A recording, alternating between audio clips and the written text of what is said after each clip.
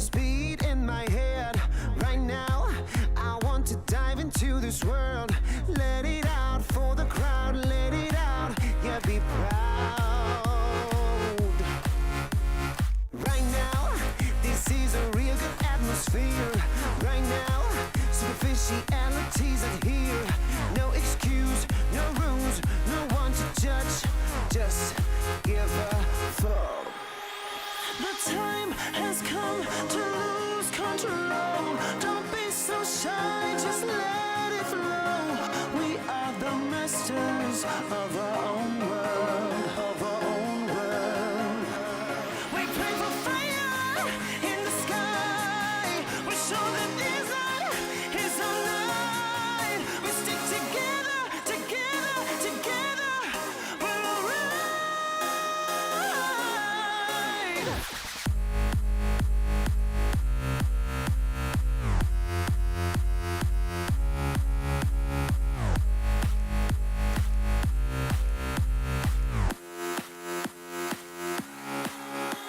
The time has come to lose control.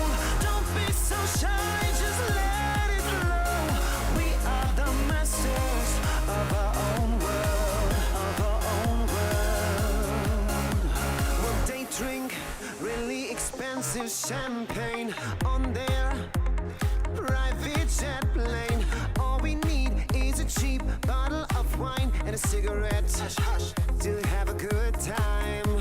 A freedom, a big time, and no restriction. There's no other place to die than here with us tonight. Time has come to lose control. Don't be so shy, just let it flow. We are the masters of our own world. We pray for fire in the sky. We show that desire is our light. We stick together, together, together. We're alright.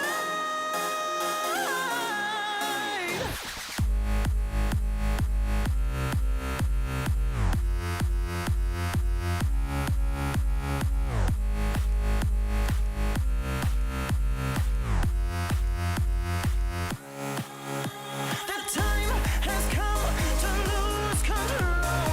Don't be so shy, just let it flow. We are the masters of our own world, of our own world.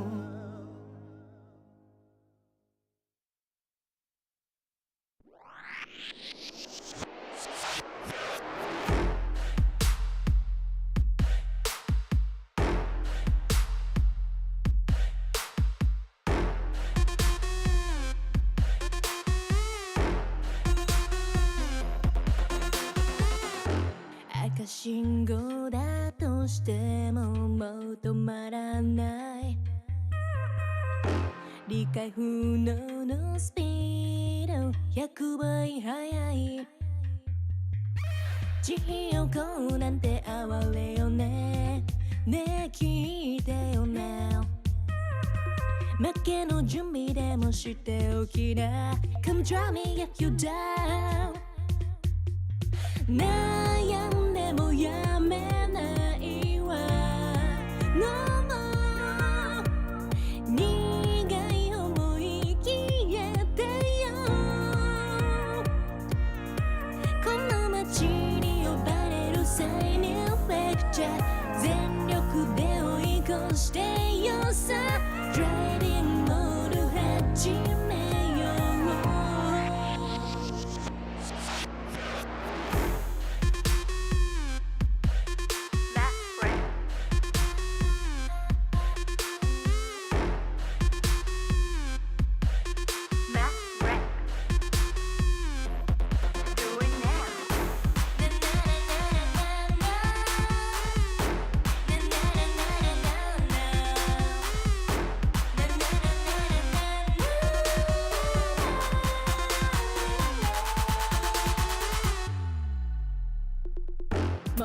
全な近道なんてのの完全にアウトだからあんたの後悔楽しみだわすげた気づいてよマジでベイビー一番でノックアウトするわ You better be listening 地域をこうなんて哀れよねねえ聞いてよな負けの準備でもしておきな Come try me yet when you were down 悩んでもやめないわ No more 苦い思い消えてよ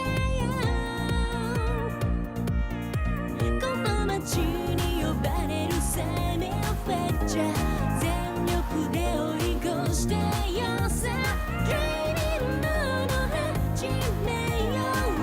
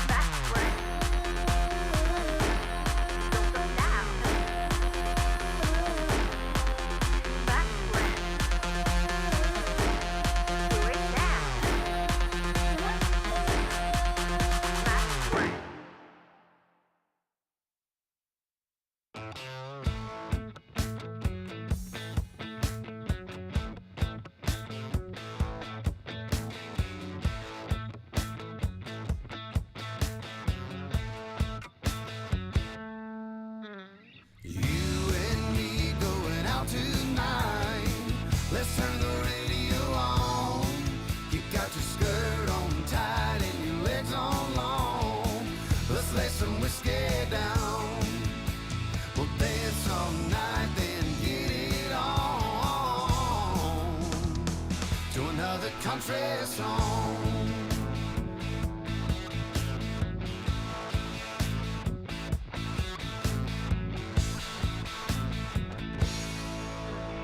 You and me going out tonight. Let's turn the radio on. You got your skirt on tight and your legs on long. Let's lay some whiskey down.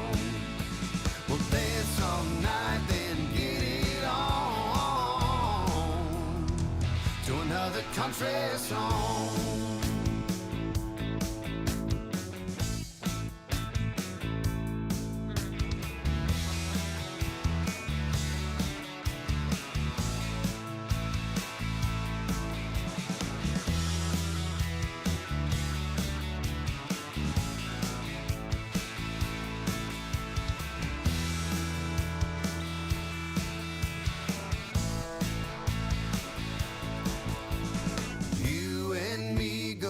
Tonight, let's turn the radio on. You got your skirt on tight and your legs on long.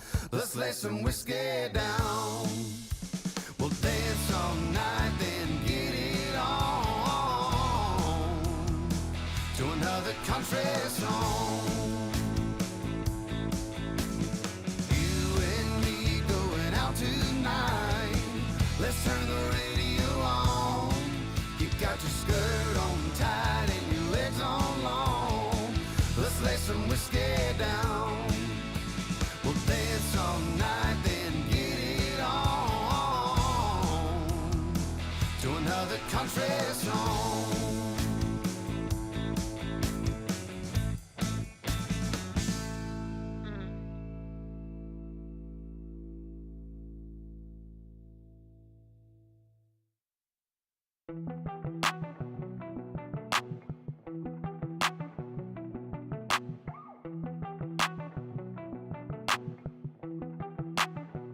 I saw you sitting in the moonlight. moonlight tripping, pain runs through your heart. Oh, we were skinny dipping, slowly sipping, then we fell apart. I'm just trying to catch a break from your love, oh, yeah, hey. Cause I need to find a new life, no love, oh. I can't lie, I've been thinking about us, but you, yeah. Tell me everything's gonna be alright.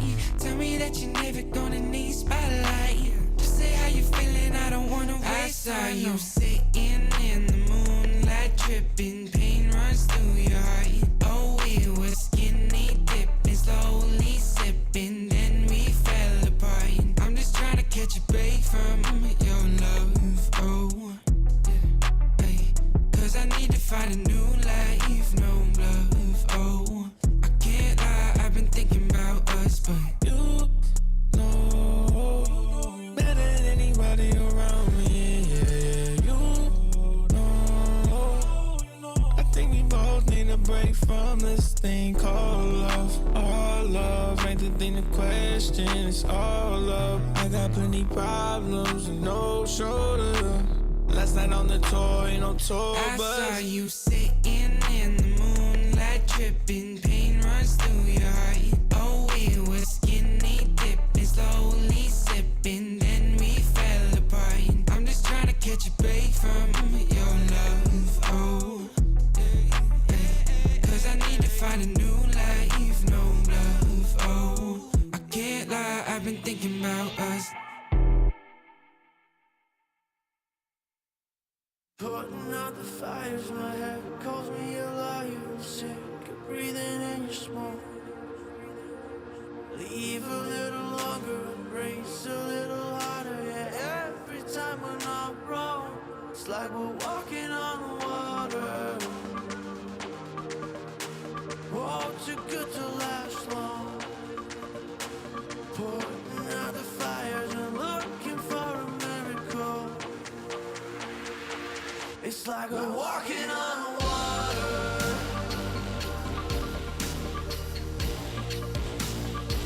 It's like we're walking on water.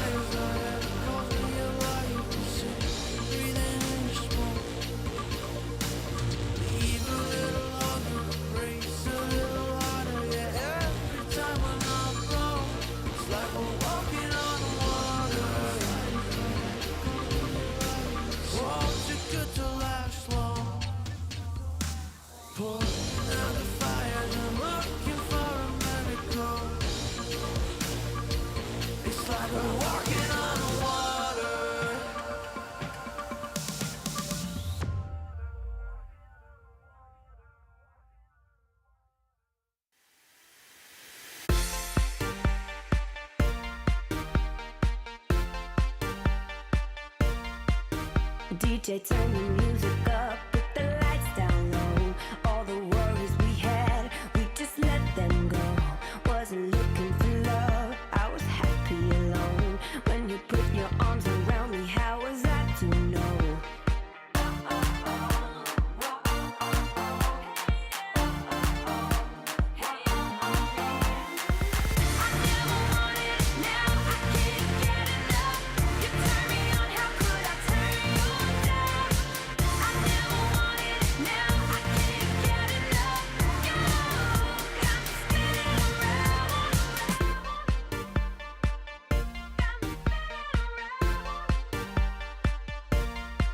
You got me feeling things I never felt before. We get lost in the music on the dance floor. If I leave you now, I'll leave you wanting more. If I leave you now, I'll leave you wanting more.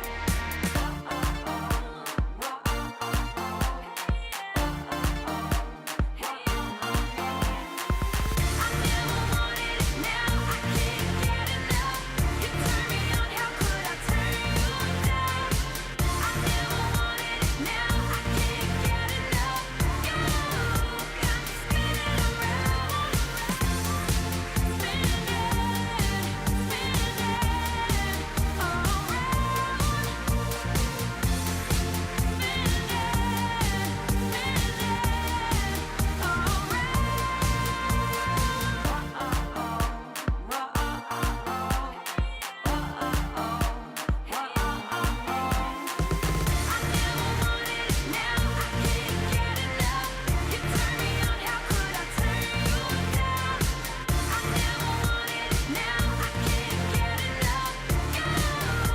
spinning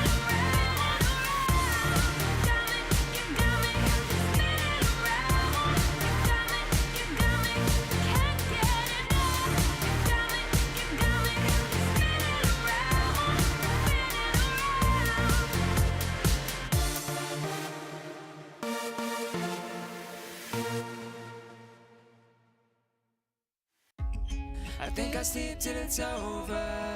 I think I'll sleep till it's over. I think I'll sleep till it's over. Broken letters, woven, breathing every now and then. Getting hurt but never learn. I'm falling short of hope again. I need a shock to bring me round, to pull my head from underground. I'm calling out but there's no sound. How many times can we make up? How many years will this take up? And never is as long as forever. When it's love but it's over. I've woken up in the headlights, sticking from the clouds in mid-flight. Never is as long as forever. I think I'll sleep till it's over. I think I'll sleep till it's over. I think I'll sleep till it's over. I think I'll sleep till it's over. Stone days never end. Words I knew you couldn't say. We pretend we're more than this. Make believe that it's okay. I need a shock to bring me round, to pull my head from underground. I'm calling out but there's no sound. How many times can we make up? How many years will this take up? And never is as long as forever. When it's love but it's over. I've woken up in the headlights, sticking from the clouds in mid-flight. Never is as long as forever. I think I'll sleep till it's over. I think I'll sleep till it's over. I think I'll sleep till it's over. I think I'll sleep till it's over. I think I'll sleep till it's over. I think I'll sleep till it's over. I think I'll sleep till it's over.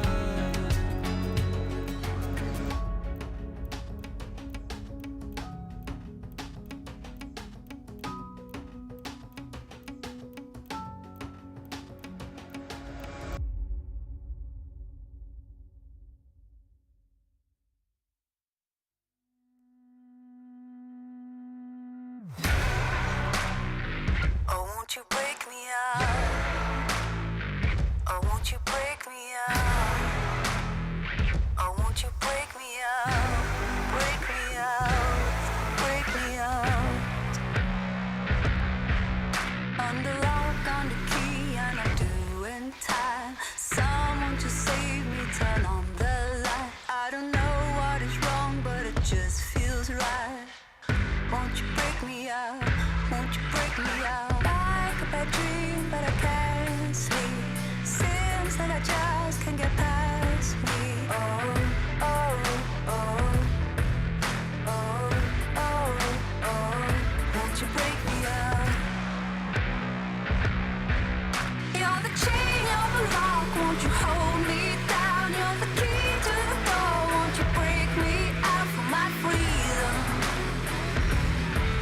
for my freedom.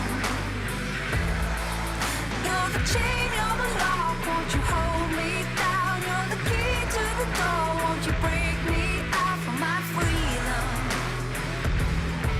For my freedom, won't you break me out? Oh, won't you break me out? Oh, won't you break me out? Oh, won't you break me out? Break me out, break me out. Oh, won't you break me out? Oh, won't you break me out? Oh, won't you break me out? Break me out, break me out. You're the chain, you're the lock, won't you hold me down? You're the key to the door, won't you break me out for my freedom? For my freedom. You're the chain, you're the lock, won't you hold me down? You're the key to the door, won't you break me out for my freedom? For my freedom. Oh, won't you break me out?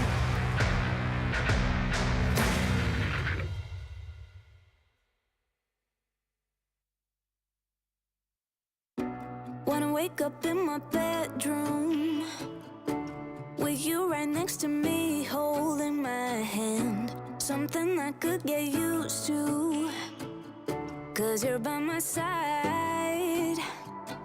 When city lights blur the evening, hollow skies grab my feelings, and shooting stars have no meaning. I know, I wanna be where you are forever and ever.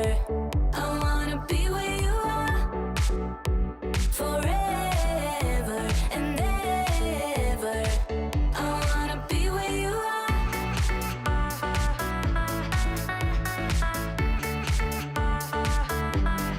Be where you are.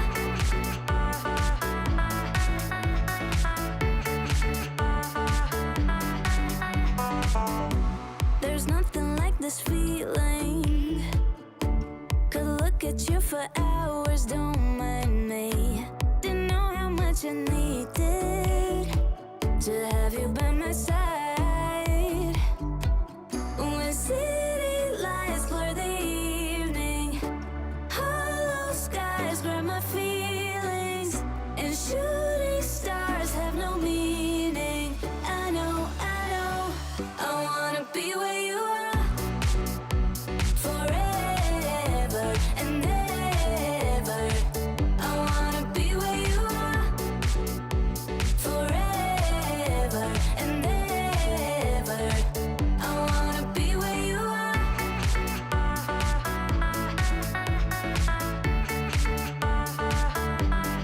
Be where you are.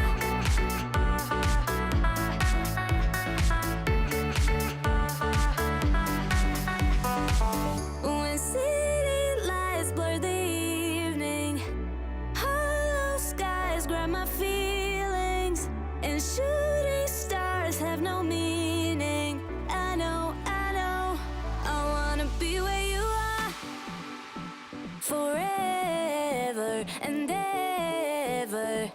I wanna be where you are forever and ever. I wanna be where you are.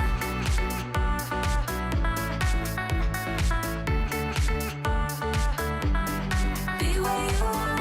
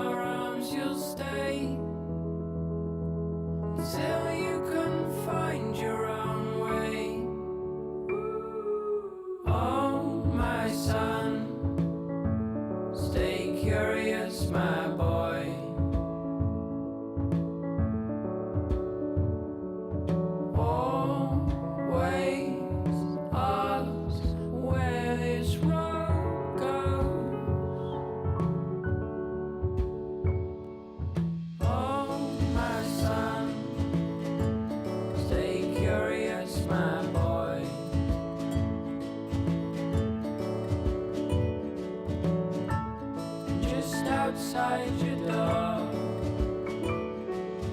You'll find love where you don't know.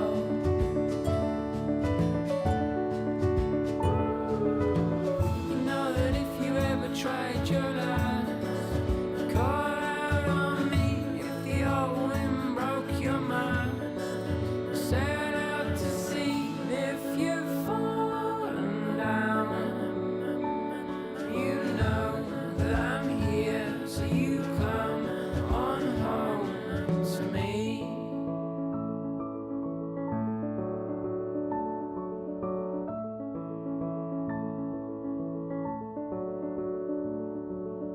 Oh, my son, stay curious, my boy.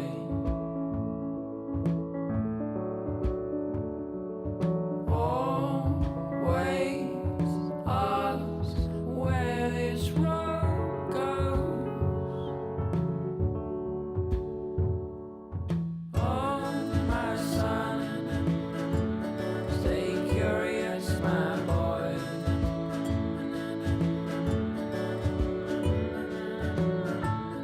Just outside your door, you'll find love where you don't know.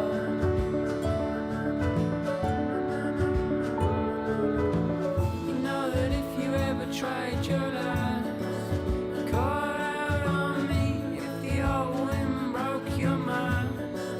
Set out to sea if you've fallen down.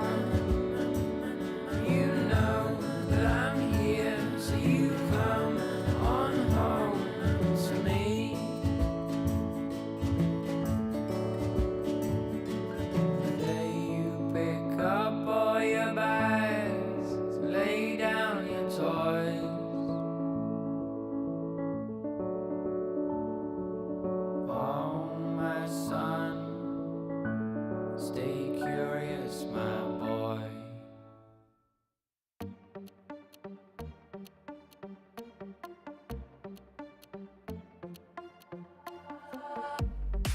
身も蓋もないわねマジでメール既読無視でもてめトラブルならすぐ相談してよだなんて細い指先が僕を指す Please come this way ピンヒールで突き刺す血の味が欲しいまで純粋だと思ったバカね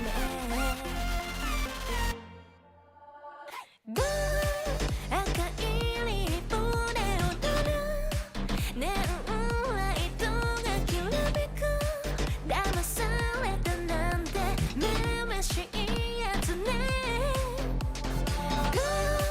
通報するならすれば罪深いの私よこの世のクズどもよか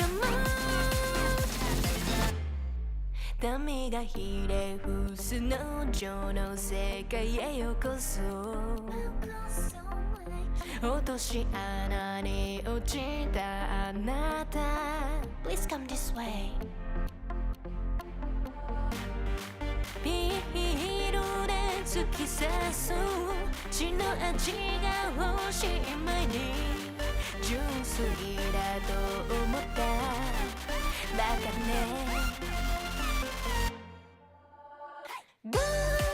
赤いリボンで踊るネオンライトがきらめく騙されたなんてめめしいやつね通報するならすれば罪深いの私よこの世のクズどもよかも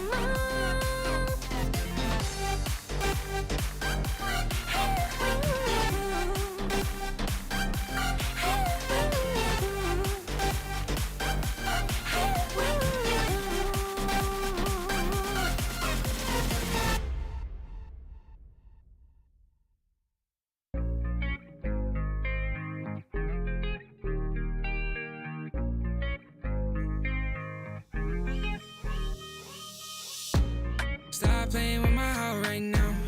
Girl, I need you in my life right now. Though I'm all tied up, need your love right now. Stop playing with my heart right now. Girl, I need you in my life right now. Though I'm all tied up, need your love right now. No, I'm ballin' out, yeah, but my heart plays loud, yeah. And I'm all freaked out, cause I got nothing to say to you. But will I be down, yeah, when you come around, yeah. So let's get right down, cause we ain't got much time. And every time you hold me, I think about the times that I was lonely. Keep reminiscing about how you the only one that makes me wanna look into your eyes and say, stop playing with my heart right now. Girl, I need you in my life right now. Though I'm all tied up, need your love right now. Stop playing with my heart right now. Girl, I need you in my life right now. Though I'm all tied up, need your love right now. Yeah, we could take time to work things out, oh, yeah. But I want you in my life so we could have each other, yeah. I know it seems hard to shine, but you're a million stars at all the same time, yeah. And you know I really mean it. And every time you hold me, I think about the times that I was lonely. Keep reminiscing about how you the only one that makes me wanna look into your eyes and say, stop playing with my heart right now. Girl, I need you in my life right now. Though I'm all tied up, need your love right now. Stop playing with my heart right now. Girl, I need you in my life right now. Though I'm all tied up, need your love right now.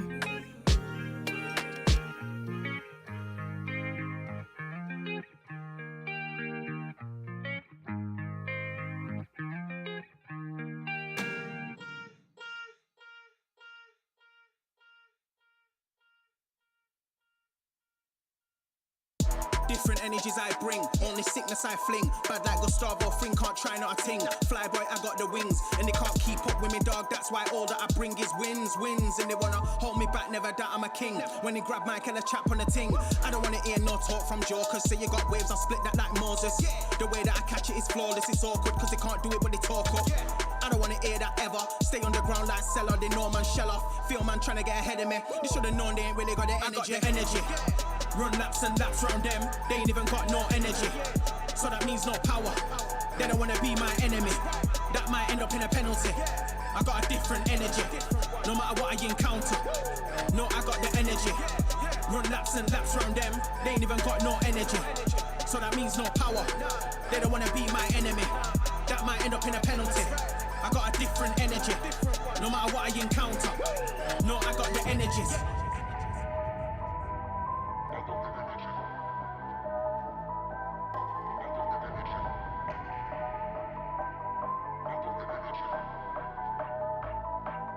I got the energies.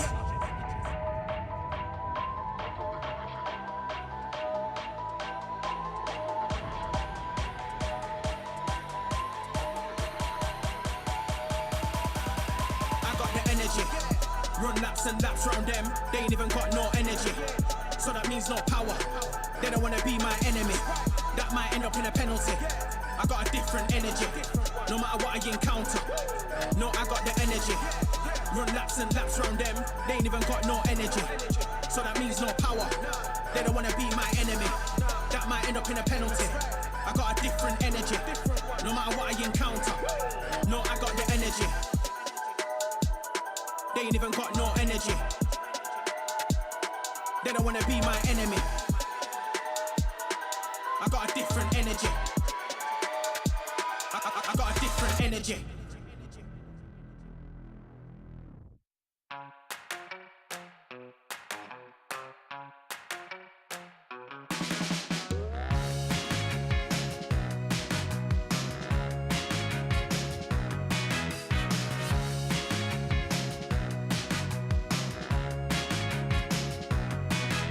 So I got my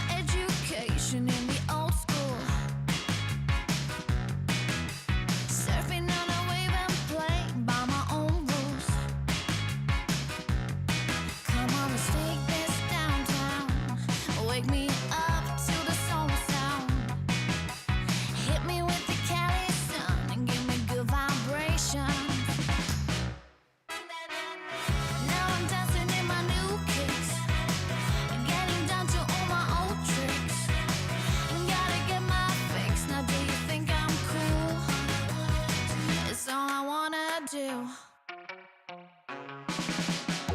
don't wanna kill my vibe with the wrong beat. If you wanna feel alive, you gotta move your feet. Come on, let's take this downtown. Wake me up to the soul sound. Hit me with a little Supremes and give me to temptation. Do you feel what I feel? 'Cause I'm feeling alive. I'll be real deal. 'Cause I'm feeling alive. Do you feel what I feel? 'Cause I'm feeling alive. I'll be real deal. 'Cause I'm feeling alive. Now I'm dancing in my new kicks, getting down to all my old tricks. Gotta get my fix. Now do you think I'm cool? It's all I wanna do.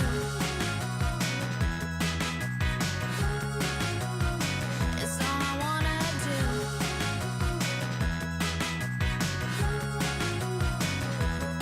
Come on, let's take this downtown. Wake me up to the soul sound.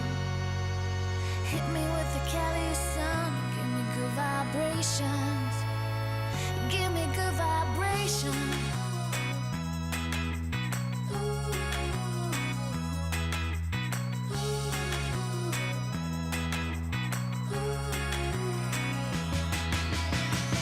Now I'm dancing in my new kicks, getting down to all my old tricks. Gotta get my fix. Now do you think I'm cool? It's all I wanna do.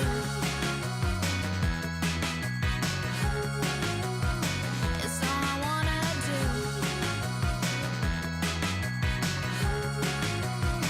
It's all I wanna do.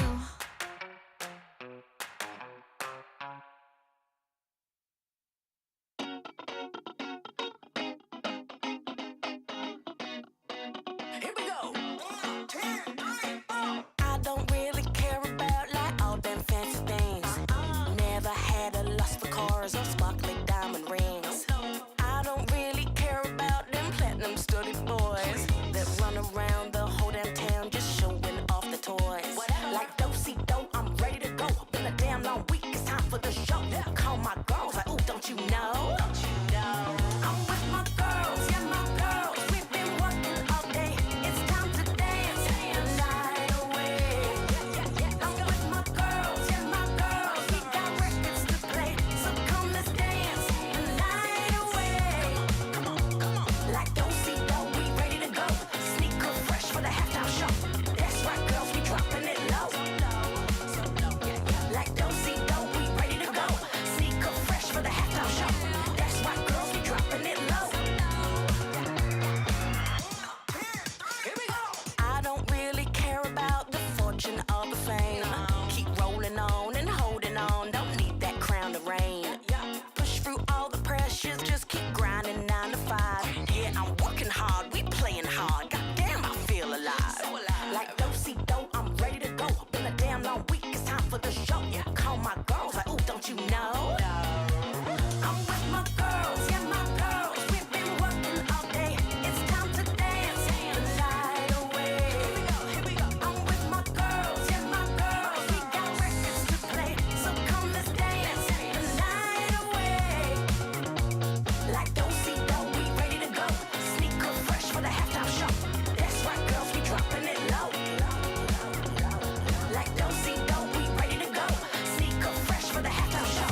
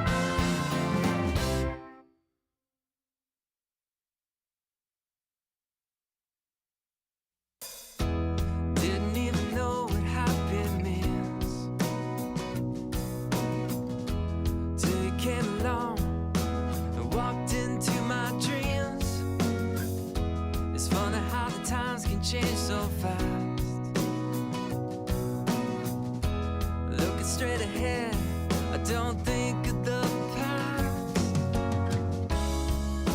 You've changed everything. It's like bright lights and a starry sky. We're gonna feel that way most every night.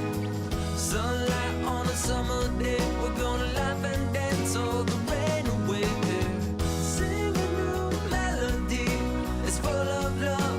It's beautiful and free. 'Cause you belong, you belong, you belong to me. Birds fly, fill the trees like it's always spring. White clouds high above, I know just what I mean. Your smile, this love are an endless road.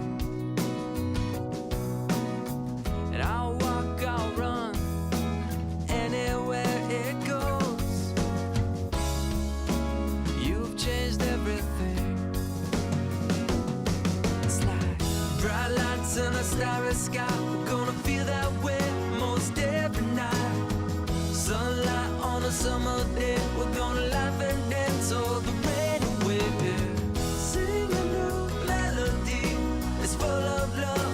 It's beautiful and free. 'Cause you belong, you belong, you belong to me.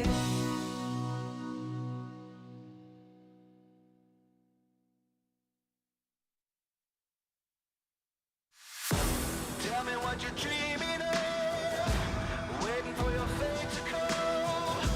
There's another day of sacrifice. Are you never gonna try to fail? Never gonna stop to give in? Never gonna try to reach up for the stars? You gotta fight with all of your life. For the doubt takes over your mind. You gotta hit that warning light. Are you done with waiting on why? Oh why? You better run now, run before you hit the end of your line. No, no, no, no. Your line, oh,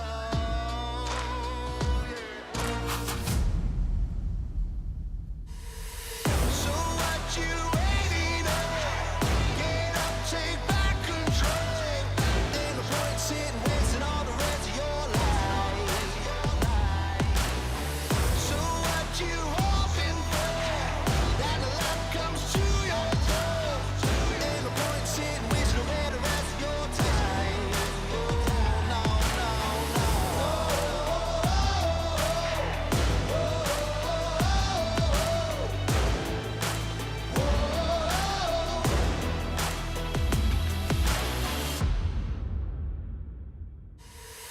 You know you're ready for something, but that something doesn't come easy. Getting ready to take that jump, but just understand and just hold that feeling. Now it's gonna make you chase your dreams. Are gonna keep on slipping away. So get up and get that station. Never gonna start to fail. Don't you ever stop giving. Never stop reaching for the stars.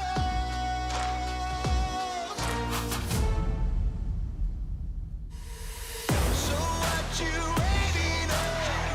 Get up, take back control. Ain't no point sitting wasting all the rest of your life. So what you hoping for? That the light comes to your door. Ain't no point sitting wasting away the rest of your time. No, no, no.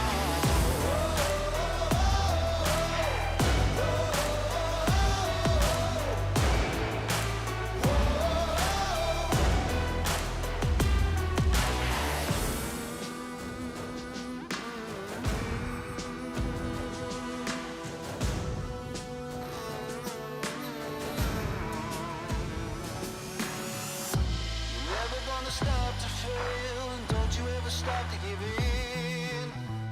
Never stop reaching for the stars.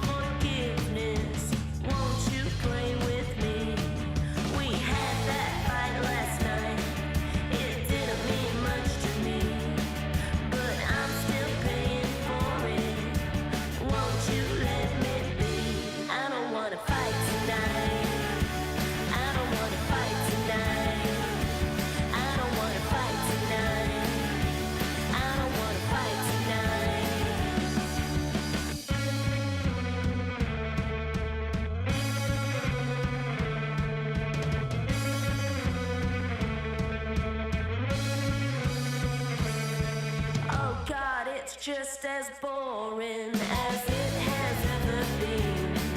But I will still adore you. It's what you mean to me. Do you want me around? Is it all just too late now? Do you want me around? Is it all just too late now? I'm here waiting for you. I'm lay across our bed. I'm still spinning out all your words in my head. I don't wanna fight tonight. I don't wanna fight tonight. I don't wanna fight tonight. I don't wanna fight tonight. I don't wanna fight tonight. I don't wanna fight. It's in my blood to lift it up and hang my halo on a miracle. And you don't see the scars in me. I defeated the demons of recovery. Every inch I was resting in the rubble. Never gave up, I weathered every trouble. I'm a hero, I'm dying in my own light.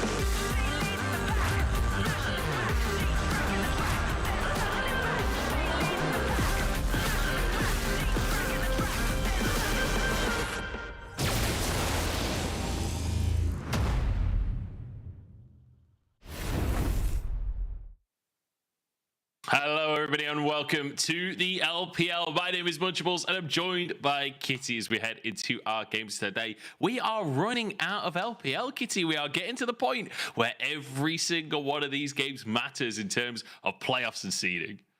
Yep, we are running out of the regular split and soon approaching the playoffs. Like you've been saying, only 3 series remain. So all these games for tonight, very, very important to grab onto the board. Yeah, absolutely, especially for the teams that are coming up. But first, before we look at today's matchups, let's take a look at what happened yesterday in the LPL, because I think a lot of people surprised by some of the results that came out yesterday. TT managing to find a series over Top Esports and absolutely looking like the better team at the end of the day. And then LNG taking the distance by anyone's legend as well. Number 3 versus number 17 going to 3 games. It really is anyone's LPL this year. Yeah, starting off with the first series, I'm not really surprised that TT was able to take it 2-1 up against Top Esports.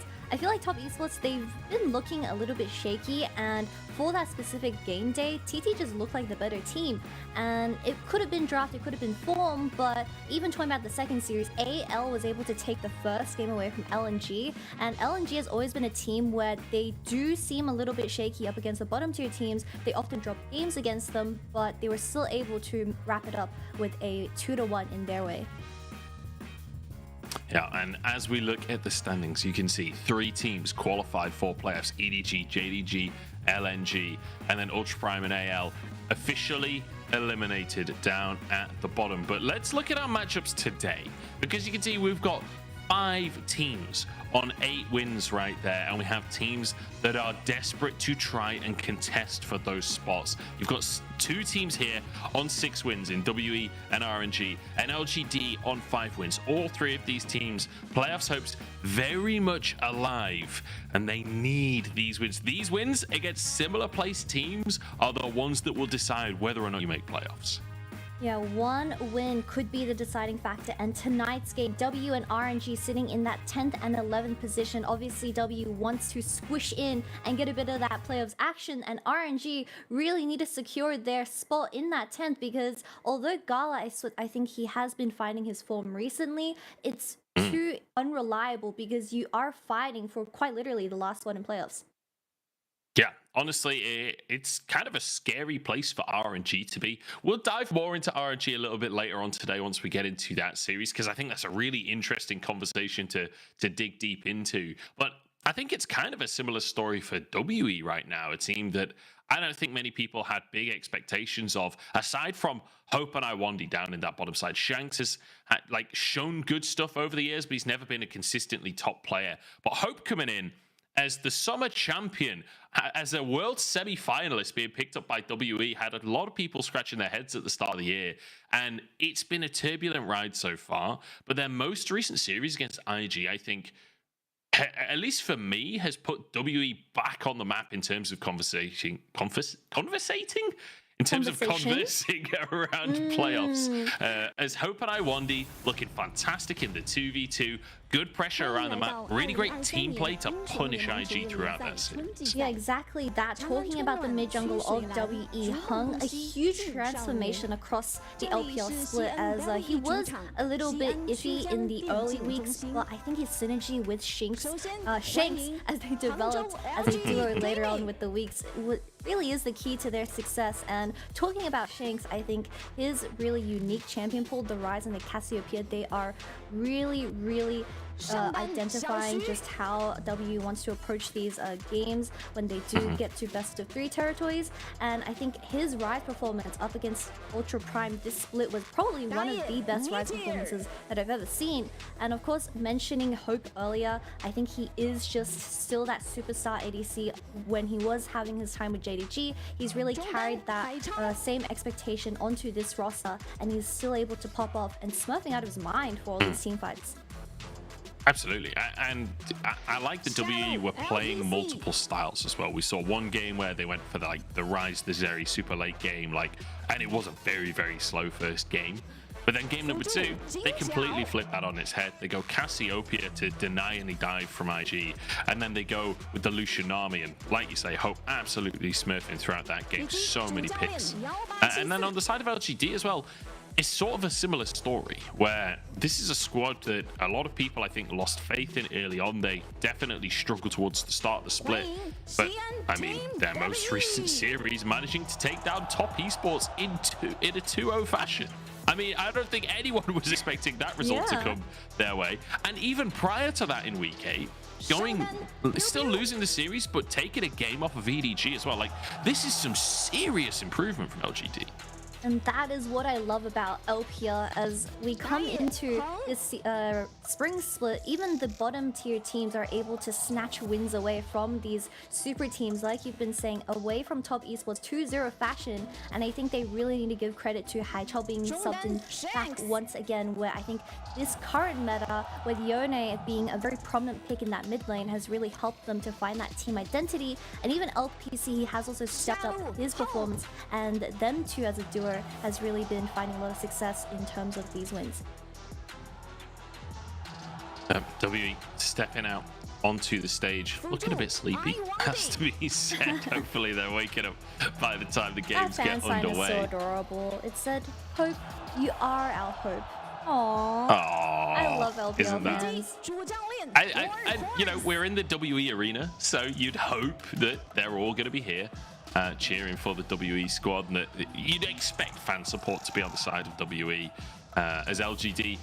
Because LGD also have an arena, it will be in LGD's arena for the summer version of this matchup. But certainly excited to see what WE bring to the table here today. But I feel like, despite where these two teams are on the scoreboard in 11th and 13th, this really could be quite a high quality series, just based on the recency of the two teams. And based on the fact that, like I said, 11th and 13th, they are on the cusp of playoffs. It's still perfectly possible for both of these teams, and they are going to be fighting hard for it.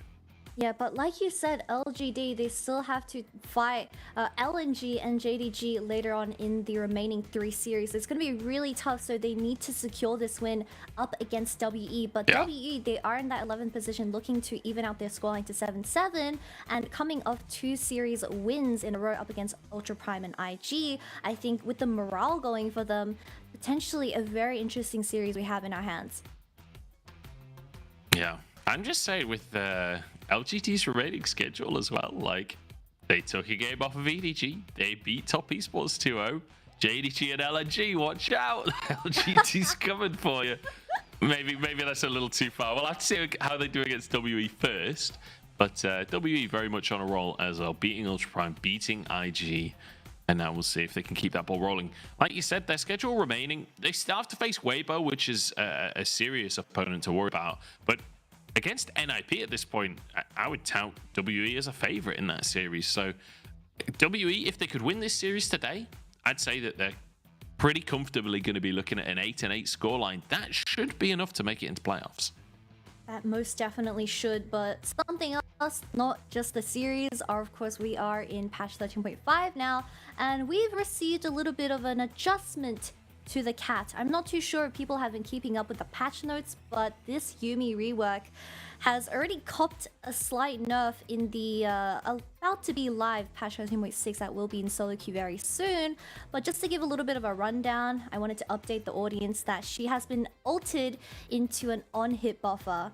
And the words on hit really scare me, because you just think about Ardent Sentimeta and that's just another pain in the head. No. But talking about that, her Q now gains on hit damage to her ally for 5 seconds, and her best friend, which is her new passive now, which is her W, I guess attached to her W, it also gives on hit healing. So inbuilt damage and inbuilt lifesteal when you do have that Yuumi on your draft. So I'm very scared. I'm just excited. Yeah. Scared? I don't know how to feel. A lot of emotions flying around when it comes to Yuumi. I'm hoping we get 6 bans on Yuumi today. That would be my dream scenario. Just keep the cat out of my games. But yeah, we'll see how Yumi's going to affect the LPL. Obviously, we will move on to the newer patch just in time for playoffs, I believe. I'm not sure the exact date, but usually we get onto MSI patch just before playoffs. So hopefully the tweaks on 13.6 should nullify some of the absurd strength that Yuumi has often seen. But the Sejuani and the Jack's going to be banned as we get into our champ select here, up against the Maokai and Lee Sin. So a heavy focus on the jungle from both sides. Yeah, Hung having that performance on the Lee Sin up against Ultra Prime, I believe one of the most dominating performances that we've seen from a Lee Sin so far in the split. So that has been just taken off straight away. But talking about the jungle pool, it is getting narrowed extremely fast. Sejuani, Maokai, Lee Sin all getting rid of. So I am expecting a jungle first pick from the side of WE, maybe something like the Vi or even Elise if you're up for it. I mean, Hung with his performance so far in the early game, setting up that tempo gets Shanks going. Yeah, certainly does. Takes that off of the board. An early jungler. I mean, first pick jungler is not something that's rare here in the LPL. The Vi, the priority here for Hung to have that early presence.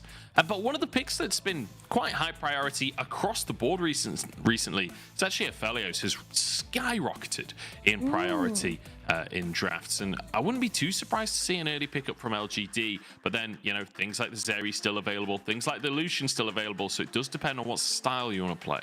Yeah, the Aphelios I think is going to be the better out of the two scaling ADCs when it is in the same composition as Zeri, because you just have so much more setup compared to Zeri.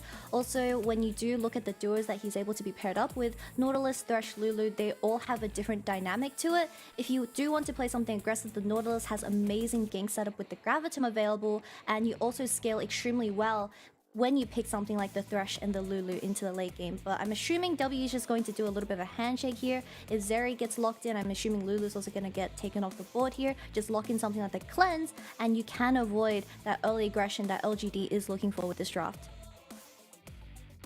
Yep, so the Zeri does get locked in. You'd anticipate a Lulu as well here. And then the answer from LGD, you can just go for the support, go for the Nautilus, go for the Alistair, go for whatever you want. Having some of that hard engage down in the bottom side. I don't know why, but my audio is looping in my own ears and it's breaking my brain. I absolutely agree. Nautilus should be locked in here. Then we go back into the bans. I'm so sorry, Oshin. Not Oshin, sorry. Munchables. The feedback is a little bit crazy right now, but talking about just the bans in general, this Cassiopeia has been banned off in the first 3, which is a huge target ban to Shank. Something, I mean, maybe Haichao is still looking for the Yone in the mid lane, which has been finding a lot of success with the LGD lineup here, and you just want to take off all these counters and leave that counter pick for the mid lane in this particular matchup, where Xiaoshu, he has been performing pretty well, I would say, in terms of frontline. He is just been on the Gnar and the Cassante, so I think this counter pick and what matchup that Haichao is able to opt into is going to be very important for LGD. Okay, test. Hopefully that should fix. No, it's not fixed anything. Still hearing myself in my own ears. That is absolutely okay, but we see the mid lane champion pool getting banned off all around the teams, as I do want to mention a special shout out to Orianna. I do want to see more Orianna in the LPL or just around the entire world, as she does act very well as a long range mage that scales relatively good paired alongside something like the Vi or even Wukong. You just have a lot of wombo combos when you do fight around those chokes. Rise and the Syndra still available for both Shanks and Haichao, but I do want to see aggressive mid jungles coming out of both WE and LGD, because I think if Hung and Shanks is able to get that early lead and invade perhaps into Meteor's jungle, it's going to really mess with how LGD is able to fight around the map. Yeah, we'll see if they're going to be able to influence that. But sorry, I'm still just getting looping audio. I do apologize for everyone at home. I basically can't get a sentence out because I'm hearing my own voice half a second after I speak, and it just breaks your brain. Oh, we actually have the Talia hover here. I'm surprised that they're saving the counter spot for Xiaoshu in that top lane. If the Tilly does get locked in here, WE has a very good counter to this Rise. I mean, something that just scales equally as well will go completely fine. The Vex, the Azir, something that creates space between the mid-jungle duo. I don't think you should lock in Cassid in here, little bro. It's a little bit dangerous. Yes, go for something like the Syndra that does have that range and also equally good scaling and can get your hands onto the ADC where he gets popped, as he doesn't have that extra peeling like something you see from the Lulu and the Thresh. I'm pretty surprised still. Top lane saved for that counter pick, which is going to fall into the hands of Xiaoshu. And for top lane, I mean, Renekton is still viable, Cassante, Sion, even Jax perhaps. But it really just depends on what Bubi is willing to opt into as that blind right now. Sion going to be locked in there for the top side for Bubi. And we'll see what the rest is, what the answer is going to be from LGD. As Gwen hovered for a second there, Gwen obviously the Nash's tooth changes could come in. I don't think that's this patch. I think that's the next patch. But we're still going to see the Gwen anyway. Yeah, the Gwen gets locked in as that counter pick. I'm surprised because LGD coming into this game one with a completely different team identity, putting Xiaoxu on a hard carrying champion as they did save that counter pick for the top lane. So I'm expecting great things from this top lane matchup because it is hard winning and you will always have that side lane pressure when it does come to the 30-minute mark. And Haichao Meteor on assisting champions, which will provide a lot of resources to the side lane, definitely going to be looking around for those skirmishes for both Aphelios and Gwen. But WE on this game one, they have decided to go with something a lot more traditional. We have just a normal front to back composition, something like the Zeri, the Syndra, that are really reliable late game carries with the Sion as well. So WE, they really need to look for those 5v5s before this Gwen gets out of control. Yeah, Gwen, one of those champions. We've all seen it a million times that you get the lead on the Gwen, you can take over the game. And I will say, Bubu has been a bit of weak link for it's really hard to talk like this. He's been a bit of a weak link. Oh, the looping's gone. I can think, I can breathe. The voices are gone. Bubu has been a bit of a weak link for WE, even in their recent wins. So Xiaoshu, a lot of opportunity here to be a big carry for LGD to make an impact on this game. Yeah, Bubu has been just opted into the blind sign, which we also have been seeing a lot of great things in the LPL. I believe a ridiculously high win rate. I would need to double check on my facts right here. But into something like the Gwen, I mean, we saw from last night how from TT Hoi in particular, when you are such a strong side lane champion, you get so many resources and side lane thrown onto you. And if WE chooses to ignore this Gwen, I mean, the map is going to be an absolute shambles in the late game. Yeah, Xiaoshu. I mean, this is a guy that across the course of this year, we've seen him take over games. Now, it's not been on the Gwen. We haven't seen him play at this split particularly, but I feel like things like his Gragas have really stood out. And when he's given an opportunity to find a 1v1, he's definitely a player who's willing to take it. But now you can see default across the map here. And I'm curious to see what the early game is going to look like, because we've got both of our junglers starting on the top side, pathing away from that Gwen we were just talking about, with a Zerion and Aphelios down in the bottom side. Like, there's high influence that can be applied to that bottom lane, and if you get one of these carries a lead, it can really find you early success. Most definitely, Munch. And before we started the show tonight, I did mention about something I believe called overheal watch out, where every game I'm just going to be staring down at whoever takes overheal, and I'm also going to be counting the amount of BTs that we have tonight, as those two as a combo with the Immortal Shieldbow, which is very viable on the Zeri, has been absolutely dominating the meta, giving the ADC a second health bar and just elongating so many of these team fights. I mean, even with the Zeri for this game one locked in for the side of I1D, Hope shouldn't be dying, and I'm praying that he also has an amazing performance, bouncing off his win from last week. Yeah, I mean, based on what we've seen recently, right, Hope has been absolutely playing out of his mind, but a great hook from Chinchao onto I1D here, capitalizing on the level 2 spike, and I1D losing about half his HP. Hope punishing the small window he has to answer there as the cooldowns are there for Chinchao, but now Shanks could be in trouble. He does have his jungler nearby. Hung is on the Raptors, but Meteor can't find his way into that lane, and in fact, Shanks winning out the 2v1 trade. Jinja is still pressuring the bottom lane as the Lulu Zeri is the most vulnerable early on. Hook misses. Jinja is going to lose a lot of health here. I mean, both junglers, like you said, started the top side and are pathing towards his bottom lane. But if you take a look at WE, well, you have to put all your resources onto the Zeri or the Syndra, while the Sion kind of just tanks it. He is in a losing matchup already, so even if you do put him a little bit ahead in gold, he is eventually going to get outscaled.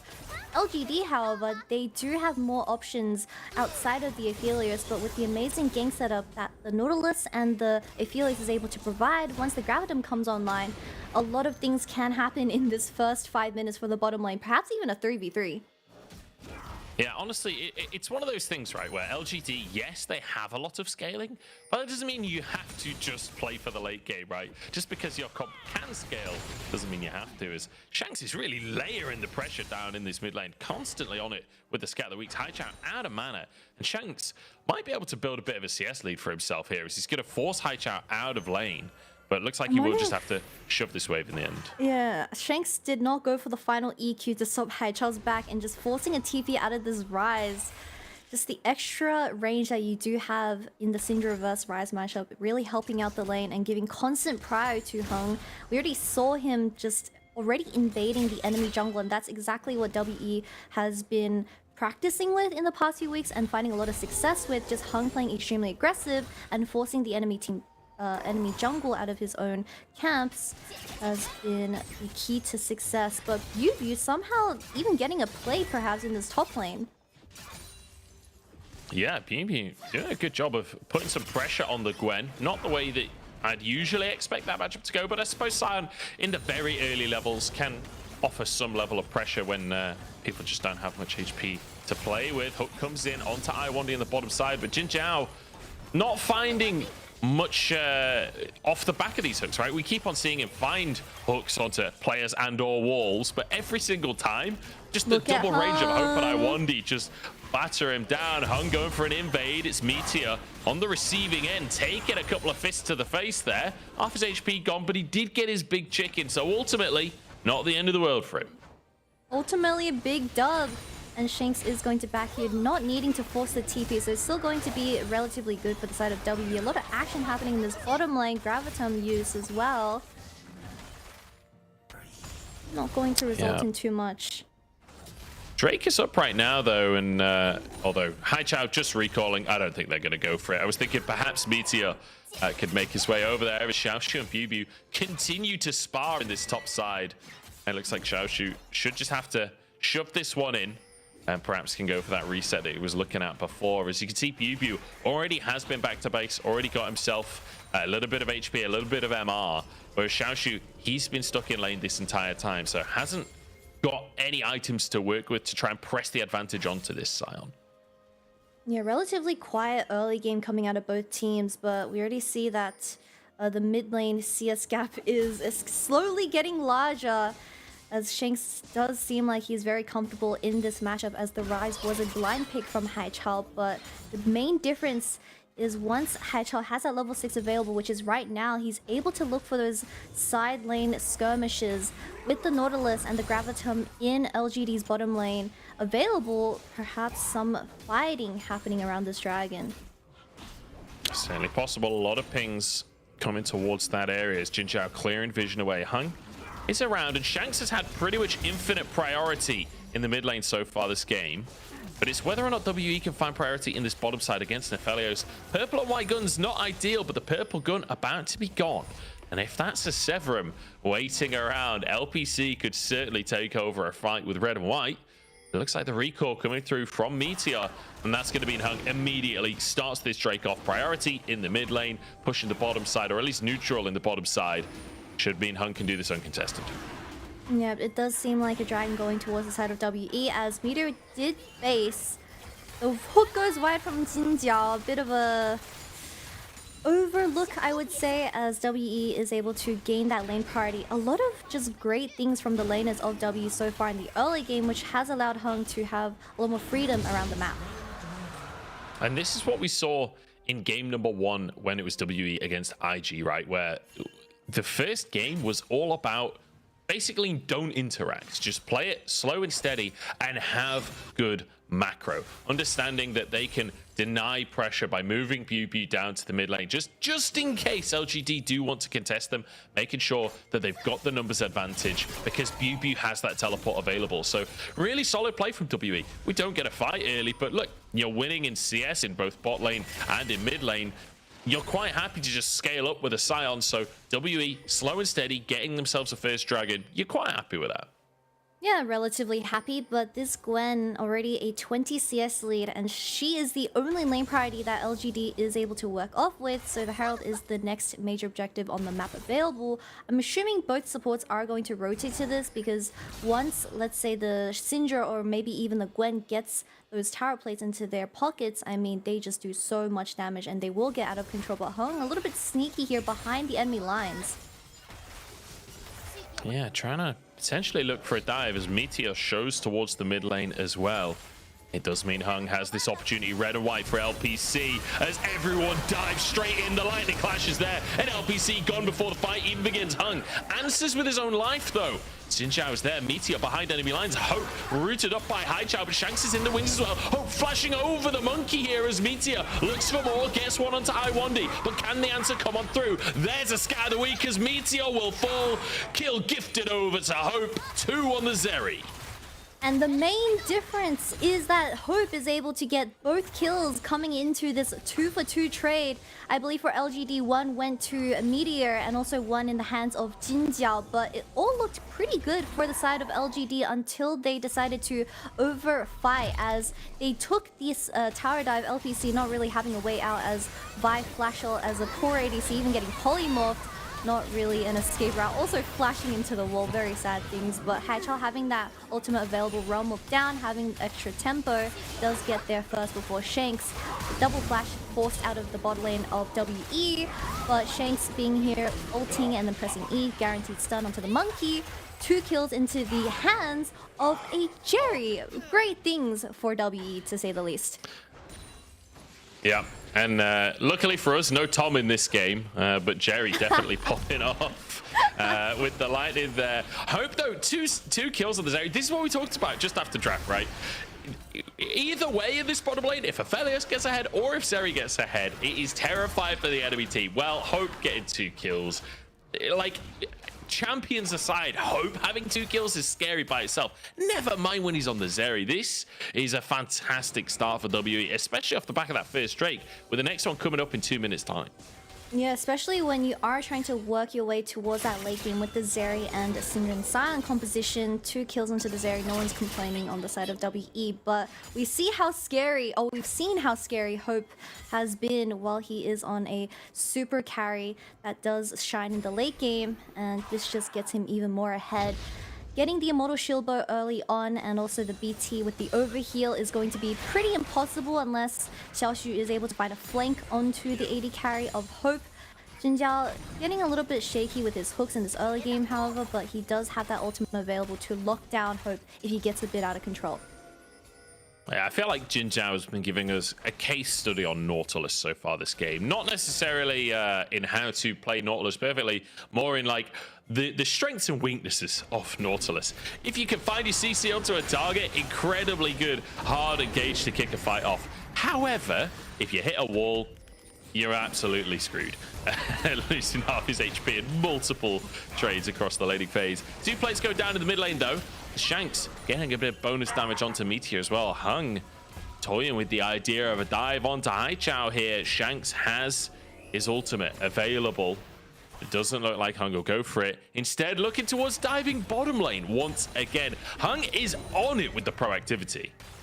And that's why I love watching WE right now. Just the proactiveness from Hung, like you've been saying, is such a pleasure to watch. We've had enough of boring games until 20 minutes where only 2 kills happen. It's already been 12 minutes, 4 kills for both sides of the team, and just a lot of great things from this jungler, which I didn't have a lot of high hopes coming into this split. But with the Herald being dropped in that mid lane, I mean, we already have Ludens available for the Syndra, so we have to be very careful here. Talking about proactivity, Hung goes in. Knockups land onto Hope, though. There's a grab to him as well. Hope just absolutely destroyed by LGD. It's 1-for-1, though, as they traded their jungler for the kill onto the enemy AD carry. Hung trying to escape as a flash from Jin Jiao. They get onto Iwandi, and over the wall, LPC there to finish the kill off. Shanks can't do anything about it, and LGD show up in this game. But Caster Curse is so very real, as we were just praising Hung and his over-aggressiveness just really bit him back, and he traded a 2-for-1 in the very end. Shanks, he does have a lot of gold in his pockets. We need to remind everyone that he did get 2 plates from the Herald. Hasn't been able to back just quite yet. He does want to look for a base right here, but Haichal is pestering him with that idea. They are trying to look for the Dragon Recall, which is going to be up very soon.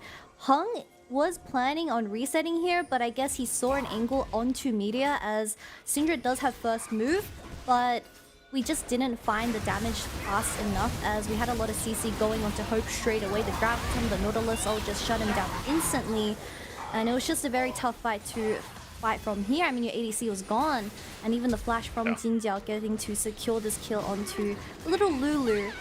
Very unfortunate things, but sometimes over-aggressive is not the best way.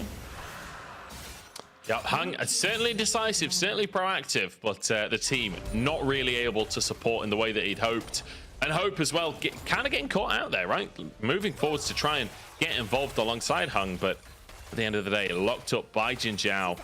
And it meant that he basically couldn't move with the Graviton follow-up from LPC as well. Nothing you can do there. As Azeri, the shield bow now in his pocket. It's been answered, though, by LPC, who now, with that kill from the previous fight, 3 assists, has a Bloodthirster and that Noon Quiver in his pocket as well. So, yeah, Felios, nothing to sniff at. Nothing to sniff at indeed. I mean, we already see how ridiculous this shield is, also with the red and white in LPC's hands right now. So we have both items coming online for the ADCs of this game. A lot of people hovering this bottom side as Shanks always having that mid lane priority with the Syndra. Yeah, and getting some vision control as well, so LGD have to worry about the potential of a dive. We obviously know that Hung is currently in base, so the odds of a dive are pretty slim, but Jin Jiao and LPC might not have been aware of that, as they do grab themselves some vision control a bit back, clearing away the Tri-Brush and clearing away any vision. As you can see, Meteor moving down towards this bottom side. OpenEye Wandy do need to be cautious as Shanks moves into the river as well. He could be in trouble himself. Jin Jiao won't find the hook, though. Won't find the hook, but something that is very nice to see is that Xiaoshu has already made a bounty for himself just purely from an isolated matchup. We see him rotating first towards this mid lane. Shanks does have the flash available. Could something happen here? It's possible. Xiaoshu trying to make his way in. Meteor looking for the entrance to the fight. Xiaoshu slowing the whole team as Meteor finds 2 knockups in LGD. Another great pickup. The coordination from this squad really showing up today.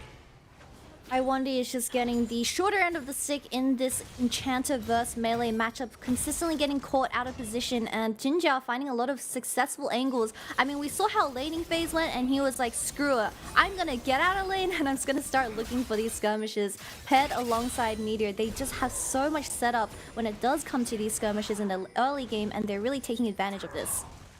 And we kind of saw the opposite of what we saw from WE in the previous engage, right? Where Hung went a bit too deep, Hope tries to follow up, but the rest of the team isn't on the same page. Whereas LGD, in these picks, they've absolutely been on the same page. The timing has been immaculate, and they've been able to find a couple of kills off of it. And off the back of that, now almost a 2,000 gold lead, minimized slightly by WE as they took this tier 1 tower in the top side. Yeah, the bottom tier 1 has also been broken by LPC as he was just getting a lot of CS in that bottom lane. A full-on 5v5 perhaps happening here. The ADC is very late from the side of LGD, however.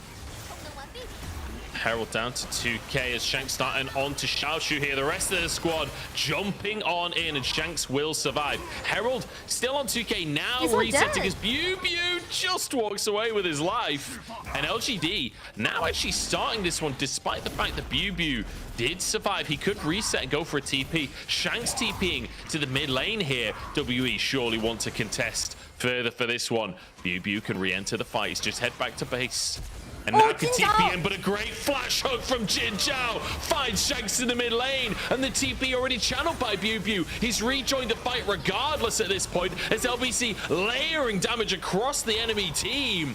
LGD, pretty much permanent numbers disadvantage there, but still finding the fight. Jin Jiao is smurfing out of his mind in these team fights. He catches Shanks out of position as he did have to TP back into the fight, and he saw him as that straggler towards the mid lane, and even Haichao burning the flash immediately, no hesitation from the side of LGD, also picking up this Herald. Just a lot of clear decision making from this lineup for this game 1, but we also see Xiaoxu not noticing that Shanks was sitting in this tri-bush, and he just got CC'd as Vi also locked him down with that ultimate, as this was a pick and was looking good for the side of WE. A lot of skills used onto Bubu and wasn't able to kill him off, but still the main show of this fight was still just the clear decision making from Jinjiao and just flashing over this wall. Spotted Shanks for a second without that stun available, goes for it, lands the hook, and Haichao flashing over to secure it as well.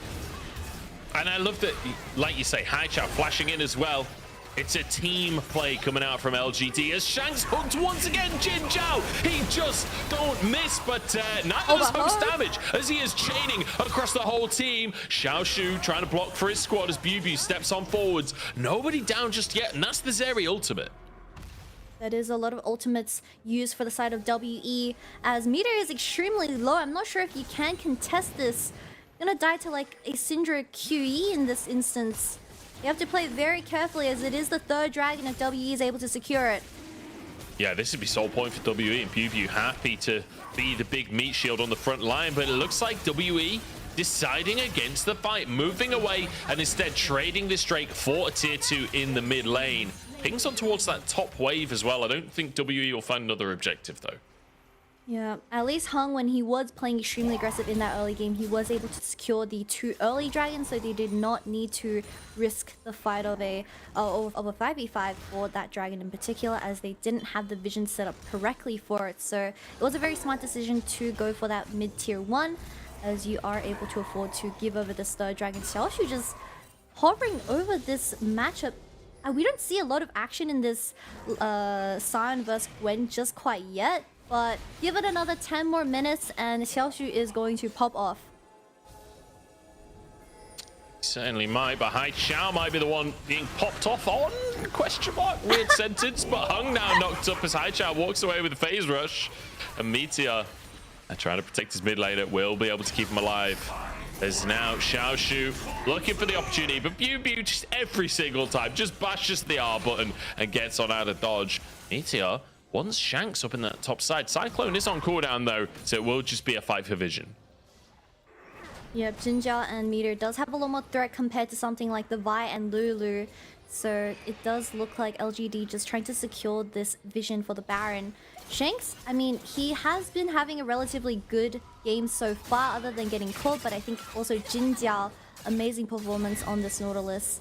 I believe we had a statistics 100% win rate on Nautilus. I'm assuming I did miss out on the rest of the information, but I'm just gonna say it like that because he has been having a great game.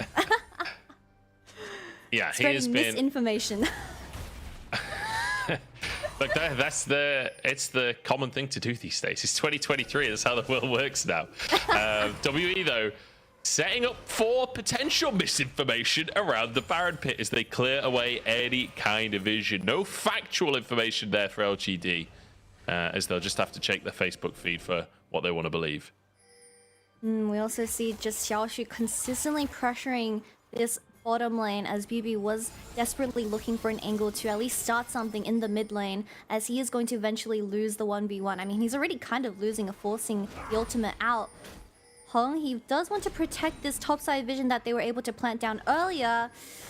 But doing an item check, we are lacking a little bit in terms of the Syndra. He is working towards that Shadow Flame, while Haichao, because this build is relatively low in terms of economy, he is extremely tinky right now with that Merc Treads available as well.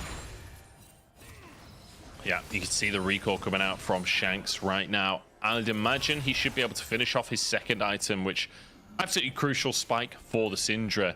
As we are beyond the level 11 mark as well, Shanks will start to really hit hard onto LPC now. Like, he finds a stun onto LPC, he's got his orbs out and presses R. LPC is gone in these fights. Unless he's got an overheal shield, in which case, I don't know. I don't know if he dies or not. We'll have to wait and see, yeah. It really pisses me off that why doesn't LPC have his tier 2 boots? It's 22 minutes. You're not going to be able to dodge a Syndra E or a Vi Q. How are you going to be able to dance onto the enemy team when you have like 330 MS? Yeah, we'll see if the dodges can come out. But then again, I guess you don't have to dodge them if Meteor or Jinjiao are just there to absolutely body block everything and just charge at Shanks. Because let's be honest, Shanks has been the target of every single hook Jin Zhao's thrown out in the last like 10 minutes. Every single time it seems to be Shanks the one being pulled on in at the start of the fight. But that said, bit of a cheeky play up towards this top lane as LGD also grouped up. It feels like they know something's going on here. Shanks and Hung will have to back away. The ward being cleared out. And it looks like all of that set up for nothing. 50 seconds though, Kitty, until this Drake comes up. And once again, sole point for WE if they can find it. Yep, all the bottom side of WE is already getting lit up by I1D as he is there first, but with Xiaoshu consistently pressuring the bottom lane, this San is so pushed in, so it might be a little tough for W to walk in since the Nautilus and the Wukong is working off what Xiaoshu has been able to generate in the past few minutes.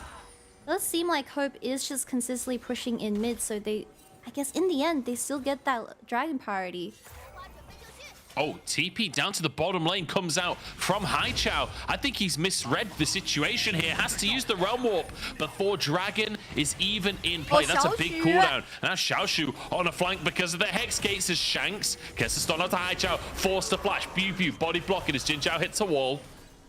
And the fight diffused in the end, but a flash on a mid laner for a Realm Warp on the other side. I don't even know who I favor, but it's LGD on the Drake now. Hung looking to find his way into this one. They are, it's in a 4-on-1 as Shanks on the bottom side, but the jungle has already gone here. We need a miracle for WE as LGD looking flawless in these fights. Moonlight Vigil won't find much as Shanks over the wall. QE, it's not enough. 2 Drakes now for LGD.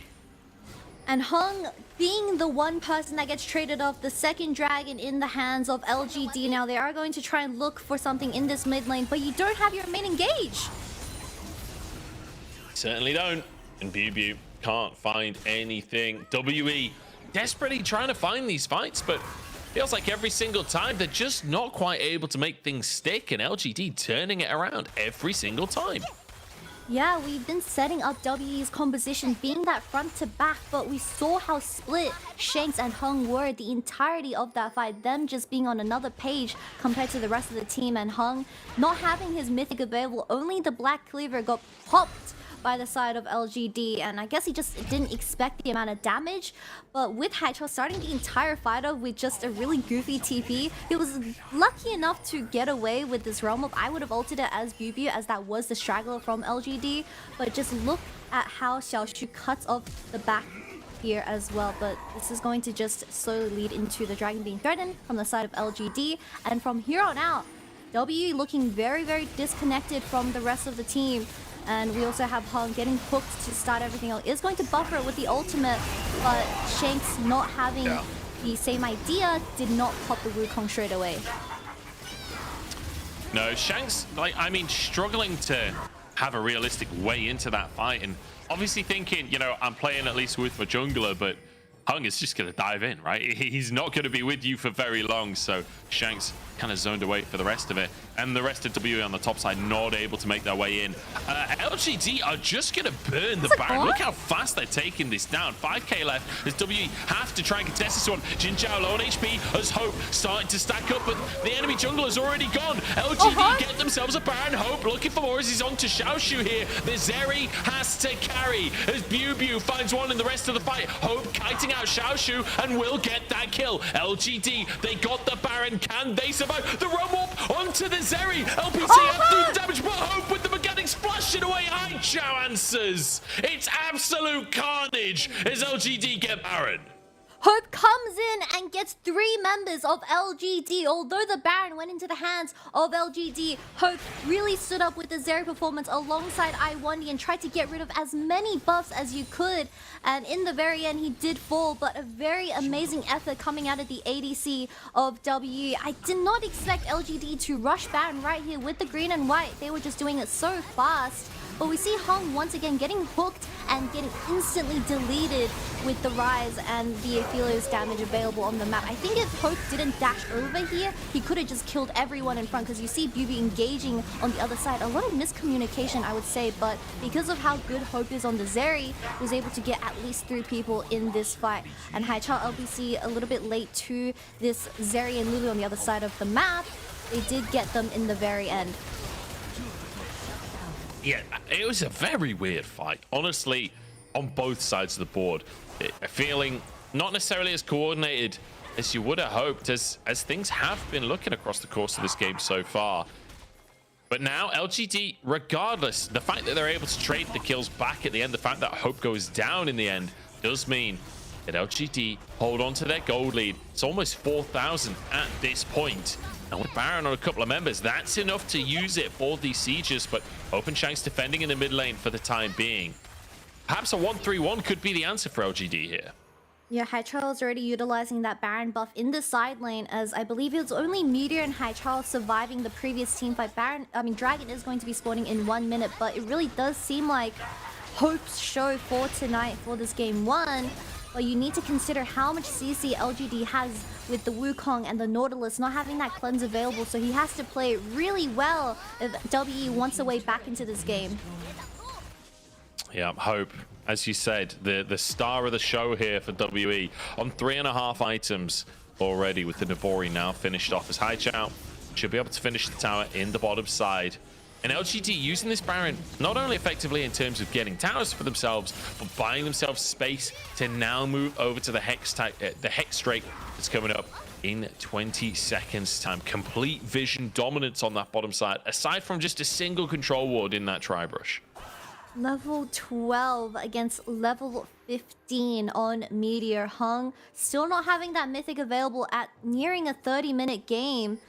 It is looking very tough to be a Vi in this game 1. Hopefully we do get some amazing engages from Hung soon, as you're running out of time.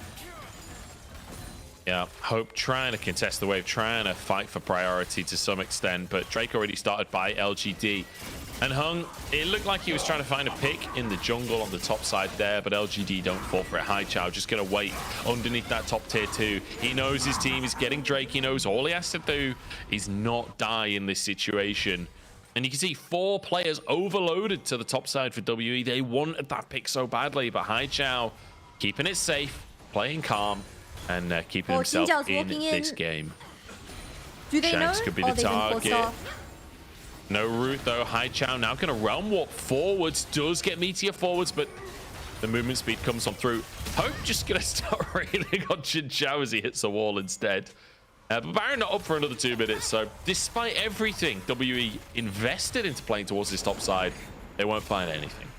Yeah, LGD playing extremely patient, right? Playing alongside Haichao and making sure that he wasn't going to be the target of WE, as they no longer win a straight up 5v5 unless Hope pops off. But I think if Jinjiao has his eyes set on the enemy ADC, it's going to be a very tough fight for Hope to, I guess, perform. But with LGD consistently just hovering the side lanes and denying these picks, and also just waiting for this Baron to be spawning in 1 minute, a lot of great macro decisions for a 13th place team.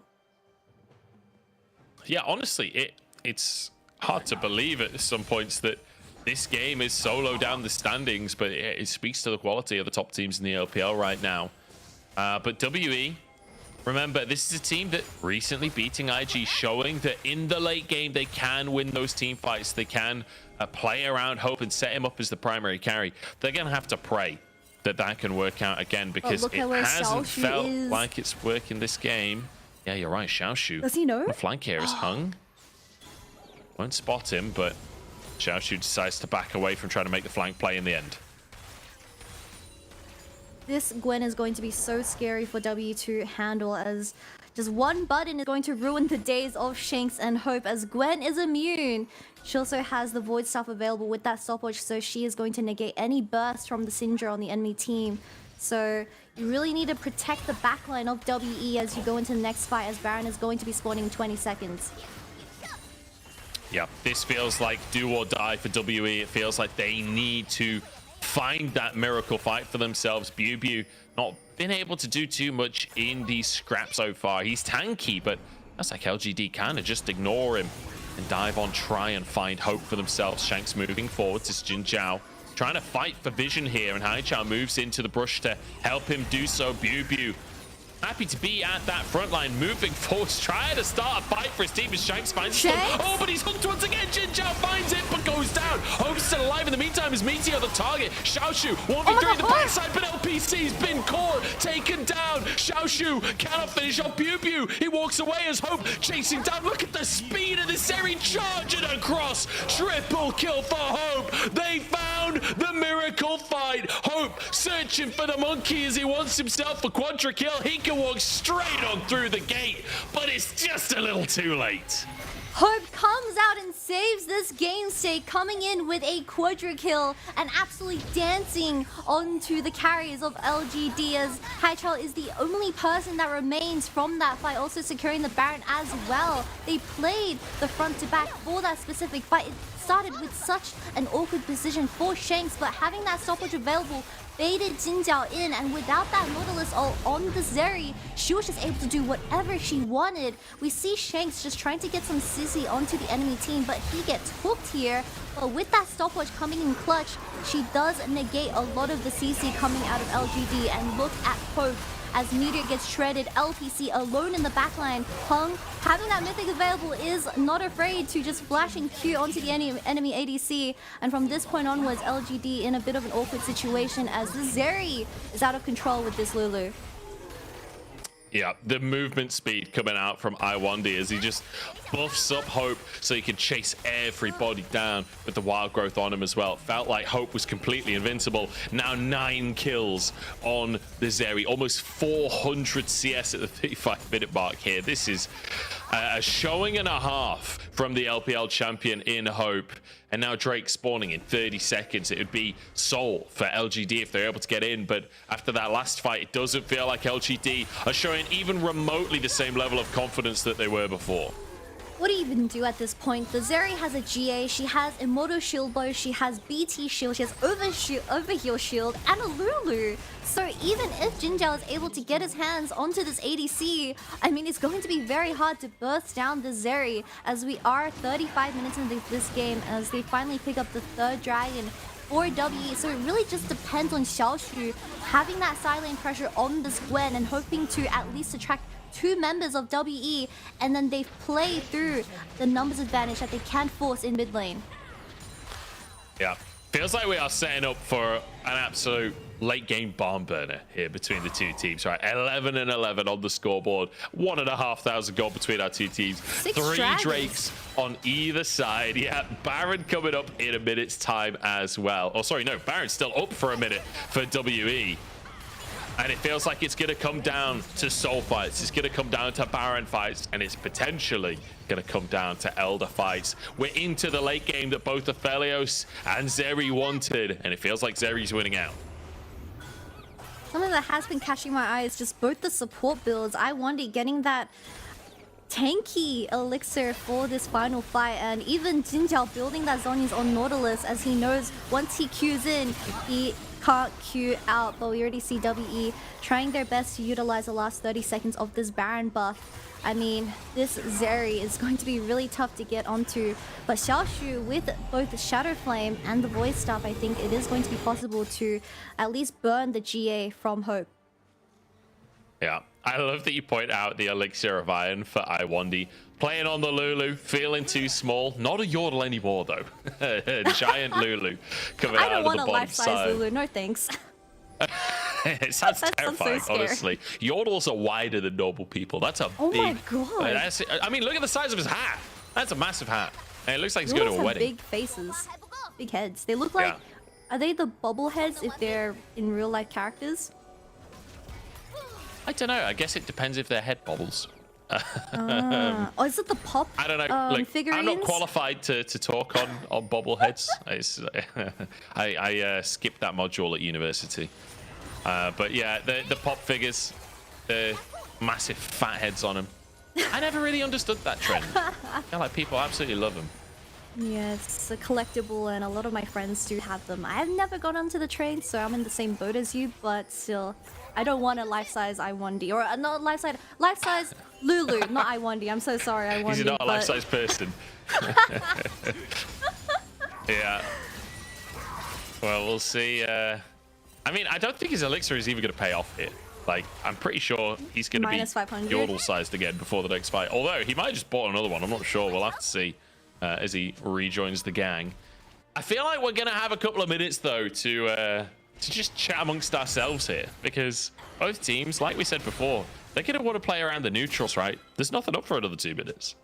Yeah, there is nothing up, but just talking about the map state, both teams don't have any outer towers except for WE having that tier 2 mid. Jinjiao getting a little bit out of position here, but it does seem like WE is going to prioritize this Baron, which is going to be spawning in 20 seconds before the Dragon Soul.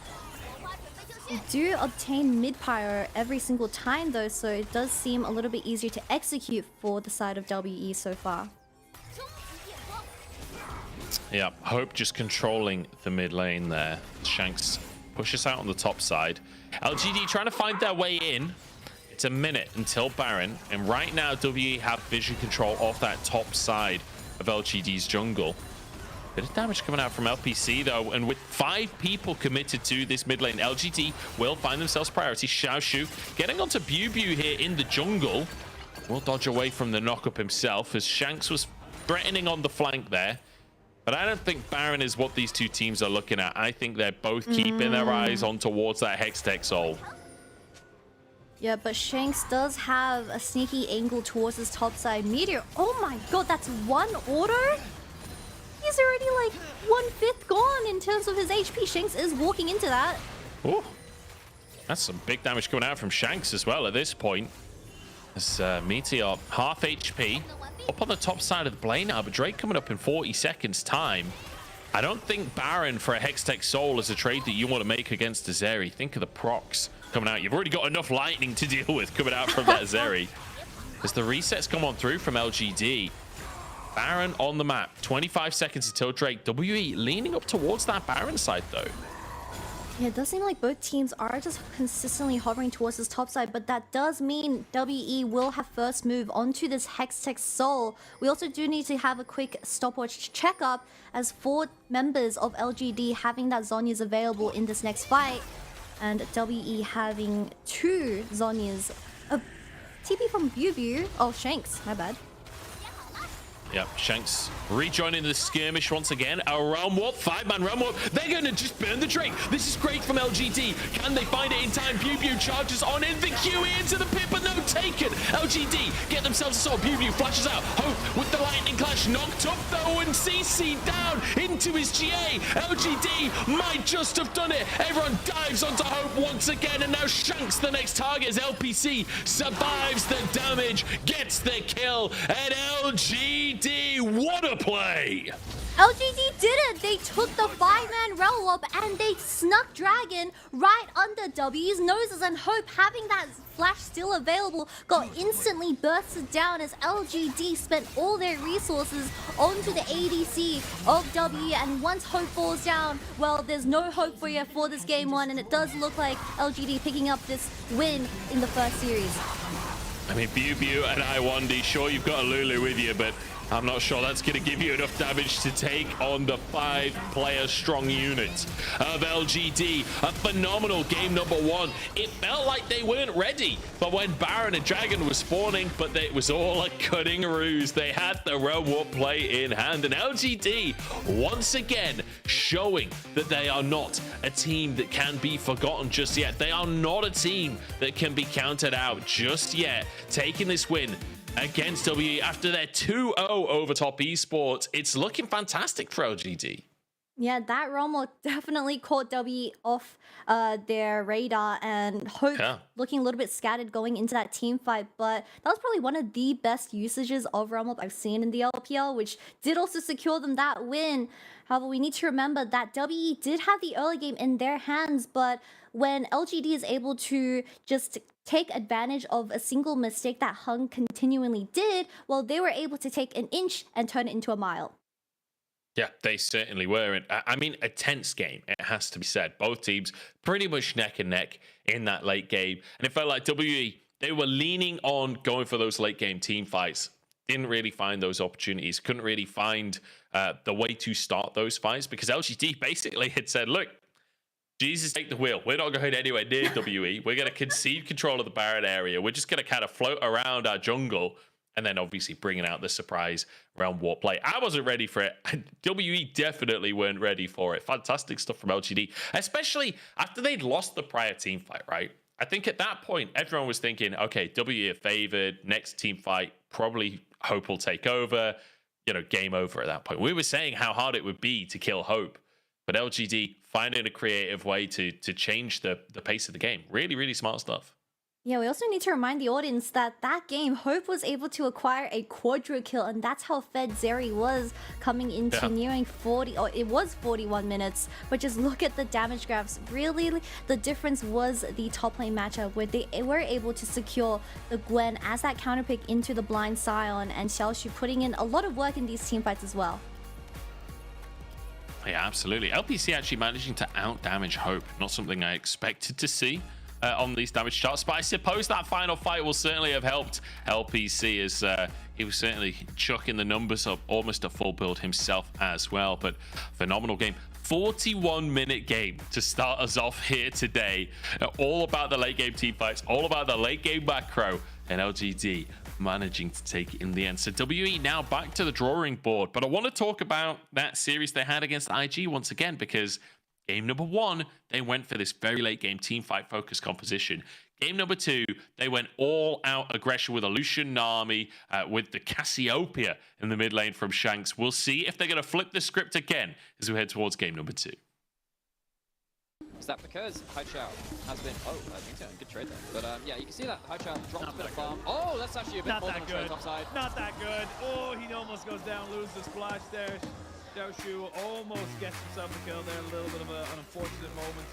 The extra healing available. Qingtian is behind the wall. Will Xiaoshu look for him? Oh, the flash in! No! The LPL are kings again. There's two things I love and hate about the LPL this year. What I love is that everybody beats everybody.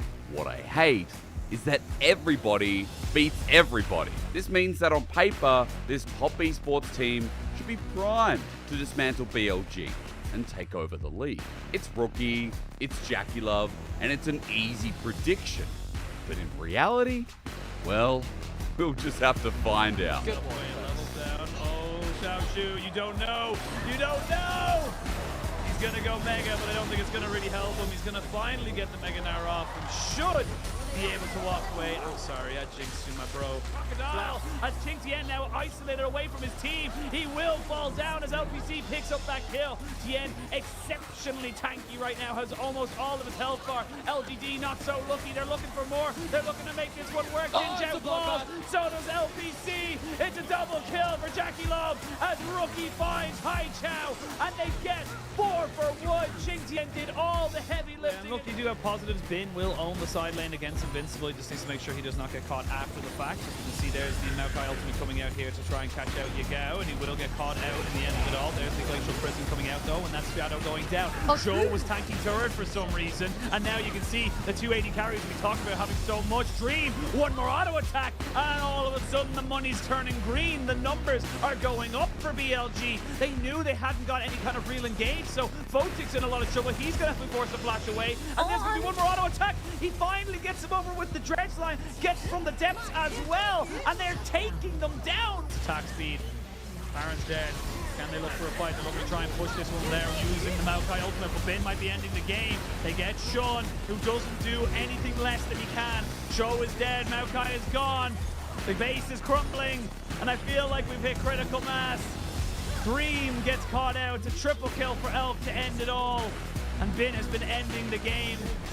Split pushing Fiora is a happy Fiora. Quadra kill actually coming out for Elk at the end of it all.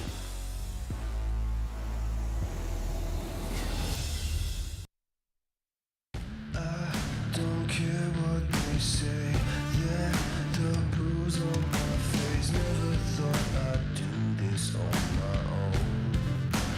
Ooh, yeah, I got something to say. Time to get out the way. Get out of my way. Get out of my way.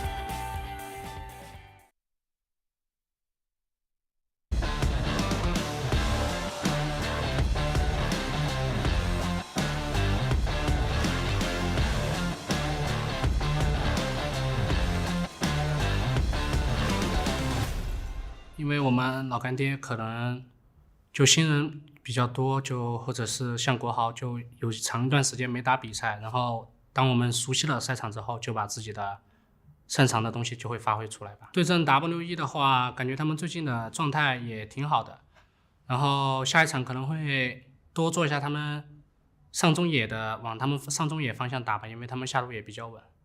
下场对战候补选手的话，因为跟他也当过队友，就会想团阵和对线都打好一点吧。想对候补选手说，希望你下路别被我先杀吧。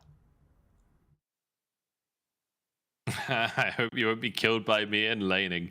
Yeah, well, so far, Hope certainly winning out in terms of the laning, but in terms of the overall game, definitely LGD. Kind of interesting to hear him say that their plan was to play around top and mid in the early games, which didn't really feel like that today. Felt like both teams very much focused on that bottom side of the map. And I mean, obviously it was LGD kind of trying to quell the pressure, but even still, playing around that Aphelios.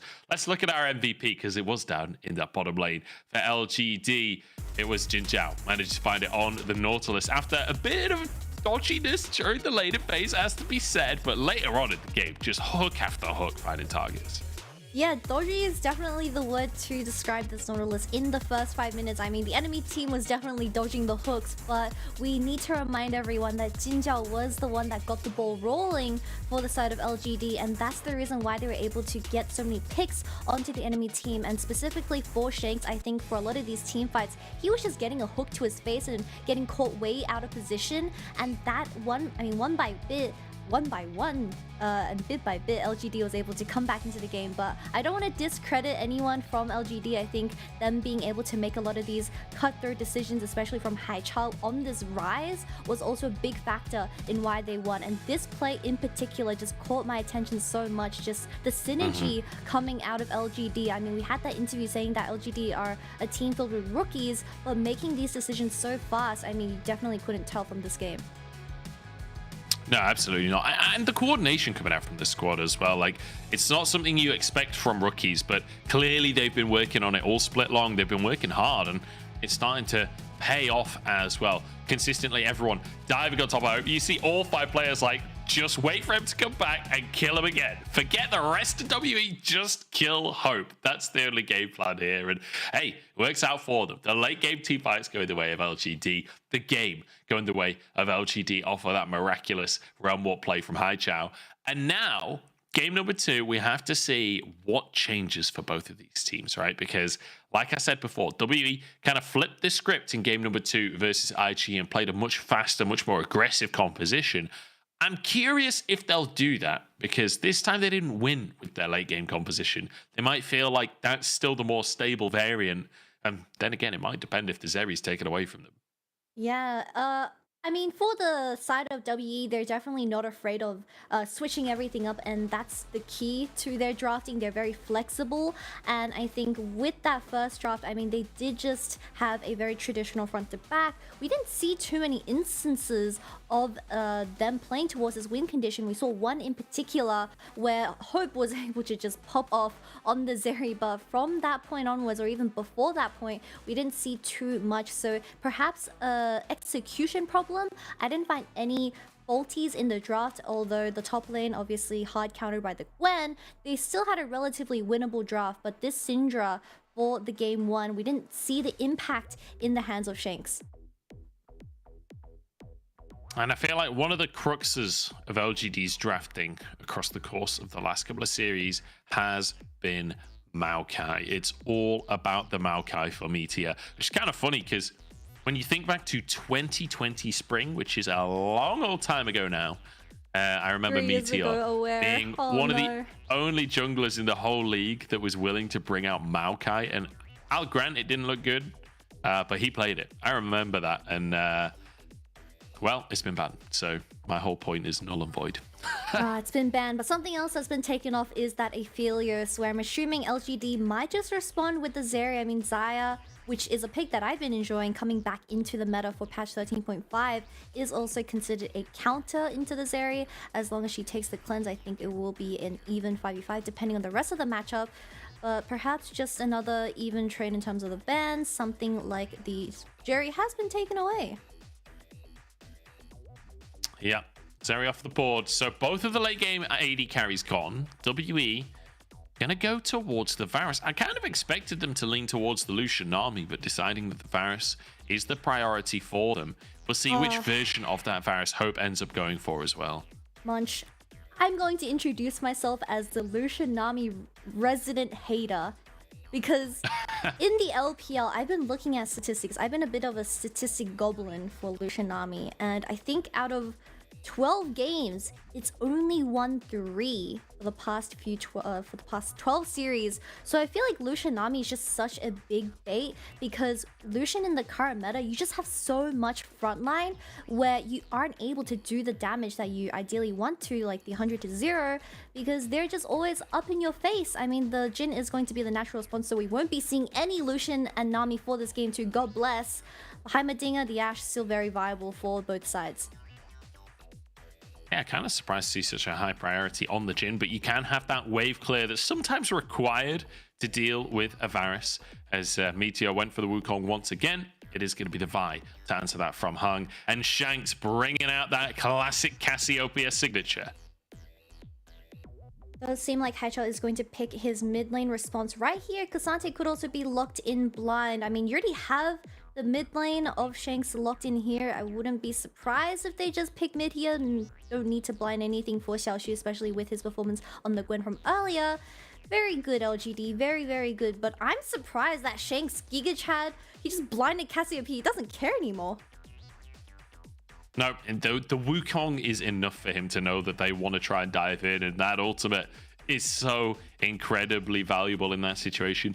I'm curious what WE will ban now, whether they do just focus on trying to set Shanks up with a solid matchup, or if they're just comfortable, if Shanks is just comfortable totally blind in the mid lane. Yeah, I mean, a lot of these traditional mid laners, something that can outrange the Cassiopeia, perhaps going to get taken off, as you do want the Cassiopeia to be able to at least get a ton of Vs onto the enemy team. I'll be honest, I'm not too sure about the Cassiopeia in this current meta. The Roa does seem very fitting for her with the Seraphs as well, so she does seem like a frontline mage that is able to do a lot of CC, especially with that miasma available. LGD, something like the Wukong already being blinded here, maybe signaling an Ahri for that mid lane. Certainly could be. Kasante taken off the board by WE though, trying to remove the safe blind pick top laners, because they're going to want to try and find a solid counter pick in that top side for BuBu. Whether or not they find that is a different question. BuBu not necessarily been that much of a carry player, very much leaning towards tanks, generally speaking, as this WE squad. Obviously, I mean, it's kind of self-explanatory, but they like to play around Hope. It's not surprising. Hope, an absolute superstar AD carry. He's like a clear standout on the roster. If I'm WE in this meta, I'm playing around Hope. Yep, something that did surprise me a little bit is that Laogandia has decided to take up the Nautilus when you have a Heimerdinger. Heimerdinger was introduced into the meta because he is a counter to Nautilus. The Nautilus is never landing a hook from 2 screens away because he just put a little tower in front. Maybe Jin Jiao not feeling too confident, but a bit of a confusing pick, as you could have just continued narrowing the top lane blind, something like that. The Karma is going to be the natural response, as you just have double poke lanes coming into this game too. So the main focus once again is going to be the mid lane 2v2, as they have a lot of mobility for the side of LGD. I certainly do. Surprised to see a Karma today. Karma was not necessarily a champion I was looking at coming into today, but certainly works with the Varus.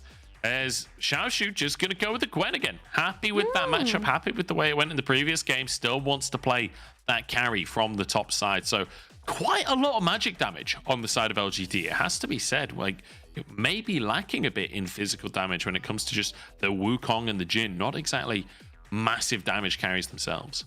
That's a great point, because you have to think who is going to be killing BuBu when the items do come online. It's going to be extremely tough, as Jin with the current build, he is just going to go something like the Gale Force, and he doesn't have the damage to deal with the front line of WE. Once again, a very traditional front to back composition coming into this game too. Hopefully we do see a little bit more urgency when it does come to engaging when we reach 5v5 situations, but bit of a weird one for game 2 on LGD, as they have 3 carries for both for all lanes. Sorry. Yeah, this is going to be quite an interesting on the graphic there behind the players. The Heimerdinger is still in the mid lane, and it's Ahri jungle. I'm going to assume that's going to change. Yeah, okay, there we go.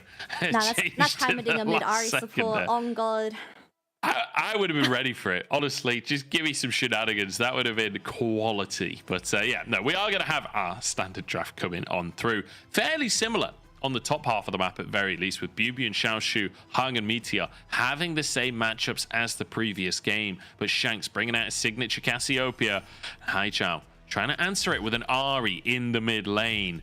We'll see how it's going to work out, as WE customarily going to charge 5 players down to the bottom lane to make sure Jin Jiao cannot set up those turrets. Run away, little Jin Jiao. There's 5 people in this bottom lane. Sack the tower. Oh my god, this is so scary. At least he gets... Does he even get Spell Thief proc? We can't really check with the gold. But both draws coming to this game too. Very wacky, to say the least. I mean, LGD having double AP Swiller laners. Yubi is going to do a lot to this game in terms of how he's going to act as that front line for WE. Even Hung, we saw him having a pretty good early game in game 1, but just tiny mistakes of overextending and sometimes overforcing allowed LGT to come back into the game. So hopefully we don't see those mistakes repeat themselves. Hopefully not, but, you know, time will tell. As Hope going to go for the lethality build, and understandably so, against such a squishy composition here. Shanks moving down to make sure there's no kind of late invades towards that red buff as Hank starting on the top side. Meteor starting on the top side. And, I mean, Kitty, what are you expecting here in the early game? Are we going to see the kind of slow first 10 minutes that we saw in the previous one? Because these drafts, they don't scream massive amounts of proactivity to me. Not too much, but with the urgency from the Ahri and Wukong getting locked in from the side of LGD for this game too, I am expecting a lot of skirmishing power, especially with the Heimerdinger and Jin combo for this bottom lane. Still relatively good setup. WE this time around, they really need to play up Hope's Varus ultimate to have those guaranteed CC setup. I mean, even Hung on this Vi, something that you need to keep in mind later on in the game. So if LGD is able to force something before level 6, I think LGD can gain their early advantage that they are looking for.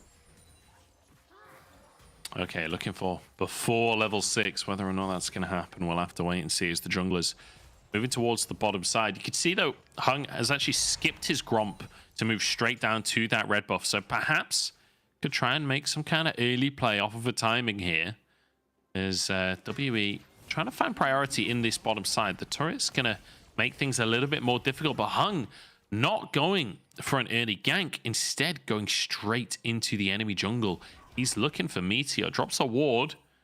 Doesn't look like he'll actually follow this up, at least for the time being. He's waiting. He's seen Meteor now.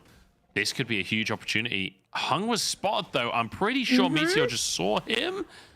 Meteor just going to take a couple of hits, trade it straight on back. Meteor is outright losing this fight right now, but he's sticking with the 1v1. What is happening on my screen right now? Hung can flash for this one and finish first blood. I mean, why did you commit to that?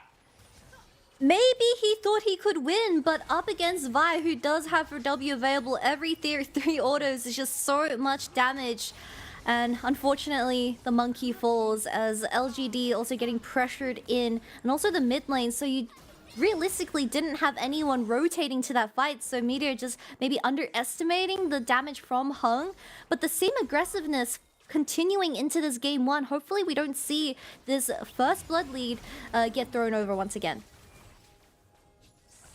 Yeah, hopefully not, but Hung, great little start for himself. Goes for the aggressive invade, knows that the bottom lane cannot move on over, and finds himself a 1-for-1 with a flash for flash as well. So Meteor will struggle to have any significant impact in these lanes. I say that, he's going to make an attempt up towards this top side. Control ward comes on in. Bew.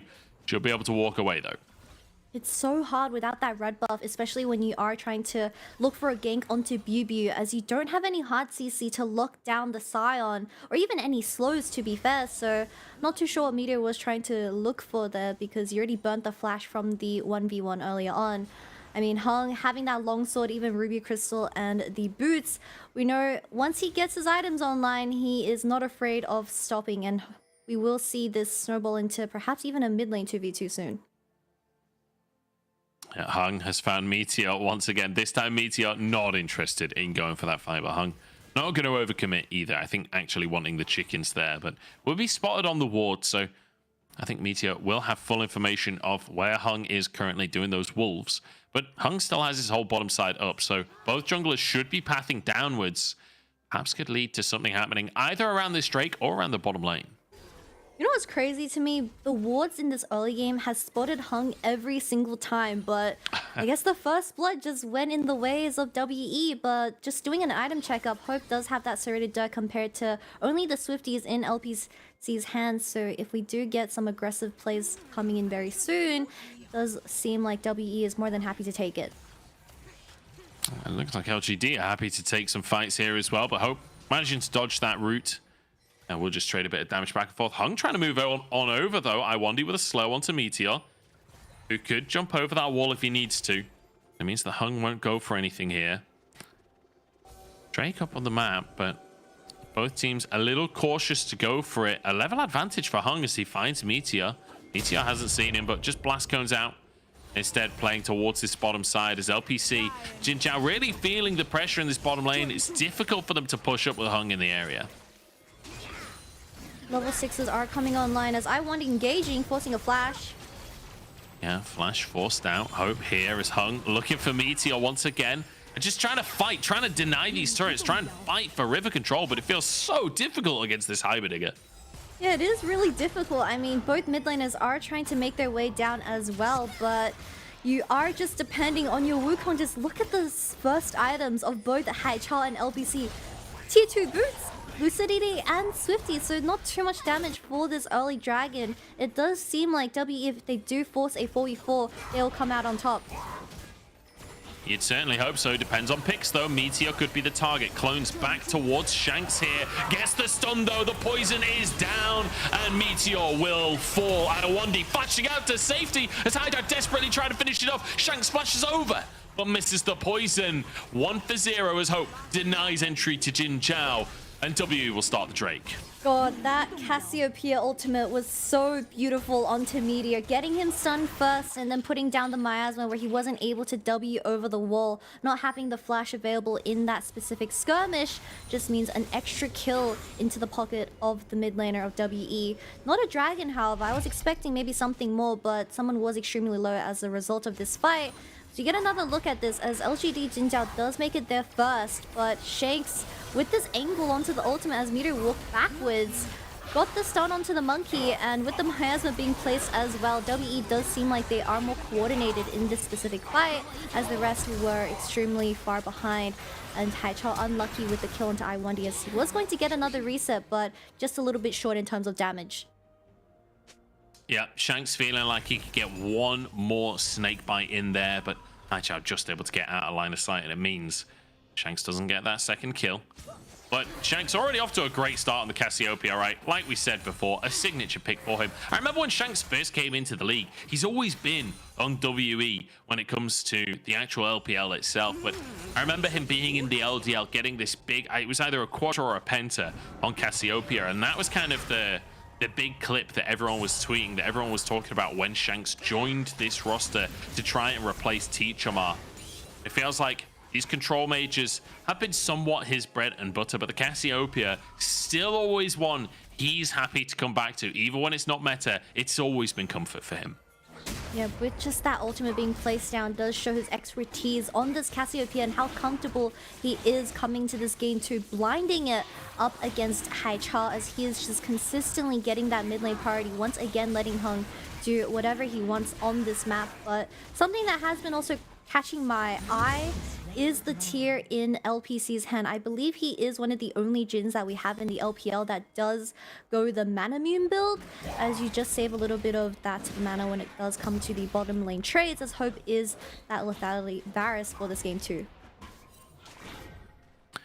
Yeah, and you certainly spam your abilities on Jin. Certainly stack. It's just whether or not it's optimal. Hung moving up though. There's a 3v3 for the Herald on this top side. Bew very low on HP, and I think WE realizing that it's not actually a Herald that they can fight right now. Wasn't sure if that was going to reset for a second, but LGD keep it under control and will find themselves a Herald to start this one off. So good stuff from Xiaoshu, winning out that top lane matchup, having priority there, having the health advantage there. Oh, I thought he was going to go for that one then. He's bullying him He up. might deny the eye. Shanks is here too. No, okay. Meteor gets it. Haichao and Xiaoshu were both moving over. But I can't ever read Hung's mind. He's just such a chaotic jungler to spectate as a viewer. But W securing that first dragon in the first 10 minutes does mean they had to give up the priority for this Herald, which is naturally going to fall into the hands of LGD. I'm expecting this Herald to be dropped into the bottom lane, however, just to open up the map so the Heimerdinger and the Jin can rotate around and then help out in terms of lane priority. We'll have to see what Meteor does. LPC manages to crash a wave in the bottom side here. And so far, so good for WE. They do have those 2 kills, but ultimately, not a significant gold lead. And like you say, we'll be keeping our eyes on Meteor and where that Herald goes. The Herald probably just equalizes the gold at this point. assuming that you manage to find 2 plates off the back of it, assuming one of your laners can set up for that. I mean, is there a conversation to go up towards that top side, set up the Herald for Xiaoshu? Because I feel like Gwen getting a bunch of plates, if you can go for a dive onto the Scion, you could potentially take a tower. Yeah, most definitely. But Meteor hasn't been hovering the top side whatsoever in this early game, as Hung and Iwandi looking at this blue again.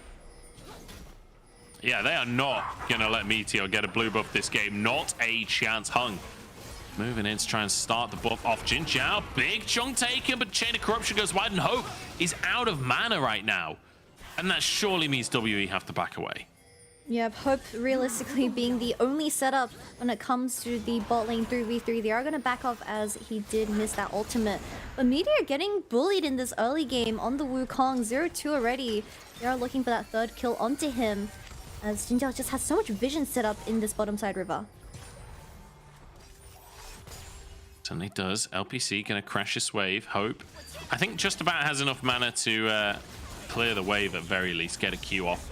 As Bew, he's given up on actually laning. He's just going to start proxying. He's just walked past the tower now to deny any potential tower damage that Xiaoshu will be able to get for himself, as he knows nobody's up on this top side. He knows he's safe to just walk wherever he pleases. You know what? Why not? Let's take some Krugs as well. Bew, he's taking the whole top side. Have you seen that game from Team Heretics vs BDS? I believe it was Adams on Scion. It is one of the most crazy Scion performances I've seen in the entire my entire career of being involved in the esports scene. You should really check that VOD. It's absolute nutcase of a plan going into the early game. Very entertaining to say the least as well. But I think Scions, they need to be creative. They also need to just sack themselves sometimes to utilize that passive as well. You never want to have a good KD on Scion. It's true. I mean, Biles certainly showing that off. I mean, here in the LPL, we love a death passive. Jackie Love famously saying in an interview, which nobody really knows whether he was joking or not, but saying how, as Cogmore, you really do want to get in the thick of the fight because you need to be able to utilize your passive, which it's very, very difficult to tell whether Jackie Love is joking in that interview, honestly.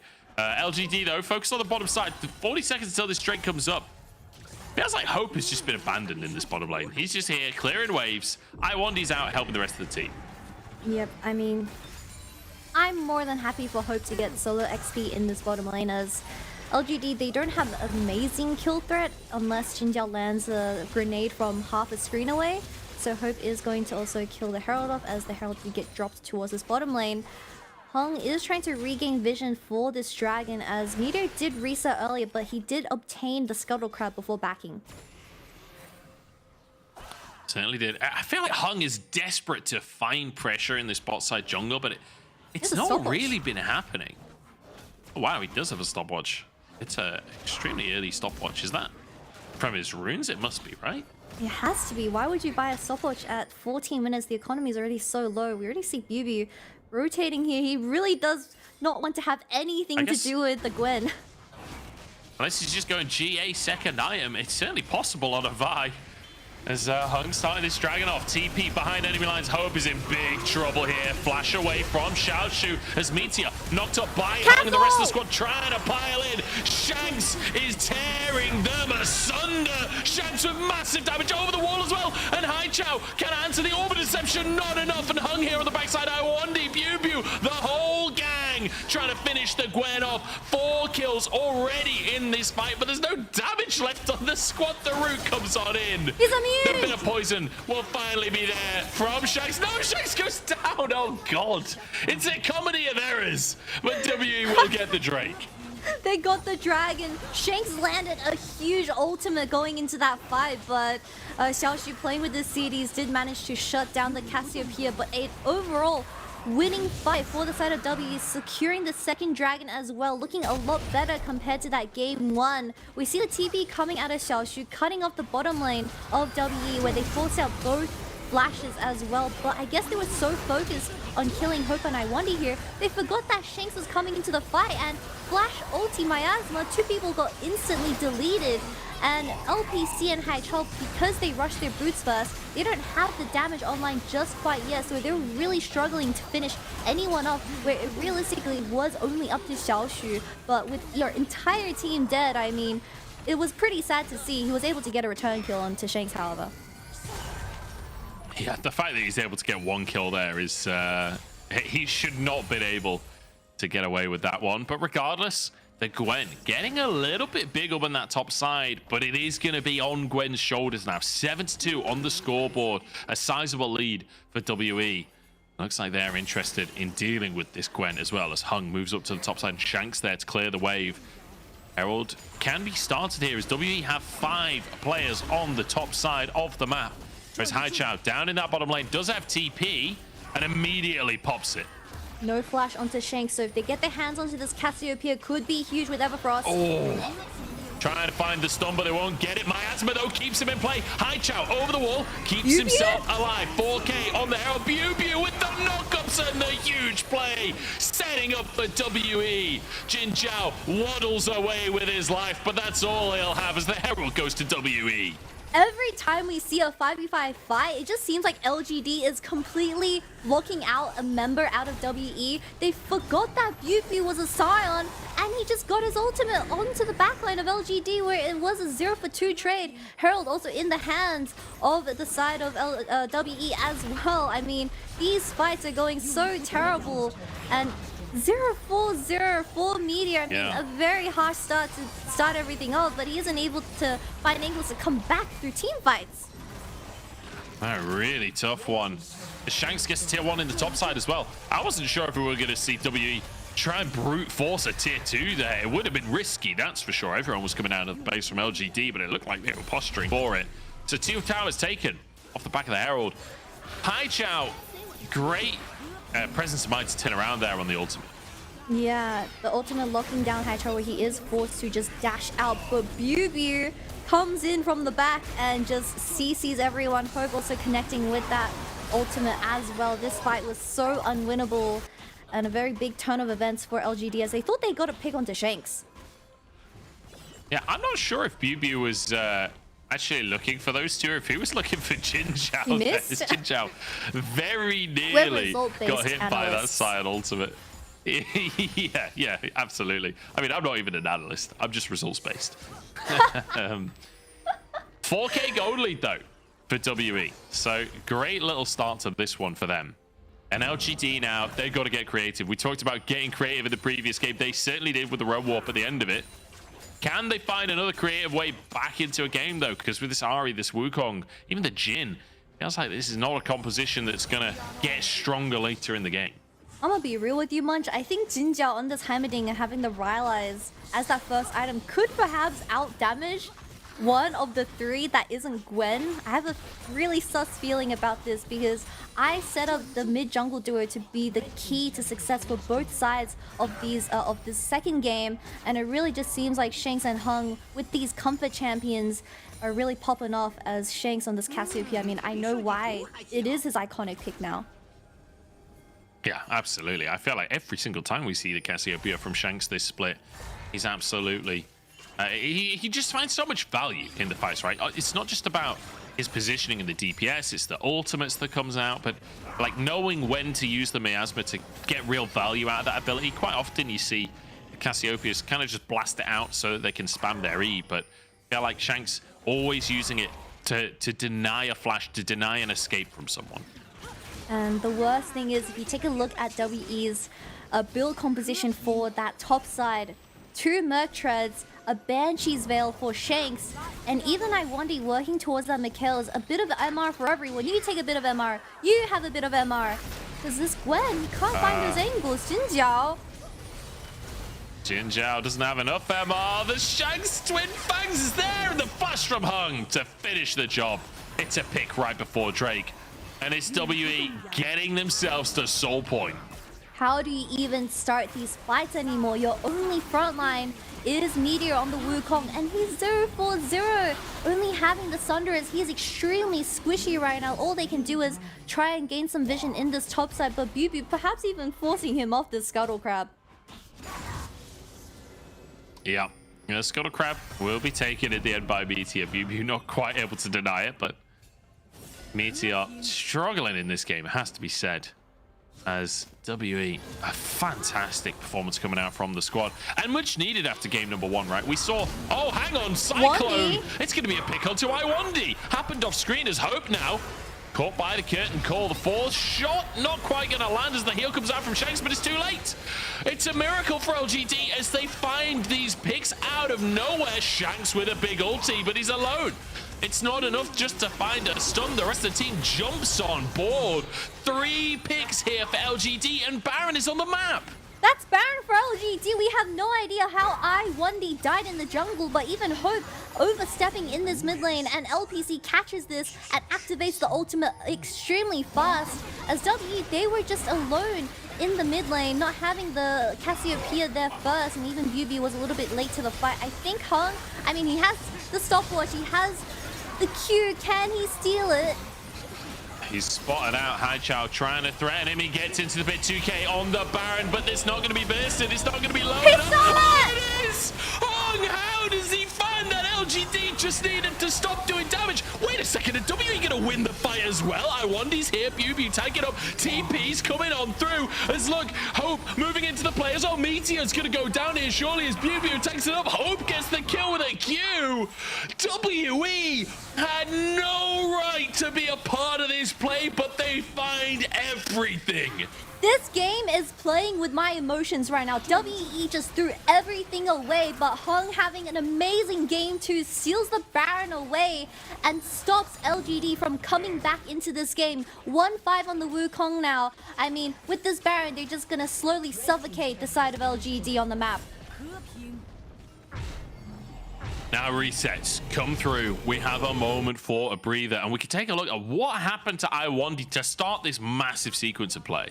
Yeah, he does get spotted out by Meteor, and he just engages straight away, getting soloed by the monkey, and then now getting caught out from LPC on the Shin, forcing the flash as well. But Haichao with the gap closer from Ari, also being able to pick up the bottom lane of WE, and Shanks, I mean, could have just been a play where your bottom lane dies.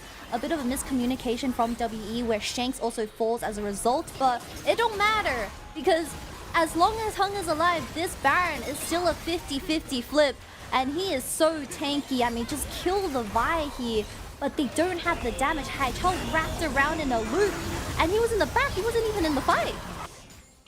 It's so messy. It is so messy, but LGD picked apart WE finding their moment. And I came into today saying Bubu is the weak link on WE. Bubu's the one that's been struggling in laning phases. Bubu.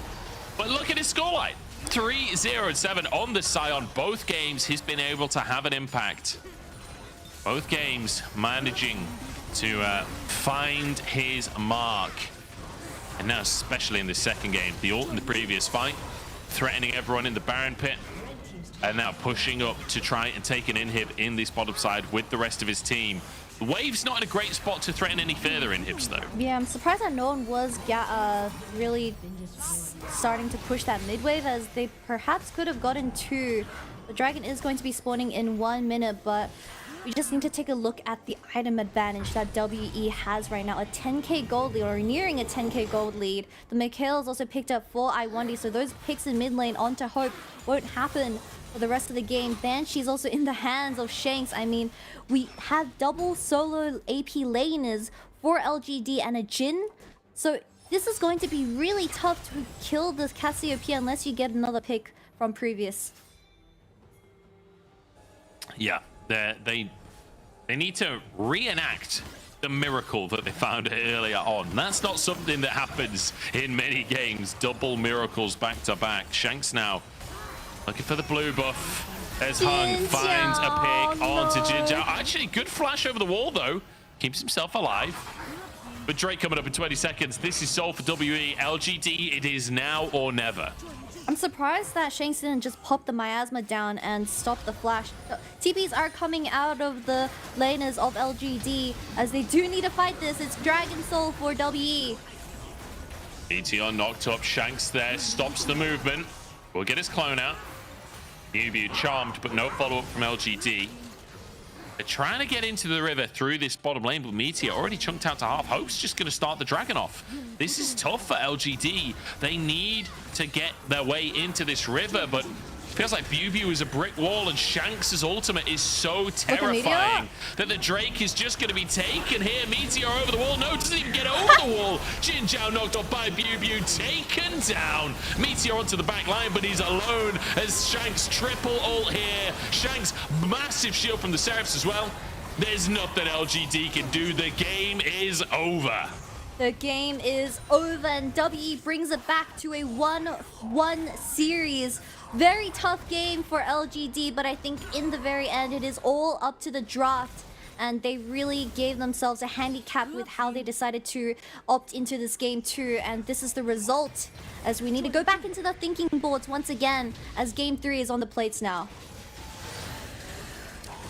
Everyone charging forward should be able to just finish this one off. Haichao, Jin Zhao, last-ditch effort on defending this Nexus, but 2v5, it ain't happening. Meteor moves in as well, but the Nexus is bare. And it will just be WE trying to find a couple of bonus kills. Meteor jumping in onto Hope, but won't finish the job off. WE pushes to 3 games and show us that they cannot be taken out of the conversation just yet. Hung can either be your angel or your devil, and this game too, we high rolled. We got Hung the angel, as he was able to just get the tempo rolling early, and having Shanks on this Cassiopeia pick, having these choke points, and just making every single team fight go into the hands of WE, and they were able to snowball so amazingly. But obviously that one mess up in mid lane that occurred for the bottom lane getting caught out, they were still able to come back. It doesn't matter, because Hung, he was just in his top form for this game too. Yeah, felt like Hung absolutely everywhere that he needed to be. And honestly, the whole squad from WE managing to win out in these scraps. Shanks, absolute phenomenal ultimate in that early dragon fight that really set the team up to take over. And I just want to mention something. I was having a little look during that previous game what Shanks' Cassiopeia stats actually are. The man has 11 games on Cassiopeia in his career in professional play. He's won 9 of them. He is 9-2 on Cassiopeia all time. That is absurd, with like a 10 KDA or something probably. Absolutely mental stuff coming out from Shanks, showing that you really have to respect this Cassiopeia pick. You just can't ignore it anymore. Yeah, you can't really ignore it, and Meteor definitely won't ignore it for the game 3. But even with how LGD decided to respond into the Cassiopeia, I think the Ahri didn't do too much, but Haichao opted into that matchup because it was just an overall good synergy with Meteor on the Wukong. But if your jungle is so far behind, well, you won't really be able to make things happen around the map, and we saw that really affect the early game of LGD coming into this game too. And I want to also mention Jin Zhao. He did out-damage the mid-jungle of this game. Oh no. Yeah, that's a tough one. That's a tough one for Meteor and Haichao. Jin Zhao just slamming those turrets down. Like you said, the early Rylai's able to help him get that damage up. And I mean, across the whole board, fairly even damage numbers across both teams, honestly. But it's not about how much damage you do. It's about when you do it and to whom. And in 27 minutes, WE managing to find themselves this win. And a great game across the board. Great game from iWondy, actually. 2-1 of 14 on the Karma. Yeah, something that caught me off guard is that Bubu ended up doing more damage than Xiaoxu on this Gwen. And considering how the laning went, we saw that Bubu was consistently getting pushed under tower, and he was getting forced out of lane. But it doesn't matter, because like you said, Bubu having an amazing series for tonight. Yeah, fantastic stuff coming out from Bubu. We're going to jump into a break, and then we will decide this potentially playoffs impacting matchup.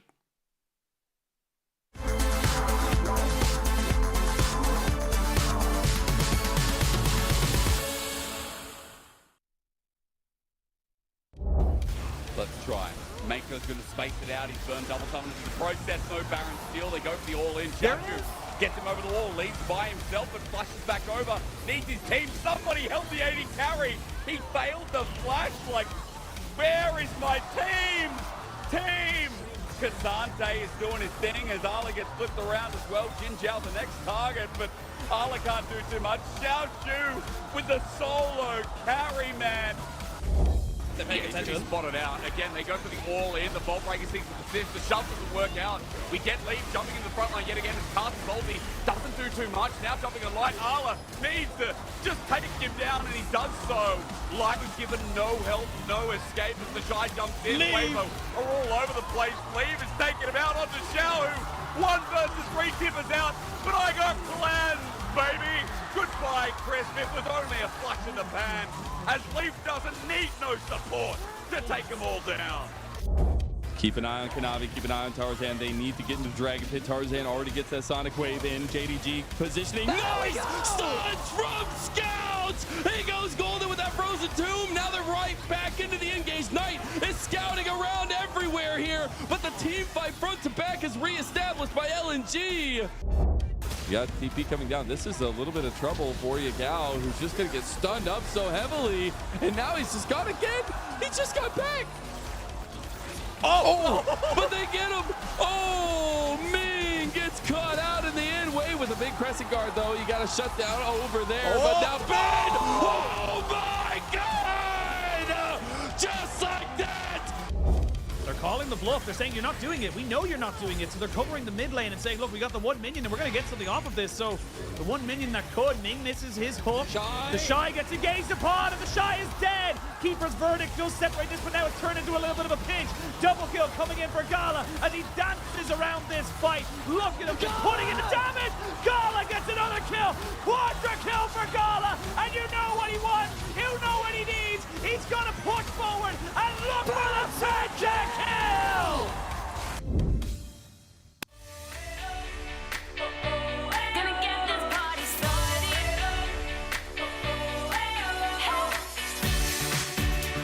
Oh yeah.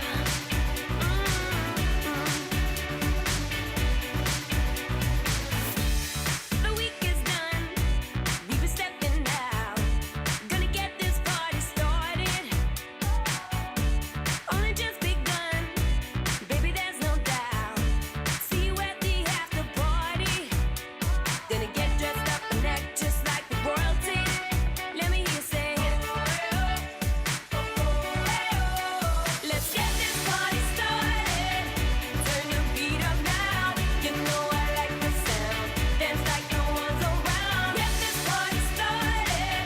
We're going underground. Oh yeah, we bring the crowd. We're gonna shut it down. Stars in our eyes, that's how we roll. Ripping up the dance floor, flying high, out of control. And all we want is more. Gonna get dressed up and act just like the royalty. Let me hear you say, let's get this party started. Turn your beat up now. You know I like your sound. Dance like no one's around. Get this party started. We're going underground. Oh yeah, we bring the crowd. We're gonna shut it down.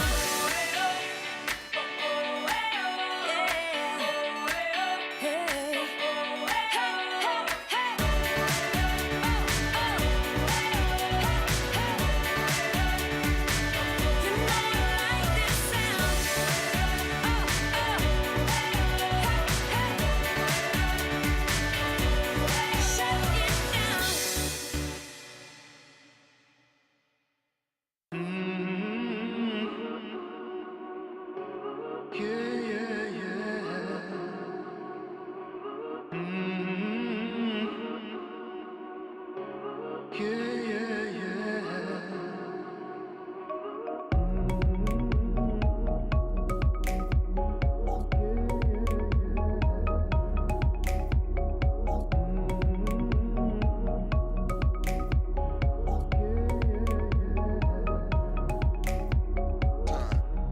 I would fight for the motherland.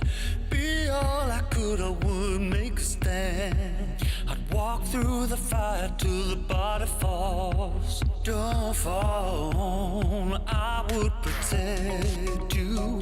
All that I've got to do now. Yeah, I could save you.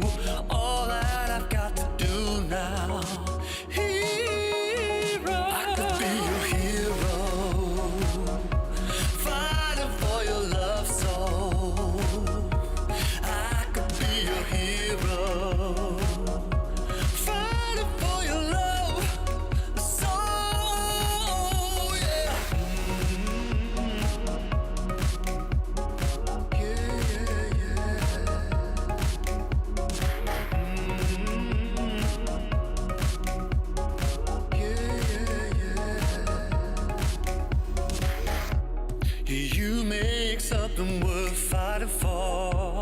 And nobody gets to choose everything.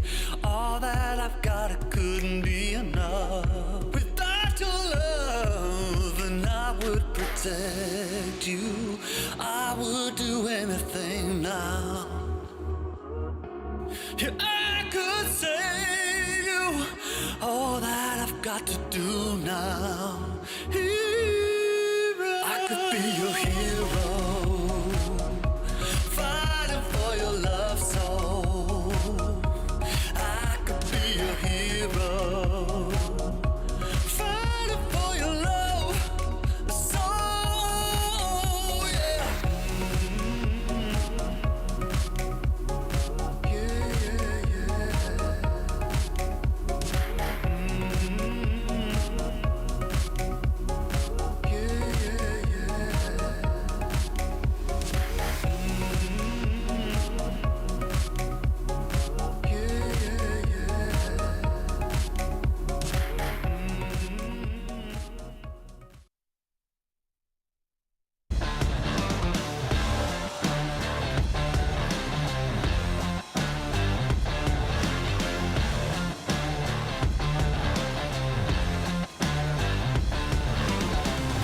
下场对阵老干爹，我们应该会很有信心吧，因为我们2-0赢了埃及。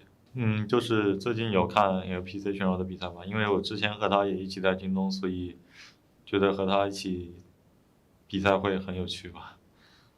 经过这大半个赛季，我觉得自己的心态比来的时候好了很多，就是希望我和队友能一起就保持更好的状态，然后一起进季后赛吧。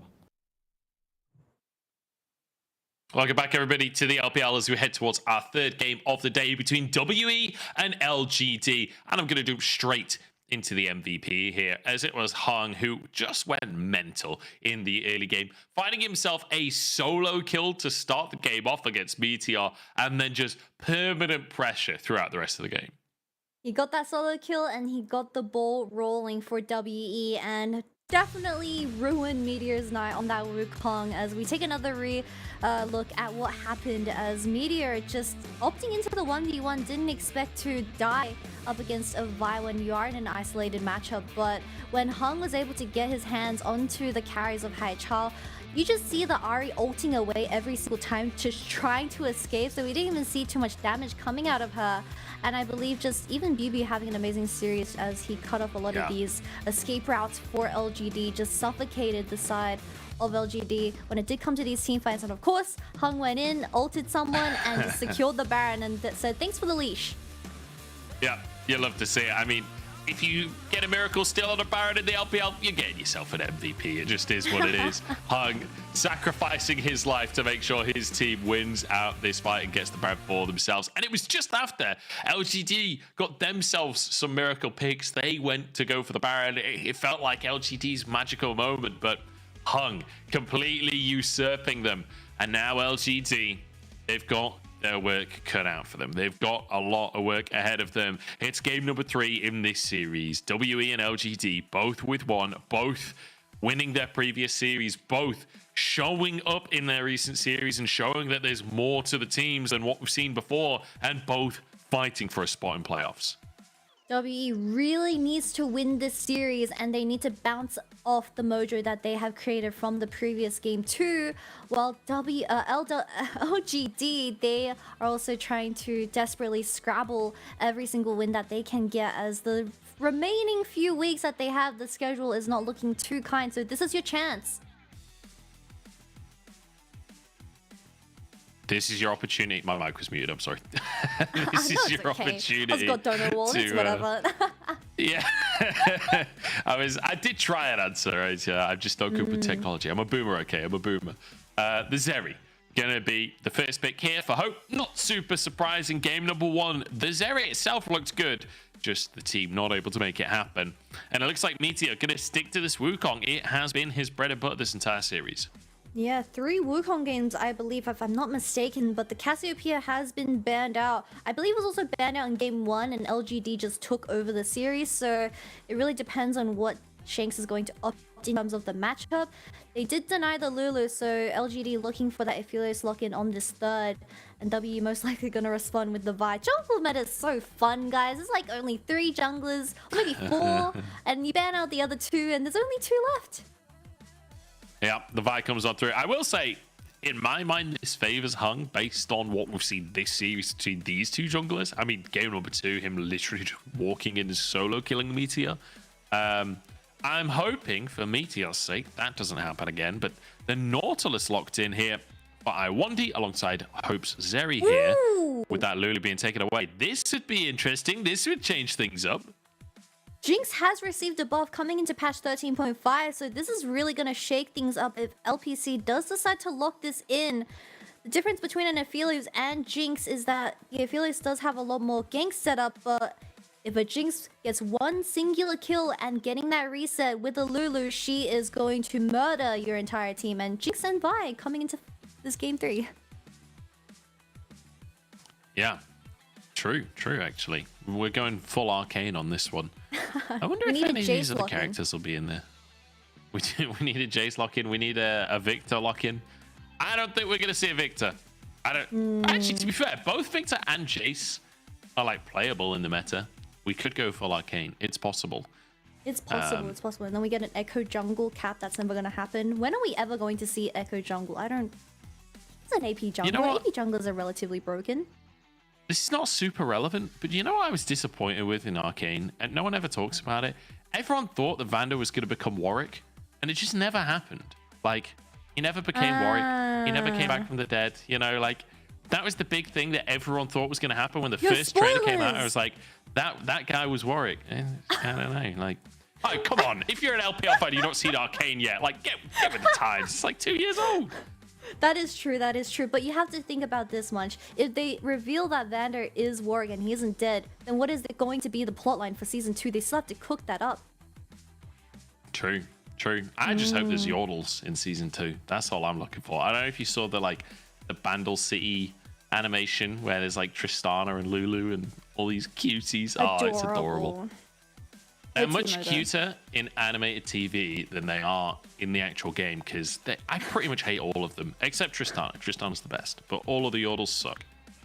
Yeah, I would say the Shout out models to for Rumble. most of the Yordles do look a little bit outdated. The Veigar getting hovered for Shanks in this game 3. Veigar has been finding a lot of spotlight coming back into the meta as you just have so much CC with that cage available. If he goes the Lucidity boots, a lot of haste onto this Veigar, and Meteor looking like he's going to have another tough game as Bubu looking like it's going to be his 3rd game of Sion in a row. Yeah, we'll see if he does lock that one in the end. As I mean, it wouldn't be surprising, would it? You got a scaling mid laner, you got a scaling AD carry. Oh, no Gwen, Cassandra. we got some connection-based shenanigans occurring. Oh, are we going full Robo? Not quite Robo. I just couldn't hear you for a solid 10 seconds there, and then. But hey, we got the same top matchup. We've got a scaling mid and bot on the side of WE, and scaling bot a bit more proactivity in the mid from LGD. Yep, we did see a very similar draft for that game 2 on the side of LGD, and they decided to opt into it once again, but this time having a hyper carry in that ADC position, a Jinx, as I believe that her W was buffed in terms of the slow. I believe if it lands, it is an 80% slow, so it's pretty much a CC or a soft CC. And then of course that ultimate, it went from 800 from max range to 1,200, so pretty much a full smite. Yeah, absolutely. So huge damage available, and we'll see how this one's gonna go down, because I'm here for it. I'm here for a Jinx coming back into the meta. Jinx is one of my most played champions in the whole game, actually. I'm here for it if she's actually good again. Surprised to see it alongside a Lulu. Not typically the match. When you think of Jinx, you think of Thresh, right? And we have seen Thresh coming back in, especially in LCK. I feel like they are all over the Thresh at the minute. But Jinzhao going with the Lulu, mostly to deny it from that Zeri. And LPC going with a different scaling AD carry. Could be an interesting one, though. But I feel like the work is, or the onus is on LGD here to make things happen in the early game, because the scaling on the side of Team WE is just terrifying. It is terrifying, and once again, double AP solo lane is for the side of LGD, so Shanks can just build MR as you are infinitely scaling with your passive, building up that AP, so we might just see a repeat of Game 2, something very similar, and I'm already getting a little bit worried for LGD, as we saw how comfortable Hung is in this Vi versus Wukong matchup. Maybe this time, however, Haichao is able to get that lane party up against Veigar and help his jungler out as buffs. That'll be the question. Can they stop Hung in the early game? Because, like you say, it's meant to be Haichao and Meteor playing together, working together, finding these scraps of the early game and finding advantages, but it's mostly just been Hung and Meteor 1v1ing and Hung winning it out. So we'll see if it's going to work out for them. And whether as well, Shanks is able to like just abandon a wave to make something happen. Because quite often what you see, especially in the higher level LPL matchups between top teams, like priority matters to some extent, but mid laners are more than happy to sack a wave if it means saving their jungler. Yeah, we have seen a resurgence of utility mid laners for the current meta where it is all about the ADCs, but I can already imagine how these team fights are going to play out for WE. You put a Veigar cage down in a choke, and then Bubu just slams the Q down, and a 5-man lockup onto LGD, except for Gwen, maybe a 4-man because Gwen is immune, and that's how they get the ball rolling. Lacking a lot of engage once again for the side of LGD, so it's going to be really tricky to set up any of these skirmishes, as it's all up to Haichao and Meteor. WE 900 total games in the LPL, the second most. You know how people always say the most winningest team, which that's not a real word, but yeah, people say it in League of Legends. It's the only time I've ever heard it said. It's not a real word, but WE are the second most gamingest team in the LPL as they've reached 900 games now. Good stuff. I mean, WE, one of the teams from the very, very first split of LPL all those years ago, has Hung once again straight over that Dragon Pit, exact same pathing as the previous game. He'll drop a ward on. Doesn't ward quite in the same way this time, though, and instead is moving down to the bottom lane. Did they see him? That ward's outside of the bush. He didn't get seen. I1D has flash available. They're going to move up towards this brush here. Oh no, they're in so much trouble. They're in so much trouble. LPC, you're absolutely doomed, my friend. Everyone flashing on board. 1 HP and the hook goes through. Hope with first blood. And now Meteor trying to answer, but the heal comes on through. Meteor flashes to finish the kill, but he sacrificed his own life here. Hung with 1, Hope with 1, and a fantastic start for WE. Hung is playing mind tricks on us, Munch. He put down the ward. We thought it was going to be a repeat of Game 2, but no, he queues over the bush or over the wall and gets his hands into the bush, and then he gets a sneaky flank onto LPC, and he wasn't expecting it. Jinja was smelling him, but he didn't. Xiaoshu's roaming as a Gwen. Shanks is in big trouble here. Xiaoshu moving into the mid lane, but Hung is here. Hung is here to save the day, and Shanks with a max range Q actually gets the kill. Hung can do no wrong this game. They've lost their minds. LGD, the Gwen is rotating towards that mid, even Ghost being burned, but this Nautilus is getting so much value for the first 4 minutes when you only have a Lulu. So much setup by WE, and it's already getting that lead ahead as they're currently 3-1. Yeah, fantastic stuff for WE. And, you know, we were talking about LGD being the ones that should be proactive, that should try and find things, but no, WE, and specifically Hung, finding opportunities, finding ways to make things happen. I1D ganking the mid lane and then Hung there to save the day. Shanks with a kill, Hope with a kill, Hung with a kill, and I1D with 3 assists. Yubi also giving emotional support as he is just in an isolated matchup where even the Gwen leaves the lane. I1D cancelling, or not cancelling, but getting the CC onto wait, Haichao getting CC onto I1D. I'm so sorry, but just missing out by the tiniest bit of damage as I1D was able to get the Glacial onto this Gwen and a bit of a Q and gets the kill onto Xiaoshu. Jesus Christ. Managing to get it in the end. Shanks finishing the job there as Mew, you know, not winning in CS, but he's chilling up here. This has been the matchup that he's more than happy to just soak up pressure in. It feels like Xiaoshu, 3 games on the Gwen this series now. It doesn't feel like it's really been hitting the mark. Like, sure, he's been having a fine laning phase, but not had that much side lane pressure, not had that much team fight impact. That's felt like a bit of a lackluster pick, honestly. Yeah, they are always saving that counter pick for top lane, and it's been the Sam vs Gwen matchup for 3 games in a row where we only saw that advantage being really abused in the game 1, and even in game 2 he wasn't able to get his items online as it was a very fast game since WE was able to get the tempo on early. But the first dragon is looking like it is getting threatened by WE as Hope having so much priority. Also Shanks on this Veigar. Yeah, great stuff from Shanks so far. And especially with that kill, he's going to be able to actually put some threat down in the mid lane. Veigar's so good against the Ahri as well. You completely nullify her ultimate if you can get her inside that cage. And with mid and bot, you just know WE are taken for free. Aichao walks over a ward. Does LGD want to contest this one?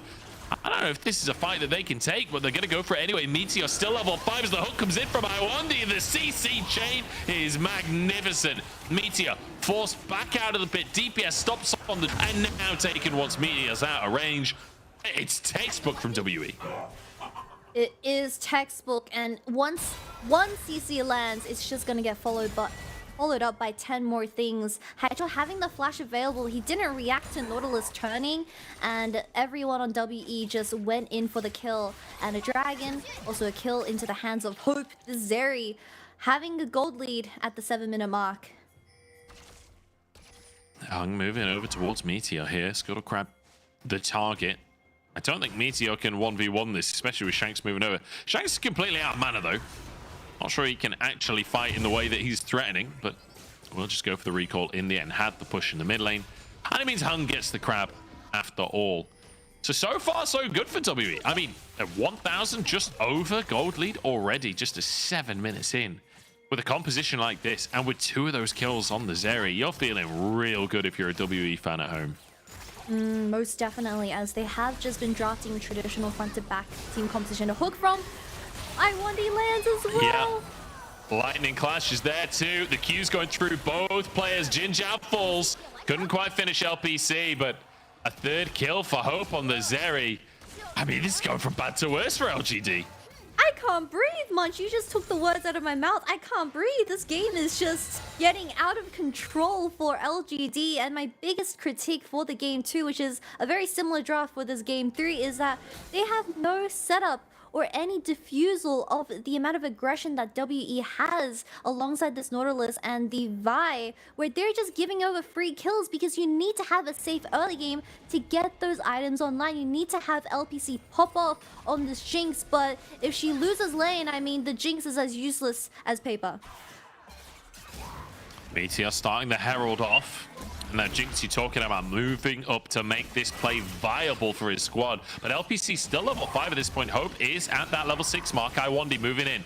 Shanks there. Not much mana, but enough to make this fight happen. It's Bew moving down from the top side. This is 4v5 for the time being as Hope finally arrives. Haichao, big chunk there. Herald taken by WE. Now the fight, can they get it as the needlework goes on through, but Xiaoshu falls. Cyclone not enough to take a kill on the top side of the players. LPC down as well. And WE, they get their cake and they eat it too. Everything going their way. Cake? I mean, Beauty is looking very thick on this Scion. Full health after an entire 5v5. It just seems that LGD is lacking so much damage, even for Xiaoshu. In a winning matchup now, 0-2 and 0. They are bleeding everywhere, Munch. Yeah, this is brutal. This is absolutely brutal from WE. As this started off with a numbers advantage for LGD. The hook flashed away from LPC. The Veigar just separates the entirety of LGD, getting all their abilities onto Iwandi, but not even killing off the support. But look at Bew being an absolute fridge in the middle of this team fight. LPC can't walk forward without the flash available because it was burnt earlier. You just can't escape the hands of W anymore. Yeah, can't escape them.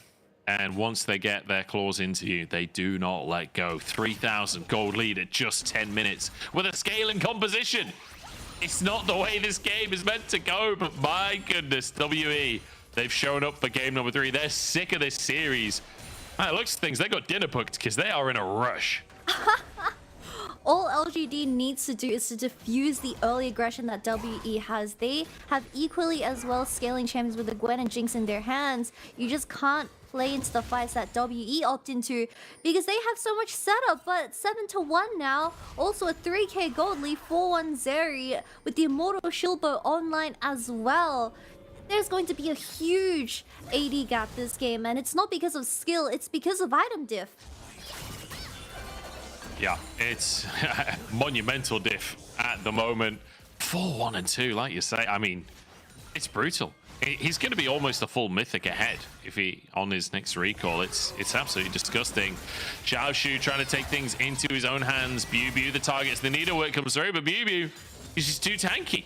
He's just too tanky. Got that catalyst already as Haichao now inside the baby cage. Shanks wants to find the damage, but Haichao, good footwork so far. Shanks now just moves up towards Meteor. Does not fall to the threat of the jungler. I love the proactiveness from I1D, once again linking up with Hung and providing that pressure in mid lane. The CC's gonna get dropped, but not too much as he is hiding behind the tower, avoiding the Nautilus hook. But the Herald has been dropped as Shanks picks up another 2 plates. Yeah. Shanks will be very happy with that one. A couple more autos for the next plate as well, as Shanks just stack it up as well. Remember, like, a CS lead on Vigar is, like, extra valuable. You get an AP every single CS that you queue. In the meantime, Hung grabbing a dragon for himself. Shanks should be able to finish that 3rd plate while that wave crashes on in as well as LPC, LPC just running away from the tower. Or at least he needs to be running away from the tower. But Jin Zhao's been caught in the meantime. There's the knockups coming on through. The damage is there from the Veigar, and Hung charges in to set up for Shanks' 3rd kill. This is no longer your jungle, little Jin Zhao, as WE are taking over the entire bot side of the map. LPC standing between his tier 1 and his tier 2, definitely very understandable as he saw his support die right before his eyes as 2 ultimates burn onto him as well. Xiaoshu getting some damage down onto BuBu, but all BuBu has to do is exist in this lane, and he's looking at a win. All he has to do is clear these waves, make sure that Xiaoshu can't threaten anything more. He's gone. Look at the level difference. Hope is 2 levels up on LPC. How often do you see that in the laning phase? A 2-level lead. Yeah, you usually see it in solo lanes quite often, but not for ADC because you're often sharing XP with your support. But we need to talk about I1D on this Nautilus. 8 assists out of all 8 kills around the map. He is putting work on this Nautilus and really just getting all these kills into the carries. As Jin Zhao on a little Lulu, he isn't able to provide the same amount of engage and threat because you are looking to scale into the late game, but you just don't offer as much. No, you certainly don't. It's kind of funny to see it this way around because I1D, you know, coming into the league, he was that Janna solo queue superstar one trick that had to develop his playstyle, had to add more to his champion pool. And now we see him like in the Enchanter meta. He's obviously doing well for himself, but showing that he can play these engaged supports as well, showing that he's grown massively as a player over the years. As Meteor could be in trouble here if Shanks can land a couple more spells, but looks like he'll walk away with his life for now. Just barely, as Wukong's passive, it only provides armor, no MR whatsoever, and only having Sunder as he is going to get popped if one more combo came out of Shanks. Herald is going to be spawning in 40 zoning seconds. 2 people. Huh? Hope was zoning 2 people away from the wave of bottom lane. I1D's roaming. 2v1 Hope is zoning them and trying to freeze the wave. That is just absurd. Yeah, I wouldn't be surprised if this game ends at 25 because just the presence of the Zeri is so insanely strong. 2 first picks for the side of WE as they were blue side for the entire best of 3 series, to be honest, but Hope on Zeri is something that you don't want to be giving over, but LGD has already shown us. Hope, he's eating over the wall. The wave managed to get underneath the tower. Oh, LPC's in all kinds of trouble. LPC needs to stand between the tower and the player, but Jin Zhao has gone down to Shanks in the meantime. Hope has survived. So is LPC. I'm not really sure what's happening at the bottom side as an engage onto Meteor now. Shanks out of mana, though. Has to flash. Dodges the charm. Iwandi with a hook straight onto Haichao. Knockup is there. But Shanks doesn't have any mana. He can't actually follow up on the damage. And Xiaoshu takes out Iwandi. Every time we think the Jinx is gonna die, Jinjiao just died on the other side of the map, and that is the worthy sacrifice that this Jinx has to make in the bottom lane, as Hope also got the tier 1 tower. But luckily for LGD, they were able to scrap up 1 kill into the hands of, I believe, Xiaoshu, as he has been roaming to mid lane a lot. I'm surprised that he is desperately looking for angles, as he isn't able to kill the Sion just quite yet without those items online.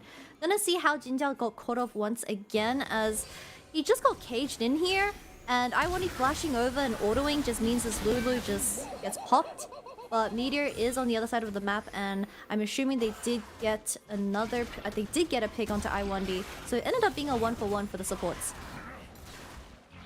Yeah, and I mean, it's almost a 6,000 gold lead in favor of WE in 16 minutes. I just can't believe how one-sided this game is compared to the rest of the series. I think that's the thing that's really surprising, is this has been a fight tooth and nail between LGD and WE. Both of them desperate to make it to playoffs, but it feels like maybe the home crowd advantage of being in WE's arena, maybe it's just the fatigue of playing that full best of 3. It feels like WE have LGD's number now as the sideways charge from the Herald. The first tower going down just in time. And it'll be 2 towers in the mid lane taken by WE. The Herald now just chilling, just sitting there in the mid lane. Munch, What look is at Shelly the doing match today? day. No outer towers for LGD at 16 minutes, and 2 towers gone from mid lane.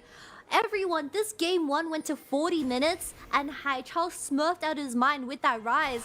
But I think just this draft that they keep opting into is really handicapping their potential as a team and setting them so far behind where they can't find the angles with no setup. No, it's tough. It's really tough for LGD. And now Drake coming up onto the map. This will be Soul Point. LGD feeling pressured as you see Xiaoshu moving over as well. They feel that they have to contest this one behind Chao. Cannot stick around in the mid lane. He's got no towers. Bew getting engaged upon, but he's just so beefy. It's impossible to start the fight hitting Bew.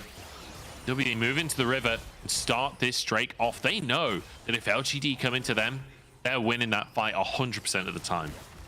But does LGD know? Because this is going to be Soul Point for WE. Mountain Soul. Bew getting engaged on.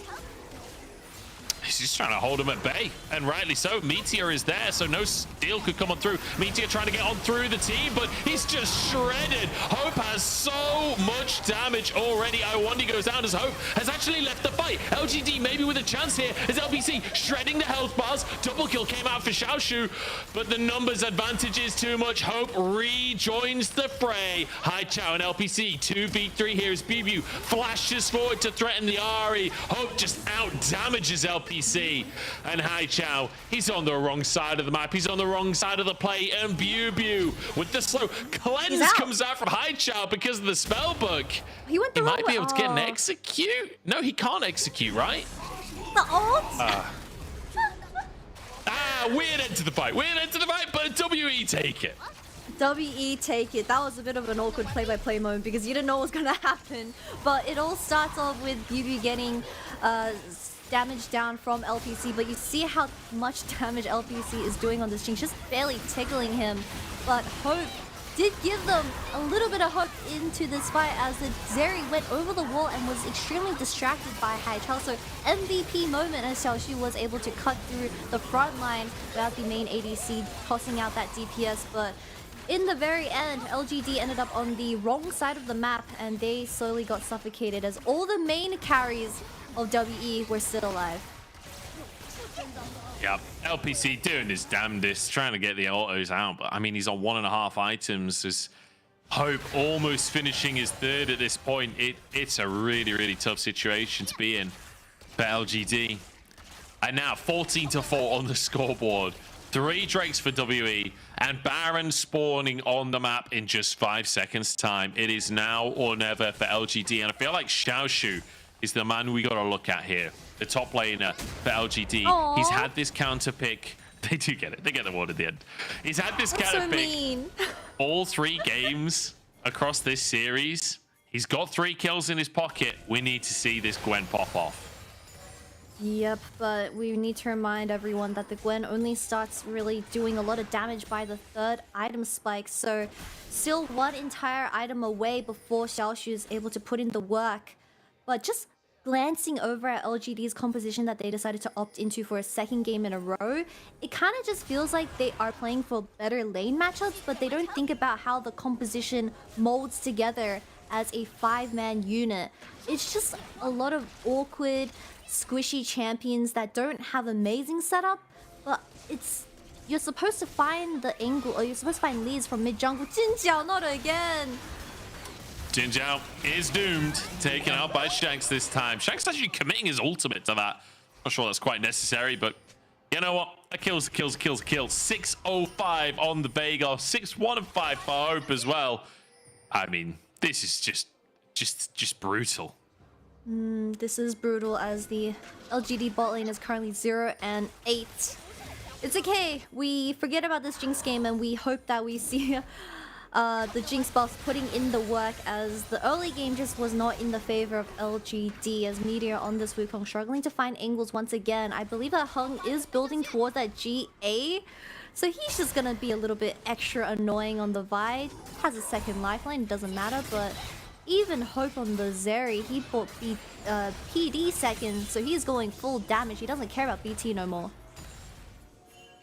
No, he does not care about BT. I mean, he doesn't have time to care about BT. He's in all kinds of trouble. 15-4. And I'm gonna be honest, Kitty. I don't say it often on broadcasts. This is done. This is over. I just don't see the world where LGD can win this one unless they can stall for a long time. But ultimately, I feel like it's in WE's hands. WE have to throw this game away for LGD to have a chance at this point. This is honestly, I just can't believe how brutal it's been considering the rest of the series. That's the thing that's blowing my mind. It's been such a close series between the 2 teams. LGD falling apart in game number 3, especially the bottom lane. Big ton of events for LGD, but it kind of just looks like my solo queue game if you turn off the nameplates. I'm the receiving end, however, the 4, and the enemy team is always the 15, as the dragon is going to be spawning in 1 minute. Mountain Soul for Bubi and Hung, where your only damage that is reliable currently is the Jinx with Kraken, because everyone's building MR again. Your entire top side is dependent on the Ahri and Gwen, but it doesn't matter because they just build Merc Treads. Yep, the Merc Treads coming out, 3 of them on the side of WE. Not to mention for Bubu, he's got an Abyssal Basket, a Gargoyle Stoneplate. Good luck killing him if you're an Ahri. That is outright impossible at this point. Drake coming up in 45 seconds. And WE, I like that they basically are saying, look, we're not flipping Baron with you. We're not giving you that potential miracle win condition back into the game. We're playing this slow. We've got complete control of everything. We're just going to take the dragon and get ourselves Soul. I'm pretty sure if Bubi ever gets his hands onto LPC, this level 15 Scion is just going to solo your ADC out of the fight, with Mountain Soul also approaching very soon in 10 seconds. They have no way of entering into the jungle with that Veigar and Nautilus setup, so they're just gonna try their best and scramble some vision, perhaps even flip this, because they need to do something on the map, at least trade something. Hung chasing them out of the play here. Bubu, the target for the time being for LGD, but Hope is here, sliding over the Xiaoshu on the front line. He's already half HP, locked up and taken down. He's gone. Xiaoshu eradicated. LPC next on the chopper block as he's knocked up. Meteor buying time and space. Hope low on HP, but the CC is just too much. Hope survives. Hai Chao desperately trying to get something on the backside of the play, but it ain't happening today. WE showing us that the WE still stands for World Elite. Maybe that's a bit of a stretch. They're 6 or 7 in the standings, but they're looking good today, damn it. Well, they're gonna get 7-7 in the standings after this, because this game is a very clean one to end the series off with, and I'm pretty sure LPC chucked out 3 billion autos onto Bubu, and he was barely half HP. propping the gargoyles as well. The Baron also in their hands, now working towards the dragon. Being LGD, you had to flip at least one of these, but WE, they're not giving any chances for you to come back into the game. Nope. They decide that they're going to play around the Baron instead, and then also get the Drake afterwards, as LGD just chased down here. Yep. We need to remind everyone that Shanks is extremely late to the fight, where this was a 4v5 to start everything off, but the CC landing onto LPC, and then the Scion zoning out the bottom lane of LGD. This meant they had no follow-up damage with Haichao on this Ahri, also missing some abilities here. Just 2 behind in the damage. 3 items for both the Veigar and the Zeri, and Stopwatch in their hands. Mountain Soul as well, 10k gold lead. I'm gonna run out of breath if I continue. Yeah, it's a bit too much, isn't it? It's a bit too much. WE not only winning, but making it look good, giving people faith in the fact that this is a team that is very likely making it to playoffs at this stage. WE managing to have a fantastic second half to their split. They're going to finish 7-7 now. This will be their 3rd win in a row after managing to beat IG just the other day. It's a fantastic little turnaround for the organization. Hung also having 2 exceptional games on this Vi. Once he gets everything rolling, he does just seem like the difference maker in that early game. Being 2, 1, and 10 on this Vi, having so much KP as well. LGD's base is just suffering as they don't have enough wave clear to clear the Baron minions. Tower's just getting absolutely shredded. The Zeri will do that. This Haichao trying to threaten on the backside. Hook slightly wide from Iwandi. It doesn't matter. It's Bew just keeping everyone else on the fountain. Meteor goes in, Cyclone there onto Hope, and the lightning crash comes on through. Meteor's just gone. Shanks to grab that kill as Haichao trying to threaten on the backside, but he just can't even move in. He can't even get close. Nexus Bear as the hook comes on through, a laser across the team as well. And WE will comfortably clean this series up. Such a long, excruciating series for WE, but they come into game number 3, all guns blazing. They managed to wrap up game 3 with a rocking 27 minutes, and just when WE is online, they look so good and definitely worthy for a playoffs position. But RNG is next, and they are really dependent on how RNG does in their series because they're currently tied for that 10th spot. They certainly are. It's still possible for LGD, but it's going to be tough now for them. This is the point where now on 9 losses, you really do need other teams to lose more than you.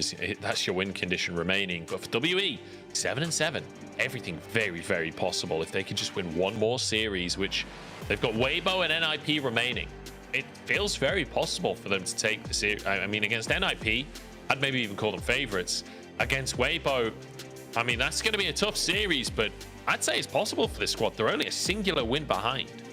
Most definitely. Weibo are looking a little bit shaky themselves in the recent weeks, so I wouldn't be surprised if they were able to challenge Weibo for a run of their money. Is that the way you say it? A run for their money, yeah. A run for their money, yes. Anyways, I think WE, when you have Hope and Shanks onto your roster, they look so good. Hope getting the Zeri, I believe 2 games in a row. He just looked amazing, and definitely something that you should shut down early on in the banning phase because you can't ban out Shanks, it seems. No, you just can't ban out Shanks. He'll just bring out wackiness. These control mages today have been fantastic from him. We all know how good his Silas is in any old situation, but the Cassiopeia, the Rise, the Veigar, they're all looking fantastic from Shanks recently. He seems to be having a fantastic couple of weeks for himself.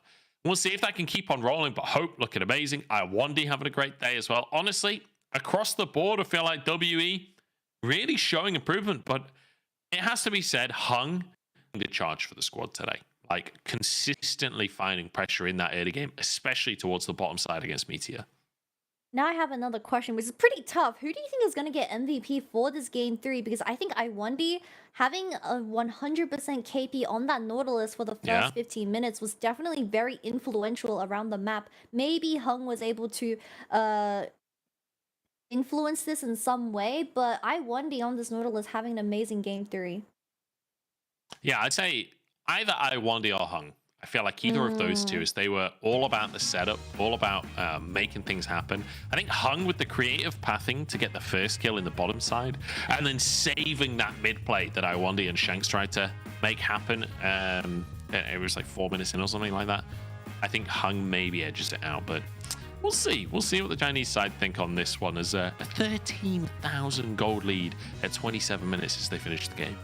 Still relatively impressive that LPC was able to out-damage Hope on the Jinx when he was 0-4 in that scoreline, but there's just so many things to hit when you look at WE's team composition, the Nautilus, the Vi, the Scion, but nothing was dying, especially picking up that Mountain Soul. I mean, these drafts for the past 2 games have really just handicapped the potential of LGD, and hopefully they go back to the cooking side and they come up with something new, because it's not working out. I certainly hope so, because I'm hungry. I'm hungry for something that's well cooked. Not badly cooked, well cooked. We'll have to wait and see. We'll jump into a quick break, and then we'll head into our second series between RNG and Ultra Prime. Time to just bend, and it's kind of pick your poison on what you let get through. They picks Draven, and they're getting poisoned now as Hansama just cutting through. In terms of overall damage, that's the knock. Gosh. Easy combo. Jack Spectre on the backside, untouched for now. Jack Spectre desperate to get anything back, but Caps is just so beefy. Now looking for the 1v1 versus because Hansama's killed 1 carry. He wants to kill another. Is it a penta? Is it a penta? Oh, the penta for Hansama.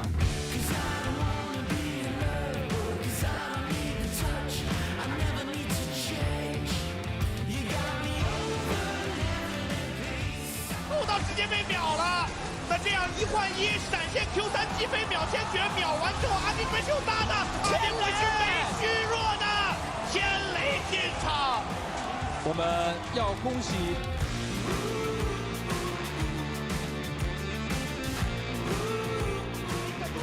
네. 아니, 이게 바이가 짚히는 그래서 한번 달려요. 이제는 이런 거 잡을 딜도 안 나오는 건가요? 그런데 달려서 베리리 그나마 메가나르라서 최대한 반격을 하긴 하는데 네, 그다음에 올리고 플레타의 비사 아니 플레타가 지금 다 포드라키 플레타가 뿌이났다 어디까지 갈 수 있어요? 어디까지? 크게 그런데 다다다다다다다다다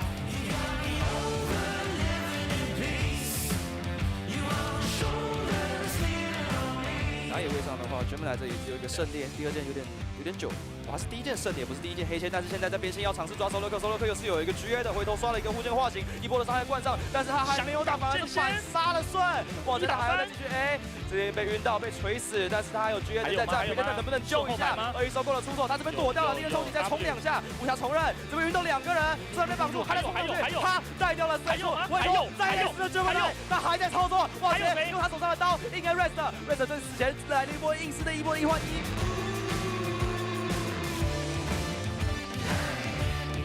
So, the 1 minion that's coordinating, this is his hook. The Shy gets engaged upon, and the Shy is dead. Keeper's verdict will separate this, but now it's turned into a little bit of a pinch. Double kill coming in for Gala, and he dances around this fight. Look at him just putting in the damage. Gala gets another kill. Quadra kill for Gala, and you know what he wants. You know what he needs. He's gonna push forward, and look for the Magic kill.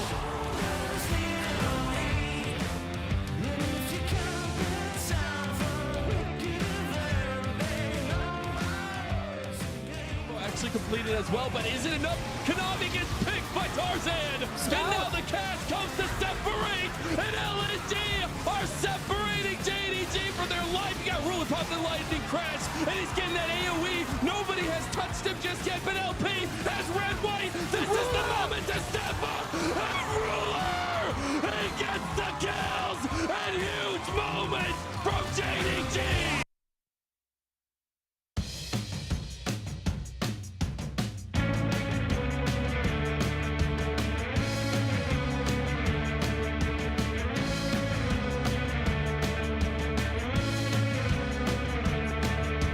Oh, I do surrender. I'm down on my knees.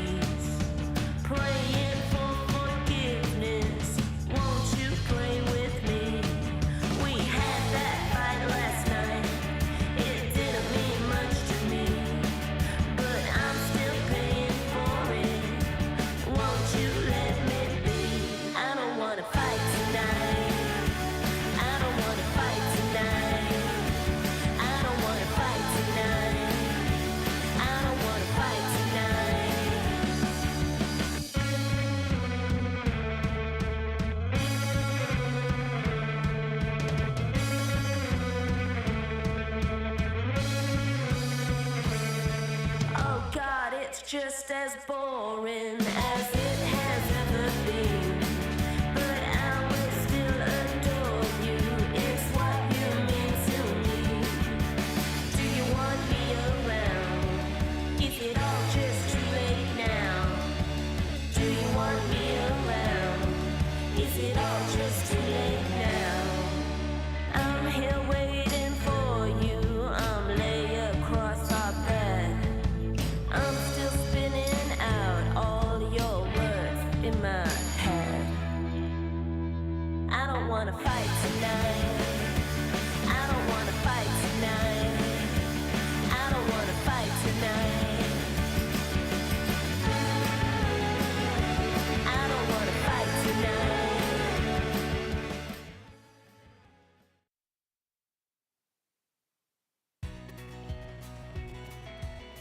Welcome back, ladies and gentlemen, to the LPL. WE absolutely blowing everyone away with a 2-1 over LGD today and looking fantastic in game number 3. But we're ready to jump into our second series already. It's RNG versus Ultra Prime and Munch, joined by Kitty, as we've had kind of a banger of a first series, like very, very fun games, very close games until that third one. And now I feel like we're coming into a second series where we've got a heavy favorite, right? RNG, it feels like they're finally warming up. It feels like this new roster that they came in with this year, with Angel coming into the mid lane, feels like it's finally starting to work out. Yeah, very heavy favorites, but we need to remind everyone that RNG, they are also 6 and 7, where they're sitting in that 10th position for playoffs. So this win also means tons to them, so they can't drop the ball just quite yet. But my main narrative with these two teams is that I think RNG, they really depend on Gala. We see they find the most success when they play a utility mid laner, a utility top laner, and Wei also playing something like the Maokai that gets Gala ahead. And the Kai'Sa Penta was just so memorable coming to the spring split. But on the other hand, Ultra Prime, they share a very similar team identity where Doggo is also the hyper carry. Of course, they subbed in Forge for today, which does have a lot of melee champions up his sleeve. I still think all eyes are going to be on the ADCs of this game. Yeah, Forge, a player that is definitely known for things like his Akali, his Sylas, these kinds of melee mid laners. Coming into Ultra Prime, we'll see if the roster change is going to be able to impact how this team functions. But for RNG, I mean, this is pretty much the roster that won MSI. The thing is, you swapped out Xiaohu, right? And the story of this split so far has been, first off, like, you know, they had Bunny in and it all got a bit weird to start things off. But since Ming has rejoined the roster, since Angel's been playing consistently, it's a question of how well can they mesh? How well can they play proactively? How well can they play towards their game plans? And it has started to look a bit better recently. It has started to look like they're able to get some of these wins a bit more convincingly. I mean, their last two series, 2-1 over Weibo, 1-2 to BLG. But both of those teams above them in the standings, both of those teams in the top 5 of the LPL. So just being competitive in those series, already a massive upgrade from earlier in the split. Yeah, they even took a series away from TT, where they took a series from Top Esports. So it's just a never-ending food chain up in the LPL split, as we don't know which team is better than which. But RNG, with Angel coming back as well, I think as long as you get your spot into playoffs, there's always a chance of winning the entire thing. It certainly is. I mean, with the just sheer name value on this RNG roster, they're always going to be in that conversation. You can always believe in that kind of miracle comeback. Breathe is in the middle, Brush in the bottom lane. This is all kinds of cheesy coming out from RNG. Perry pinging that the enemy top laner is missing right now. Out. They know. Baolan, does he know? Knockup gonna come on through. Ming there with the stun as well, and Ming blocking Baolan's escape. Oh, it's cheesy. It's so cheesy from RNG, and I love it. RNG says, screw playing a traditional, screw playing standard. Breathe coming in with a spicy level 1 bush cheese, as he's just going to TP back up in this lane and lose out on perhaps 3 melee minions only. He's not gonna TP. Yeah, not bad. Not bad. Okay, there we go. Like TP comes through. I mean, you said it earlier on today, Kitty. When you're playing a Scion, there's a lot of space to be creative. Well, There's the creativity for you from RNG. They're certainly happy to change things up. And we were just talking about leadership, shot calling, like how well this team meshes and figures things out. Well, certainly figuring out creative ways to approach League of Legends today. Most definitely, and the Sion is going to naturally get pushed in by the K'Sante as he does have a little bit more damage threat, so it was very to be expected from Bree to get his bot lane ahead as the kill into Gala. We know what he will do with only 1 kill and a slight gold advantage. And it's really tough when you're playing Aphelios into this lane and the Zaya's already ahead of you. Like, the feathers already do so much damage. She already outranges you in a lot of situations when that W is available. Gets those feathers behind you. It can be incredibly tough to play up against her when you're on the short-ranged weapons. We'll see how that's going to pan out on the bottom side as Ning. Looking for the skull to crab up on this top side. You can see the answer from Wei down on the opposite side of the map. So no jungle interaction for the time being. Yeah, no one has been spotted from the ward of Ning as he is just taking that top lane scuttle, but the only thing that is a bit reassuring for the bottom lane of Ultra Prime is that Gala doesn't have cleanse, so once Doggo does get his Gravitum online, they could potentially look for a kill angle with Ning with the amount of setup that we are able to provide early on into the game. Certainly could be an opportunity. And I feel like that has been the kind of the story of Ultra Prime, right? The fact that these IG world champions joined Ultra Prime, rejoined pro play.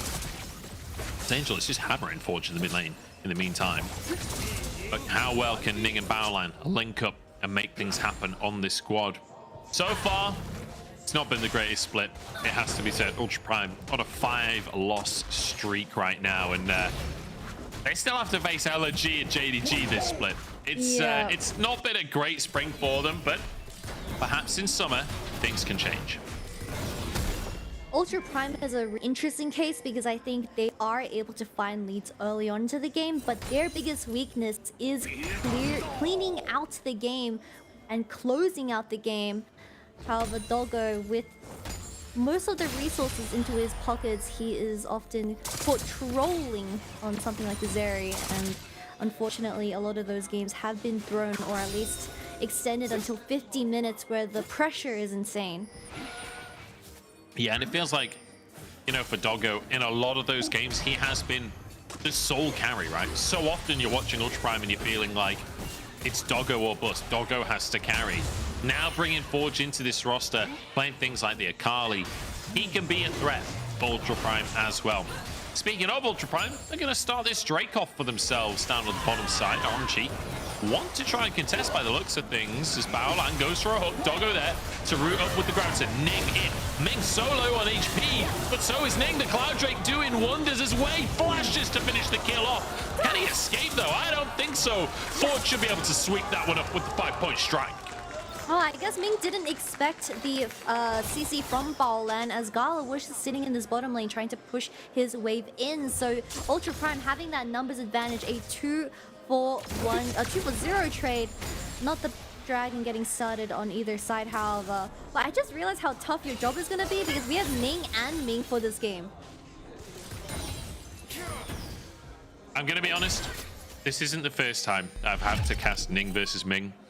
And I really was hoping the last time was the last.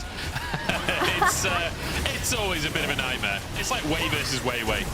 As you can see, like you say, Ming, not expecting that.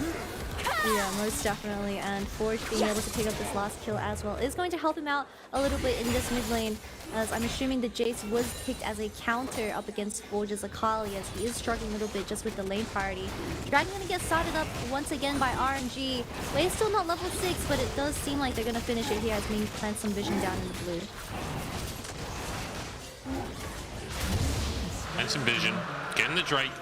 Good stuff from RNG to start us off here. 2-2 on the scoreboard, but Ultra Prime staying even in gold at very least.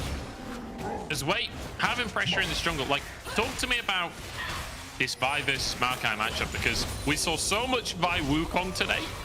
Is there a similar kind of advantage for the Vi over a Maokai? It is a really big breath of fresh air because you also have the Leona and Nautilus coming in for this first game, but I'm expecting so much counter jungling from Vi because you really do excel at those early game 1v1s, while Wei is trying his best to scale and get his demonic embrace online ASAP, and then you start controlling these major objectives. So if Ning is able to get his hands onto the tree, catch him off guard, and start creating that lead, Ultra Prime with this Akali as well could potentially bounce up this tempo. Potentially they could find those advantages. I'm keeping my eyes on Forge, not only fresh to the squad, but a player that I feel has got better over his time in the LPL. Like, I feel like he was a player that received a lot of criticism from the casting crew when he first joined the I think he was on Rogue Warriors for a long time, but I feel like he has gradually improved over the years, and now fairly reliable melee mid laner. Breathe 2v1ing for the Herald right here. Ultra Prime will finish that one off, but look at this, the whole squad coming. Harry trying to get onto him, the all out just to try and escape, and he will be able to do so. Ultra Prime, they get the Herald and they get out to safety. If you just focus on the mini-map, you see the entire RNG squad make a loop around bottom lane, and they're like, oh, the Herald's being done. And they just walk in as a 3-man unit, but it's already too late. So really well played from Ultra Prime. They do pick up the Herald scot-free, and RNG getting a little bit out macroed here as they don't really get any return. Picking up the first dragon, it should be just fine. I do expect Ning popping this Herald towards the bottom lane for Doggo just to make up for the first blood going to Gala's hand. Well, the Herald is actually in Harry's pocket, so Harry would either have to drop it from base or go for a very, very big roam to be able to get it to the bottom side. So at least there's something that came out of Breathes pressure, forcing it onto the wrong player. It's just a question of whether Harry could actually push this wave enough to get a Herald down to the top side. I mean, I guess if you do get an item advantage against Sion, there is an angle where Cassante starts solo killing the Sion in the side lane, but after around the 20-minute mark, this Sion is just an absolute tank, and you won't be able to find those kill angles as the Cassante, and you have to look for 5v5s instead. So perhaps Harry does drop in his own lane, and he starts adding extra pressure on the side lane as you are playing up against something on Desire alongside Akali. It is going to be tough, but if you burn the ultimate early on and a misplay comes out of Gala, it could potentially be good for the side of Ultra Prime. I mean, that's scary. When a win condition is Gala having a misclick. Gala is one of the players that just, he doesn't make mechanical mistakes. His team fighting is too insane. That's I'd true. be worried if I'm Ultra Prime, and that's the win condition I'm looking for. There's an attempt on the top side here. Ning moving into the lane. Breathe the target. They're trying to set up a window for the Herald, but Breathe playing well, keeping himself safe. He's so thick. I mean, we do see a lot of attention being shown from the side of Ultra Prime towards the Sion lane, while Wei has been consistently hovering the bottom side. And I think in the very end, you always want your ADC ahead. I mean, Cassante is it is going to hurt a lot in terms of 5v5 senses if he's able to get his hands onto the backline, but up against something that's like a fed Zaya who has been pushed up and collecting plates herself, I don't know if this is the play for the early game. Yeah, I'm not so sure. Angel in trouble. The acceleration gate is there. Flash available for Angel. Not going to use it for the time being, and everyone walks away. Angel just stands and tanks the damage. That was both ults. He's still half HP. Baolan goes in, Feathers called back and gets the root as everyone charges into the play, but Ming is tanky this time around. You don't get it again. It's a triple kill for Gala as Breathe charges into the play. Doggo forced to flash, forced to cleanse, and RNG, they're cleaning up. A triple kill for Gala at 11 minutes and 4-0 in the hands of this Zaya. This Zaya looks unstoppable already as she was the difference maker in that skirmish. Doggo wasn't there, and with the Gale Force being available beforehand, he was just one-shotting everyone as Baolan thought he had an angle, but joke's on ya, because Gala is here. Yeah, I mean, it's just looking at the player cams as well. Angel off the back of that play, he just looks bored. doesn't look even remotely interested in how ridiculously well that play went for the team. It's just another day in the office for RNG as they managed to find a ridiculous fight. And Angel, the play starts with 2 ults being burned on him. You get chat energy from Angel. He just flicks the rest of the team away as the Maokai also goes wide. But look at what Balan does here. He thought he had an angle here, but the Aphelios is not in the fight, and that is one of your main damages as the Kong didn't have the ult from previously, and even the top lane ult TPing in and also connecting the ult onto Doggo, forcing both summoners. I do need to say, Munch, the only emotion that we got out of Gala's face is that he got a pentakill and he did a little smirk. That's true. That's true. Gala, he's known for his poker face multi kills. Like at this point, he's used to it. He's used to being the guy getting the pentakill. We all know him for it. And I love that Breed arrives late on the play there. Basically, uses the ultimate and doesn't actually get a kill or anything, but he got 3 summoners out of that ultimate. 3. That is such an insanely valuable side ultimate, even if it never led to kills. Like for the next 5 minutes, any of those kills onto Doggo or onto Forge, they could be chalked up to Breed's previous ultimate. Yeah, and the scary thing is that Wade did not need to burn a single flash for that kill, and he is free to do whatever he wants in the next fight as Doggo, Forge, and even Baolan not having the flash available for this next Herald, which is going to be spawning in 30 seconds. If RNG gets there first and set things up, it does seem impossible to walk in, but Wei is now hovering the bottom lane, perhaps just taking down this tier 1 tower for Gala. Yep, Gala moves on forwards, and you can see the respect from Doggo just fully retreated. Accepts that he's going to lose this wave at minimum. Probably the tower, as Gala won't even keep the tower up to try and deny CS. He's just looking to push as fast as possible because Herald is spawning. It looks like Ultra Prime are going for it immediately. They are here first, but remember what happened last time? Breathe was zoning 1v2 of this Herald, and Ming is rotating now as Scarlet. I'm assuming he's going to pick up his second item with the amount of gold he has at this 14-minute mark. Very close, not quite. Second just quite yet. It's very close though, as you say, a TP coming out from Ultra Prime. They really want this Herald. They're really committed to taking the Herald. They get it for themselves, a big shock blast onto Baolan. But this time, Ning getting that Herald for himself, crucially. But now RNG off the back of resets, off the back of tempo, they have the inside track of the mid lane. Yeah, they're just gonna chow down on this tier 1 tower and open up the map even more. Ming's Hex Slash just bumps his face into the wall. But Gala, so scary on this Xayah. You already see the item differential between this Aphelios and Xayah, as I'm assuming give it another 2 minutes and then Navori will be in the hands of this ADC. And that is terrifying when you consider that on the opposite side, Doggo's not even finished his boots. Like, it's a terrifying difference between the AD carries when it comes to the gold right now. And, I mean, there we go. The gold difference, 2,300 between our 2 AD carries. We're only 15 minutes in. That is monstrous. And on top of that, as insult to injury, like, yes, Ultra Prime, they got themselves a Herald. But in the meantime, Gala got local gold for 2 towers in trade for that Herald. Yep, hopefully Ultra Prime can really utilize this Herald as it is in the hands of Ning this time around. Dragon is going to be spawning in 1 minute. Flashes are all online for RNG. And we've been saying this, you need to get your hands onto the ADC, but Gala's on something like the Xayah. Unless he makes a misplay, it is impossible to kill. It's really, really tough, but perhaps Ning and Forge is like a diving duo can make something magical happen. The Gale Force there as well for Doggo. It's Harry, Ning, Baolan getting collapsed upon. They thought they were making the play towards Angel. But RNG, they don't overcommit, they don't overforce this. Drake up in 30 seconds, and that is their target.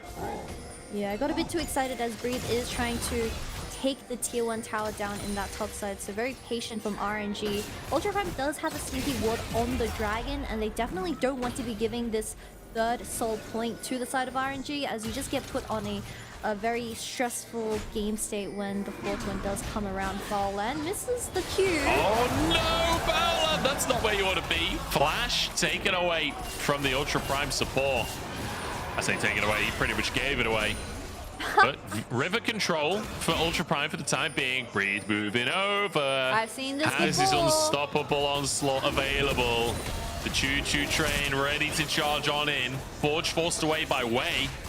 Drake started here. Ultra Prime really committing to this one, but they're just slowly but surely getting whittled away by RNG. The green-white is available for Doggo. This Angel is finding a flank. Ning sees this. Oh, Angel flashing towards the rest of his team. The solar flare comes in. Angel surviving and keeps himself alive on the back of the play. Bao and now in trouble as the Gale Force is there. 2 kills for RNG. Gala to finish one and more flashes forced by Breethe's ultimate. He flashes forward to find the roof for Gala. It's beautiful stuff on the Zaya, and it's 8-2 now in favor of RNG. RNG is dumpstering Ultra Prime in all these team fights. As Gala just having the time of his life on the Zai, even flashing forward with the ultimate and getting a return kill in terms of that. But Ultra Prime, they look so messy in terms of what they want to do in these dragon fights.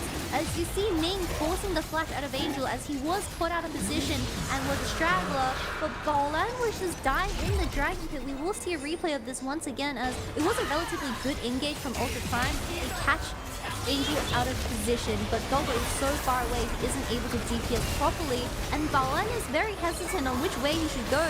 Gets caught out by Gala from just a single route, and there's only 3 members left for Ultra Prime, and now the ultimate from Breeze, forcing so many dashes, flashes, and Gale Forces, still gets a kill into Gala's hand as he just flashes forward. Yeah. And I love that, you know, earlier on, me and you were talking about how difficult it's going to be to kill Gala because of his ultimate, because of his flash. I was not even using them defensively. He's flash ulting forwards to get kills on the enemy top laner. I don't think Gala's feeling pressured this game. I don't think Gala's worried about the enemy diving him. He's worried about diving the enemy. Call an ambulance, but not for me moment. As is Vi and Cassante really struggling with this Zaya pick. But they have tried their opportunities onto Angel, but the 2 times we saw Ning ulting onto this chase, not a lot of things as a return. As the map state, no outer towers for Ultra Prime. It's going to be really hard for Ning and Baolan to set up vision. This Baron is going to be online here. RNG now, like you say, setting up vision on the top side, clearing away the control wards, and potentially finding an engage onto Forge. Ning, a very deep flank out from him. On Gala, ultimate available for Gala. In Gala perhaps being a little cocky with his positioning here, but Alan won't find the hook. He's onto Ming instead. There's the knock up towards Gala. He uses the Feather Storm pretty early on in this one. Forge trying to dive on in, but they just don't have the damage to take Gala out. Gala's still going as Ming gets a kill with the Eclipse, but Harry on the backside. Perhaps this is it. Breathe gets one. Harry gets a knockback. Jumping onto Angel here. Another kill taken. Doggo stacking. Way in trouble. Dodges the counter from him. It's Doggo. He's got shurikens, but Breathe's got more HP. The Sunfire came to shut down the triple kill. You can see the brain process of Doggo. He's like, wait, Breathe isn't dying. Let me auto Wei one more time, and Wei, some reason, walked back in and gave that triple over, but this Sion is getting out of control. Relatively even fight as it was a 3-4-4 trade, I believe. Maybe even a 4-4-4 trade as a force does ensue here, but Doggo, 0 deaths on this. Yeah, sorry. What did Gala do? I was gonna say Gala turns to the admin. It's like, guys, my screen is grey. I don't know what's happening here. Can we pause the game? Something's wrong with my PC. Something is definitely wrong, but you saw the hard force coming out of Ultra Prime as Gala. He only had that ultimate available. He didn't have the Gale Force. He didn't have the flash, so they just locked him down. Baolan surprisingly surviving for a very long time, only on 1 HP, but it just seemed like a relatively messy fight, and I think if Wei was able to create that space as the Maokai with his ultimate correctly, they should never be in that position. So it is a comeback from Ultra Prime, but Breathe is another problem to be concerned about.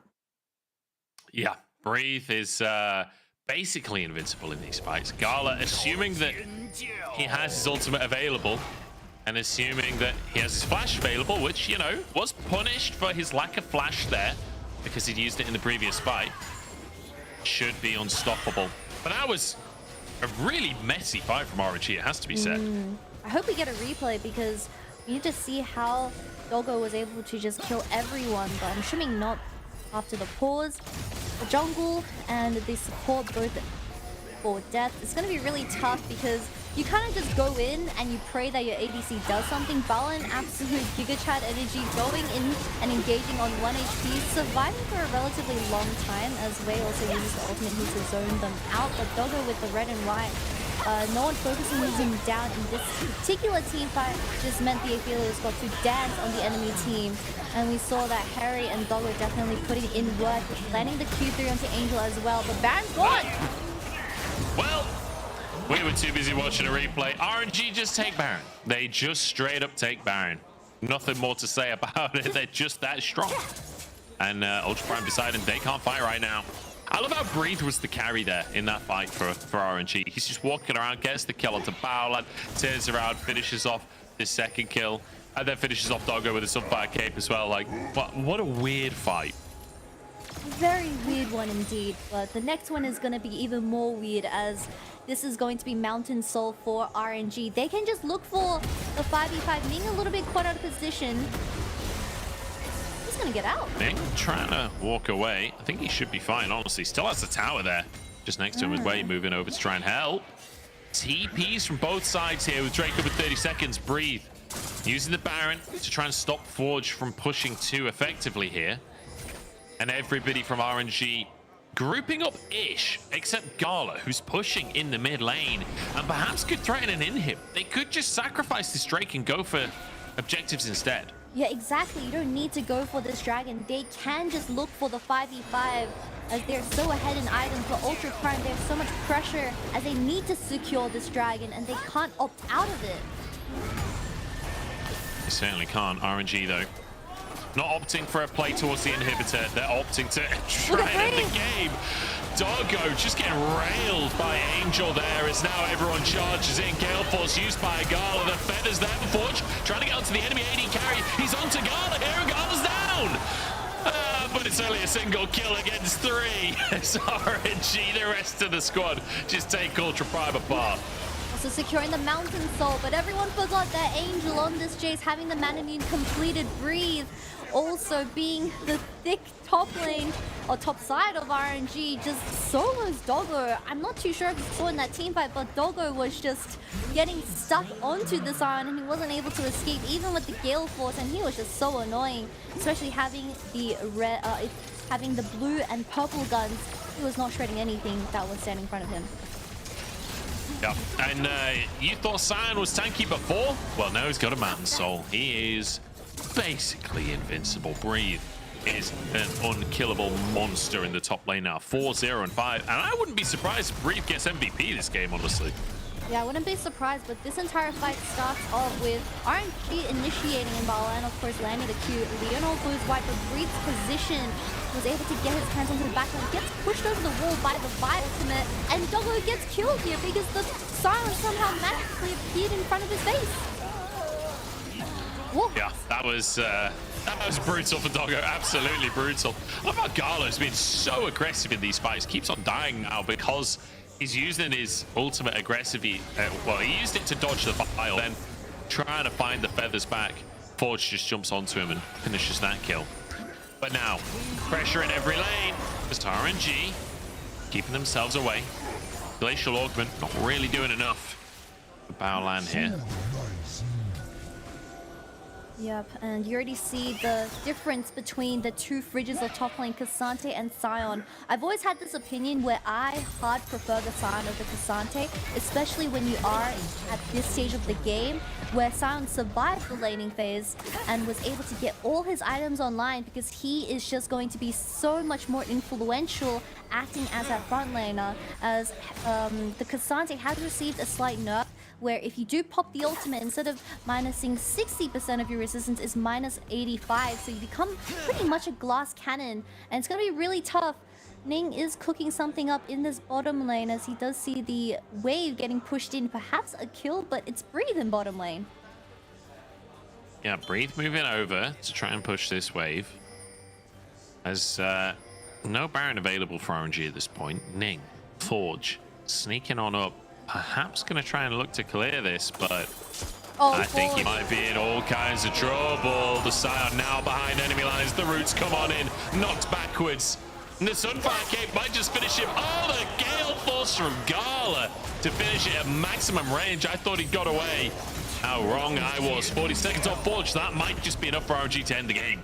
Yeah, 4v5 numbers advantage, and they are pushing in this mid lane while the mid wave is still stuck in the middle. How many times am I going to say mid? But RNG, they can just end here. They've got 4 minions to work with. Someone on Ultra Prime has to clear that cannon. Doggo trying to step up, and Ming tanking for it. Breathe stepping forwards. Gala needs to get hit onto the tower. Root comes on through. Solar Flare onto 3 here. First tower down, and another wave arriving for RNG as Harry taken low, rooted up, knocked up as well, but keeps himself alive for the time being. Onto the tower, his Ning dives the backside, and the Bender Storm just eradicates him. Double kill for Gala. The Nexus now open as the waves get shredded. Another wave moving over in the bottom side, but they don't need waves. There's no towers at this point. Gala just wailing on Harry as Doggo trying to defend. RNG could just hit the Nexus. They could just hit the Nexus, but instead they want this by Harry with the all-out Gala, but taken down in the end. Forge turns golden, but he will not survive. Breathe with another, and RNG feeling good about this 28-minute win. Cheeky Gala just extending this game by a mere few seconds, but that does mean an extra 2 kills into his pockets. An amazing game 1 for RNG as they stomped Ultra Prime in every single team fight. This is exactly what we want out of the form for RNG as they want to secure this position in playoffs. Yeah, and it's kind of what you said before as well, where for Ultra Prime, it's not like the laning phase went tragically terrible or anything like that. There was a bit of cheese from Breathe at level 1. It wasn't necessarily that their early game is appalling. It's just that as soon as it came to coordinate team play, RNG were just leagues ahead of them, and it felt like RNG immediately took control of the game. And once they had control, they never let go. Fantastic stuff from RNG. And Ultra Prime leaving something to be desired there, and definitely will be warding that middle brush in future. Most definitely. We don't see this very often anymore, but supports used to just plunk a ward in the middle bush and then go back for a sweepers. Maybe that could have changed the early game for Ultra Prime, but in the very end, I think it was just how well RNG was able to fight every single team fight, and it was just wonderful to see because I think they share the same team identity where they both excel at team fights, but RNG is just so much cleaner. Yeah, RNG making it look easy, honestly, in game number 1 of this series. Gala, kind of the king of the early game, sort of threw his lead away, honestly, towards the later stages of things, but Angel and Breathe happy to pick up this slack there. I feel like Angel was a quiet carry across the course of this game, right? Doing a lot of damage on that Jace, but not necessarily sweeping up the kills. And Breathe there, I mean, we all saw Breathe's impact in those team fights, the ultimates popping all the summoners, but also him just walking forward with the Sunfire Cape and finishing kills off. Yeah, most definitely. As we see the difference in damage just in that mid lane, we said that Forge on the Sakali, he had to look for those flanks and get his hands onto Gala, but we never saw that once, as he just had too many items. But even Doggo picking up that LDR extremely late, he wasn't able to kill anything because Mountain Soul, it was just all working in the favors of RNG, and Breathe nonetheless gets MVP. Certainly does. The Scion coming on through 5-0 and 8, 3,500 gold lead at the end of the game. And his ultimate so impactful. Even though they weren't necessarily getting kills a lot of the time, they were forcing summoners out. That meant that Ultra Prime then couldn't play as aggressively, couldn't try and contest these objectives, and ended up getting taken down. So fantastic stuff coming out from Reed. Honestly, a phenomenal game on the Scion, it has to be said. Yeah, he was able to find so many angles where he was able to get onto the backline as a Scion, which is something you don't expect. He just utilized that TP so extremely well, and he was bursting a lot of flashes in those team fights, and those flashes being burnt just affected the rest of the map state. Well, we're ready to jump into the second game of this series. Because we were over at WE's arena in Xi'an to start us off, we are slightly behind the live feed. So the second game is already underway. We've got our picks and bans available, so we can take a look at what's been locked in here. Ultra Prime getting themselves a Zeri this time, and it's against that Jinx. A Blitzcrank down in that bottom side alongside the Jinx. Yeah, it had to be a blind Lulu, and then RNG Ming just said, screw it, I'm looking in the Blitzcrank, and hopefully we get to see just the same amount of aggression coming out of RNG's early game, but this is something more traditional from this team, as Angel is on that Annie mid lane, 3 utility champions, and it's all about Gala once again. But Ultra Prime, Zeri, in Doggo's hands, I think it is the only champion that Doggo has looked extremely comfortable on, and the wins that they've managed to scrabble in the recent weeks has been because Doggo pops off on the Zeri. I feel like this game is weirdly like season 1. Like Xin Zhao, you've got the Rise, you got Lee Sin, you got Annie, you got Blitzcrank. This is full-on season 1 gameplay right here. Yeah, Sion. Actually, yeah, maybe Sion was out in season 1. Yeah, I think you're right, actually. It's a very different version of Sion, but Sion nonetheless. Yeah, he was hideous. Xin Zhao as well, very different champion now to what he used to be. In fact, even Blitzcrank got a rework since then. Rise got 1 or 2 reworks, I think it's fair to say, since season 1. How many reworks? Yeah. Like 7? Definitely more than 2, to say the least. Oh, here we go, RNG once again. Trying to get cheesy with it, but the wards come out. You see 1 in the tri brush and 1 in that middle brush as well. They're not going to fall for Breathe's antics once again. Yep, they are playing 100% safe, but Ming using the best Blitzcrank skin. I don't want any other opinions because this is just facts. As he walks up with this one. Looking very Hilt-over cool. Customs. Yeah, the Hot Wheels Blitzcrank coming out. And we'll see. We'll see if we can find the hooks. Oh, we're getting cheeky. We are getting real cheeky. Oh, Angel sneaked over. He's got the stun. He's got the stun. Forge stunned up the flash hunt to get him. Forge flashes, but there's no way out of this one. And RNG once again find themselves a cheeky first blood. What a series from this squad. RNG, they are cooking as they're doing the strat from the Heretics BDS game. Breathe is going to do this Raptor camp with Wei, and then he's going to go to red buff with Wei, and he's going to do all 3 camps in this bottom side, and then Breathe is going to end up in the bottom lane as they're going to force a push, and then tower dive. Can they pull it off though? They don't have CC from the bottom lane of Ultra Prime this time around. We'll have to wait and see if they can pull it off. Wei going for that red buff. As the ward there will spot out Breathe doing these krugs. So full information for Ultra Prime. Doggo and Baolan moving over to try and contest, try and do something about it, but they are still 4v2. Can they actually do anything here? Doggo and Baolan not exactly got a ton of pressure on a Zeri Lulu at level 1. Forced away from the tower, and look how much Doggo is going to miss for this. Wei actually just goes in onto Doggo here. Ming looking for a hook. He'll have to thread it through the minions, though, if he wants to find it. That ward is getting so much value for Ultra Prime. Sonic Wave won't land. Ward finally cleared, but Doggo lost so many minions from this play. It is 14 CS to 1. And Breathe, he doesn't care because he's a Scion. I mean, compared to the LEC edition of this strat, this has been a lot less chaotic, but it did what it was meant to do, and it put Doggo behind. Although not dying once in that early skirmish, he is now so behind in terms of minions by only the 3-minute mark. So I would say that that was relatively successful. Yeah, I mean, yeah, 22 to 4 CS. I'd call that a success. Wei coming back to try and threaten a dive. You've got a Blitzcrank to make it happen. He's got Ignite as well. Ming is going aggressive. Flash forced out of Baolan. Doggo trying to get in, trying to get these waves. That's already a plate, a 3-minute 20 plate for Gala. I love the LPL Munchables. Ning, you can't dive a Scion, especially with an Aatrox. He's just going to revive back from the dead and trade a 1-for-1, so it's never worth it for Ultra Prime to play on the other side of the map. Ning, you need to path towards Doggo now and bail him out of jail, because he is currently down a plate and a lot of CS. Yeah, this is This is beautiful, honestly, from RNG. Like, a dominant lead to start things off. They're almost 1,000 gold up, and that's almost exclusively on Gala. In fact, individually, Gala might be 1,000 gold up with the lead that Harry is building up in the top side. Like, it would make a lot of sense. Well, okay, I'm getting ahead of myself there. He's 400 gold up, though. That's still a big deal.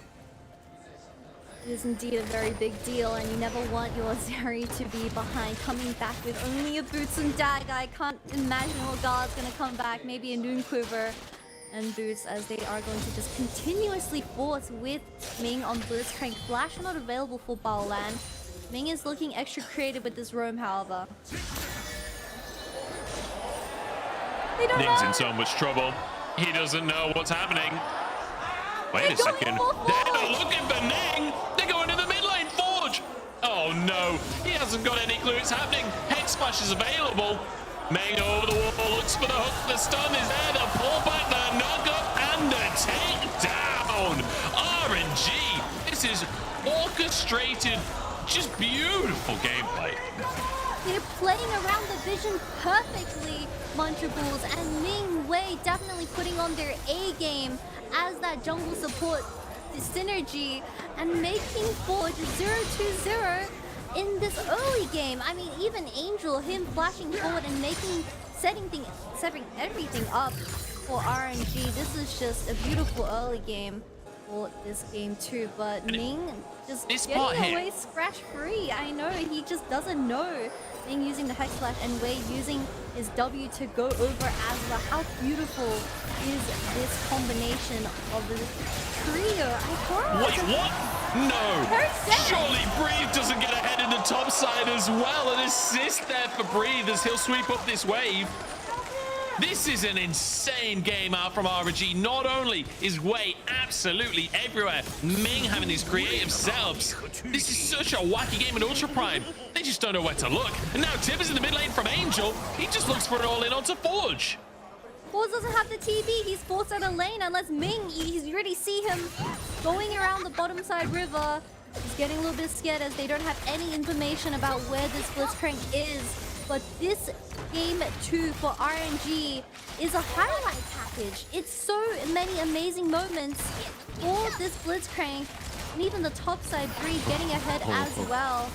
Oh my god, Munch, this game is so entertaining. I love it. Yeah, this has been absurd. This has been so much fun to watch as Wei will start this Dragon off. I can't believe we're only 6.5 minutes into this game. With how action-packed it's been, it feels like we're in a much later stage of League of Legends.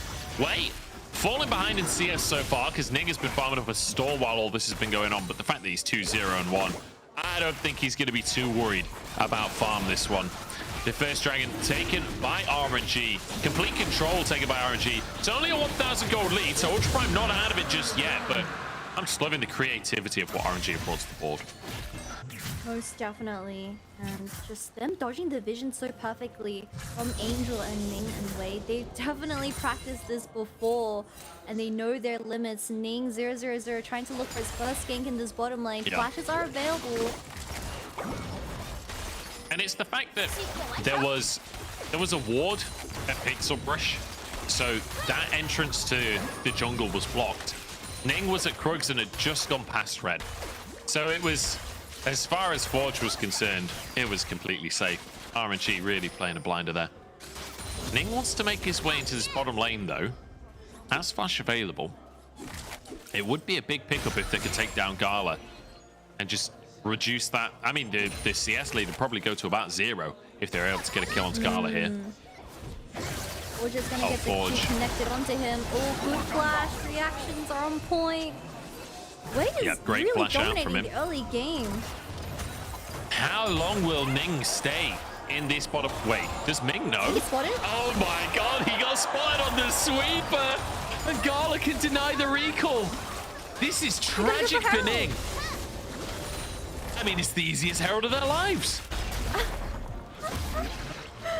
Breathe is pushed in, but it doesn't matter because your jungler isn't here. They even plopped down a ward, but it does not make a difference at the end of the day, as Ning desperately trying to get something into Doggo's hands, as he is the carry that Ultra Prime always sets up. Ultimate from Angel, not gonna, 2 ult from me. this is fighable now with those ultimates. Herald will be taken, but Breathe could be in trouble. Angel trying to get away, but low on HP. Harry, big damage there. Breathe to target as he kicks one away, but Breathe will fall. And Herald for a kill, but in the meantime, Doggo down. Both sums burnt as well. Bolan wasn't there to protect Doggo, and RNG took advantage of this, evening it out with a 1-for-1 trade. I'm assuming Ming was able to get a hook onto Doggo, and that's the only explainable reason why he had to burn the flash as well. And with the Glacial, it also had to pop the cleanse, but Gala, he's gonna pick up another play with the Noon Quiver and the pickaxe now, and they also obtained the Herald. I mean, this is just a masterclass from RNG. And with that bottom lane tower only having 3 plates, you could look to use a Herald there. Oh, I see. They just ran underneath the tower. The hook does land at the very end, but it was just a straight up tower dive from the side of RNG. They just take no mistakes from Ultra Prime as they spotted Bolan just missing from the bottom lane and burnt both summoners. So this is going to happen again. Wei is going to clear towards bottom, and Ming using the Hex Flash definitely going to make Doggo's life a little bit more troublesome. Alan and Doggo here as Ming moves in.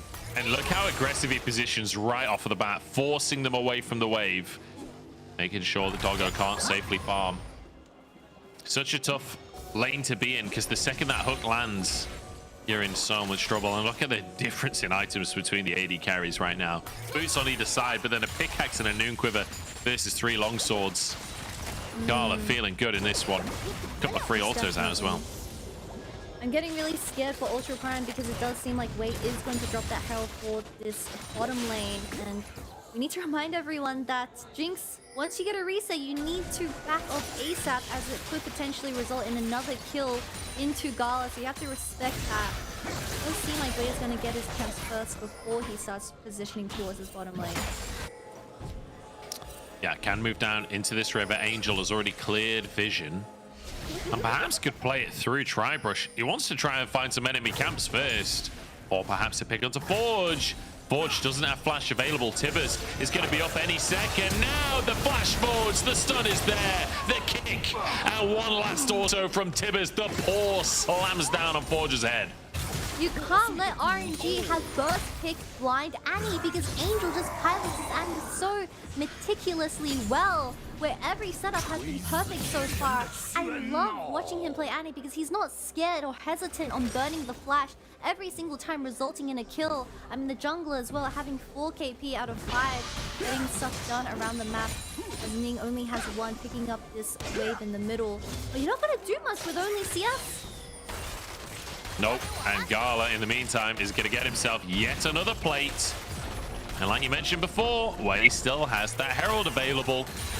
This tower is looking like a prime target for that, but I think Wei, realizing that Ultra Prime will know he wants to go to that bottom lane, he just keeps hovering mid instead. And now Herald down in the mid lane. That'll be 2 plates for Angel instead. This Annie is going the roller build, so she is going to be extremely tanky, but still we see the damage that he's able to put out in just a single combination. But being forced it back here, I mean, we don't see too much proactiveness from the jungle in support of Ultra Prime, as the scoreline now 5-1, and also 2 dragons in the hands of RNG. Harry, I think, being the only positive thing going for the side of Ultra Prime right now. But we've seen that Sion can comfortably neutralize those positives. We saw it all through the first series today. And we'll see if Breathe can have a similar impact to what he did in game number 1, despite that massive CS discrepancy. I don't think he minds too much. A lot of that down to the shenanigans in the early levels. Kraken Slayer now finished for Gala, as well as a couple of bonus daggers there on top of his boots.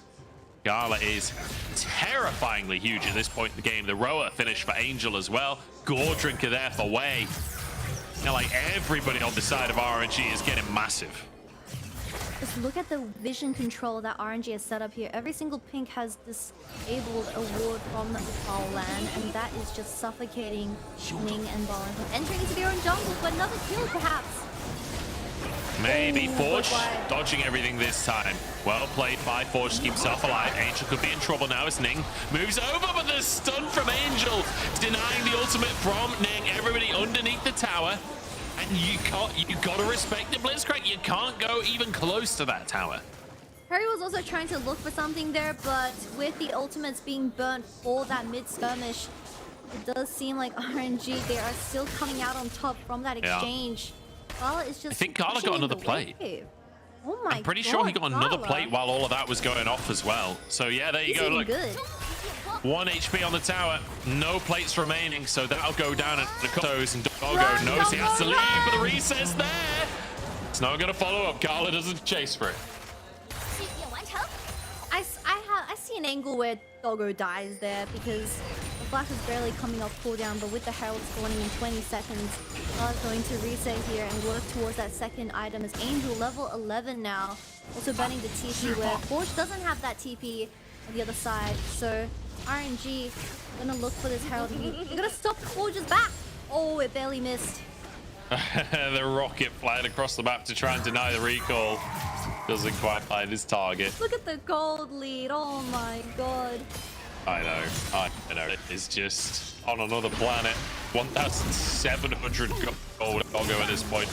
Ultra Prime gonna try and start this Herald for themselves. Still 5k on the health bar. They're taking it slowly.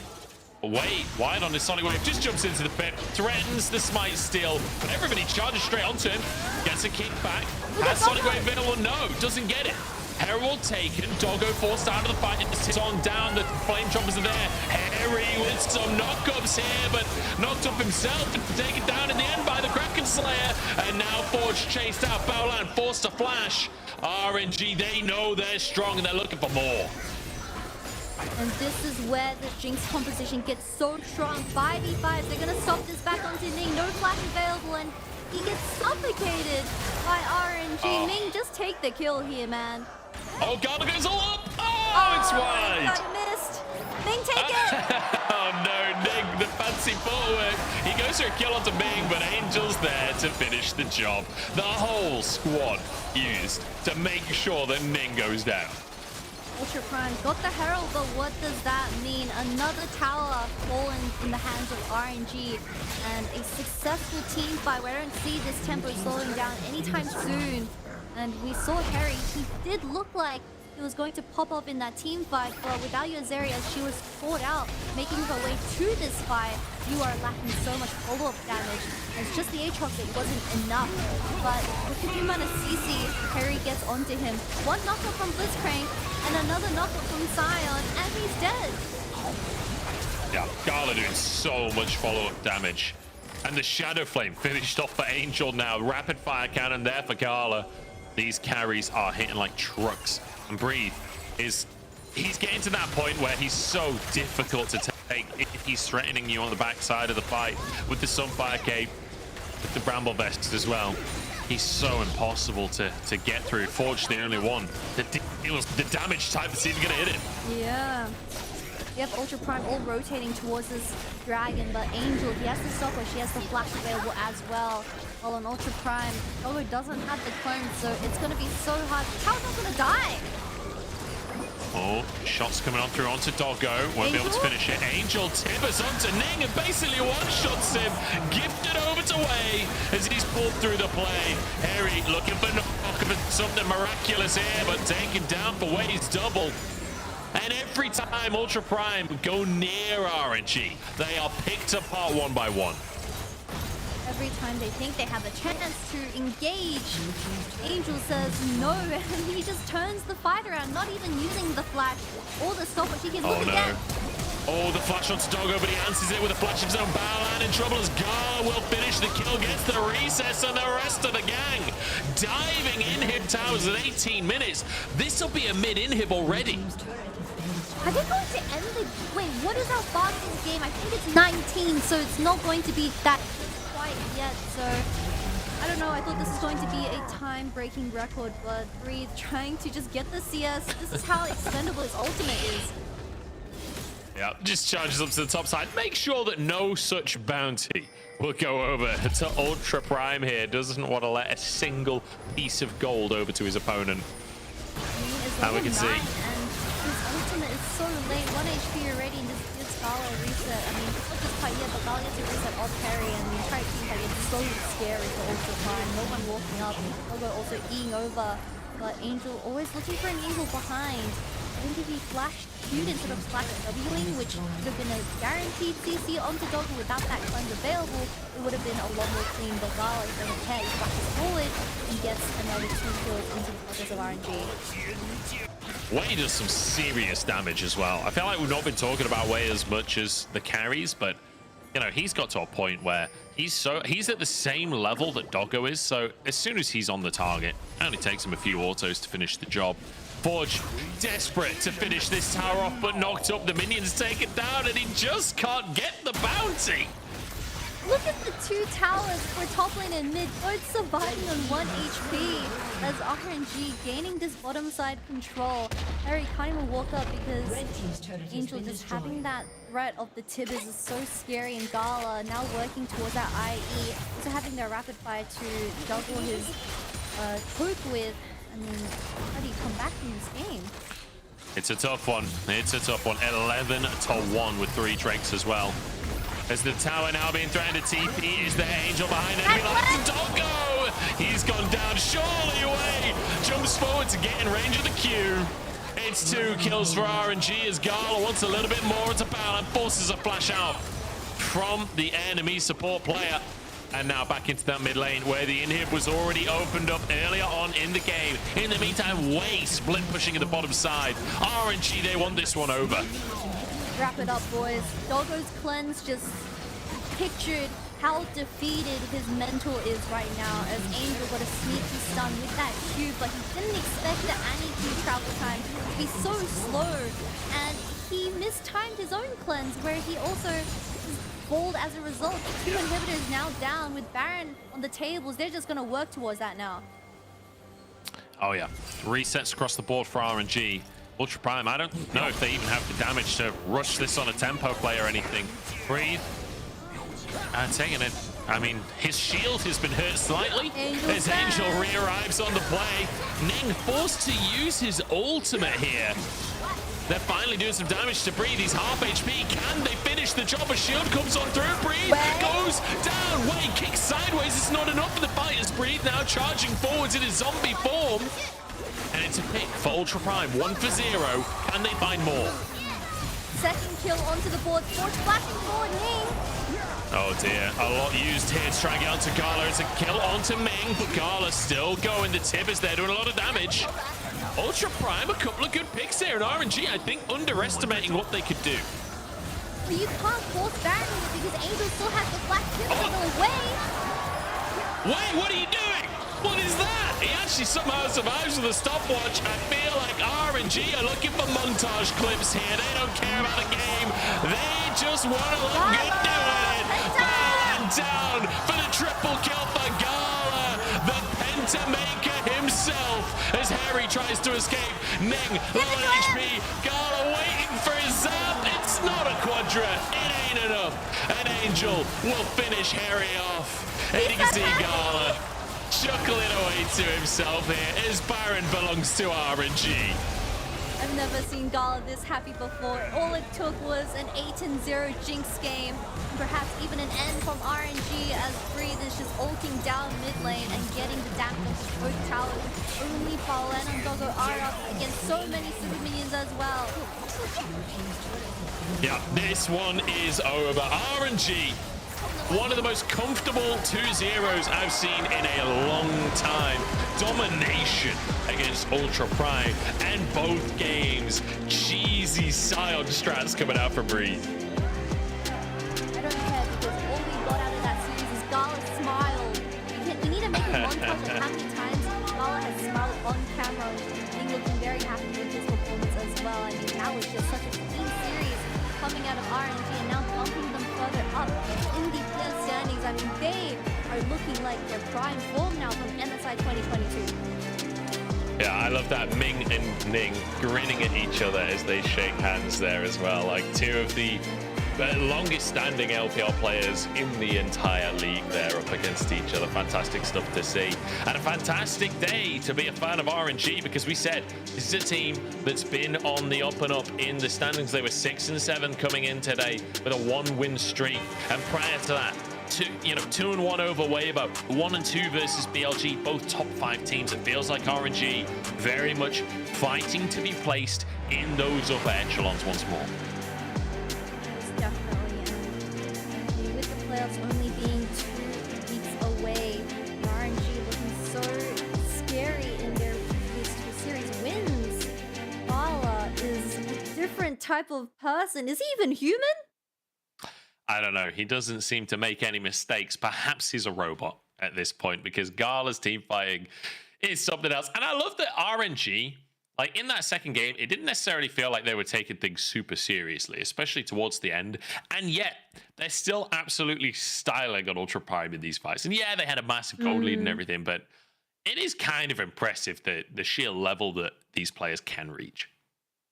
Yeah, most definitely. I mean, I think RNG coming in with that Scion technique and putting Doggo behind 2 entire waves at level 1 was perhaps inspired from LEC, and maybe we'll see it more in the future performed by LPL teams. But I definitely see that strat working as we, get into playoffs. Just look at the damage of between the carries, Munch.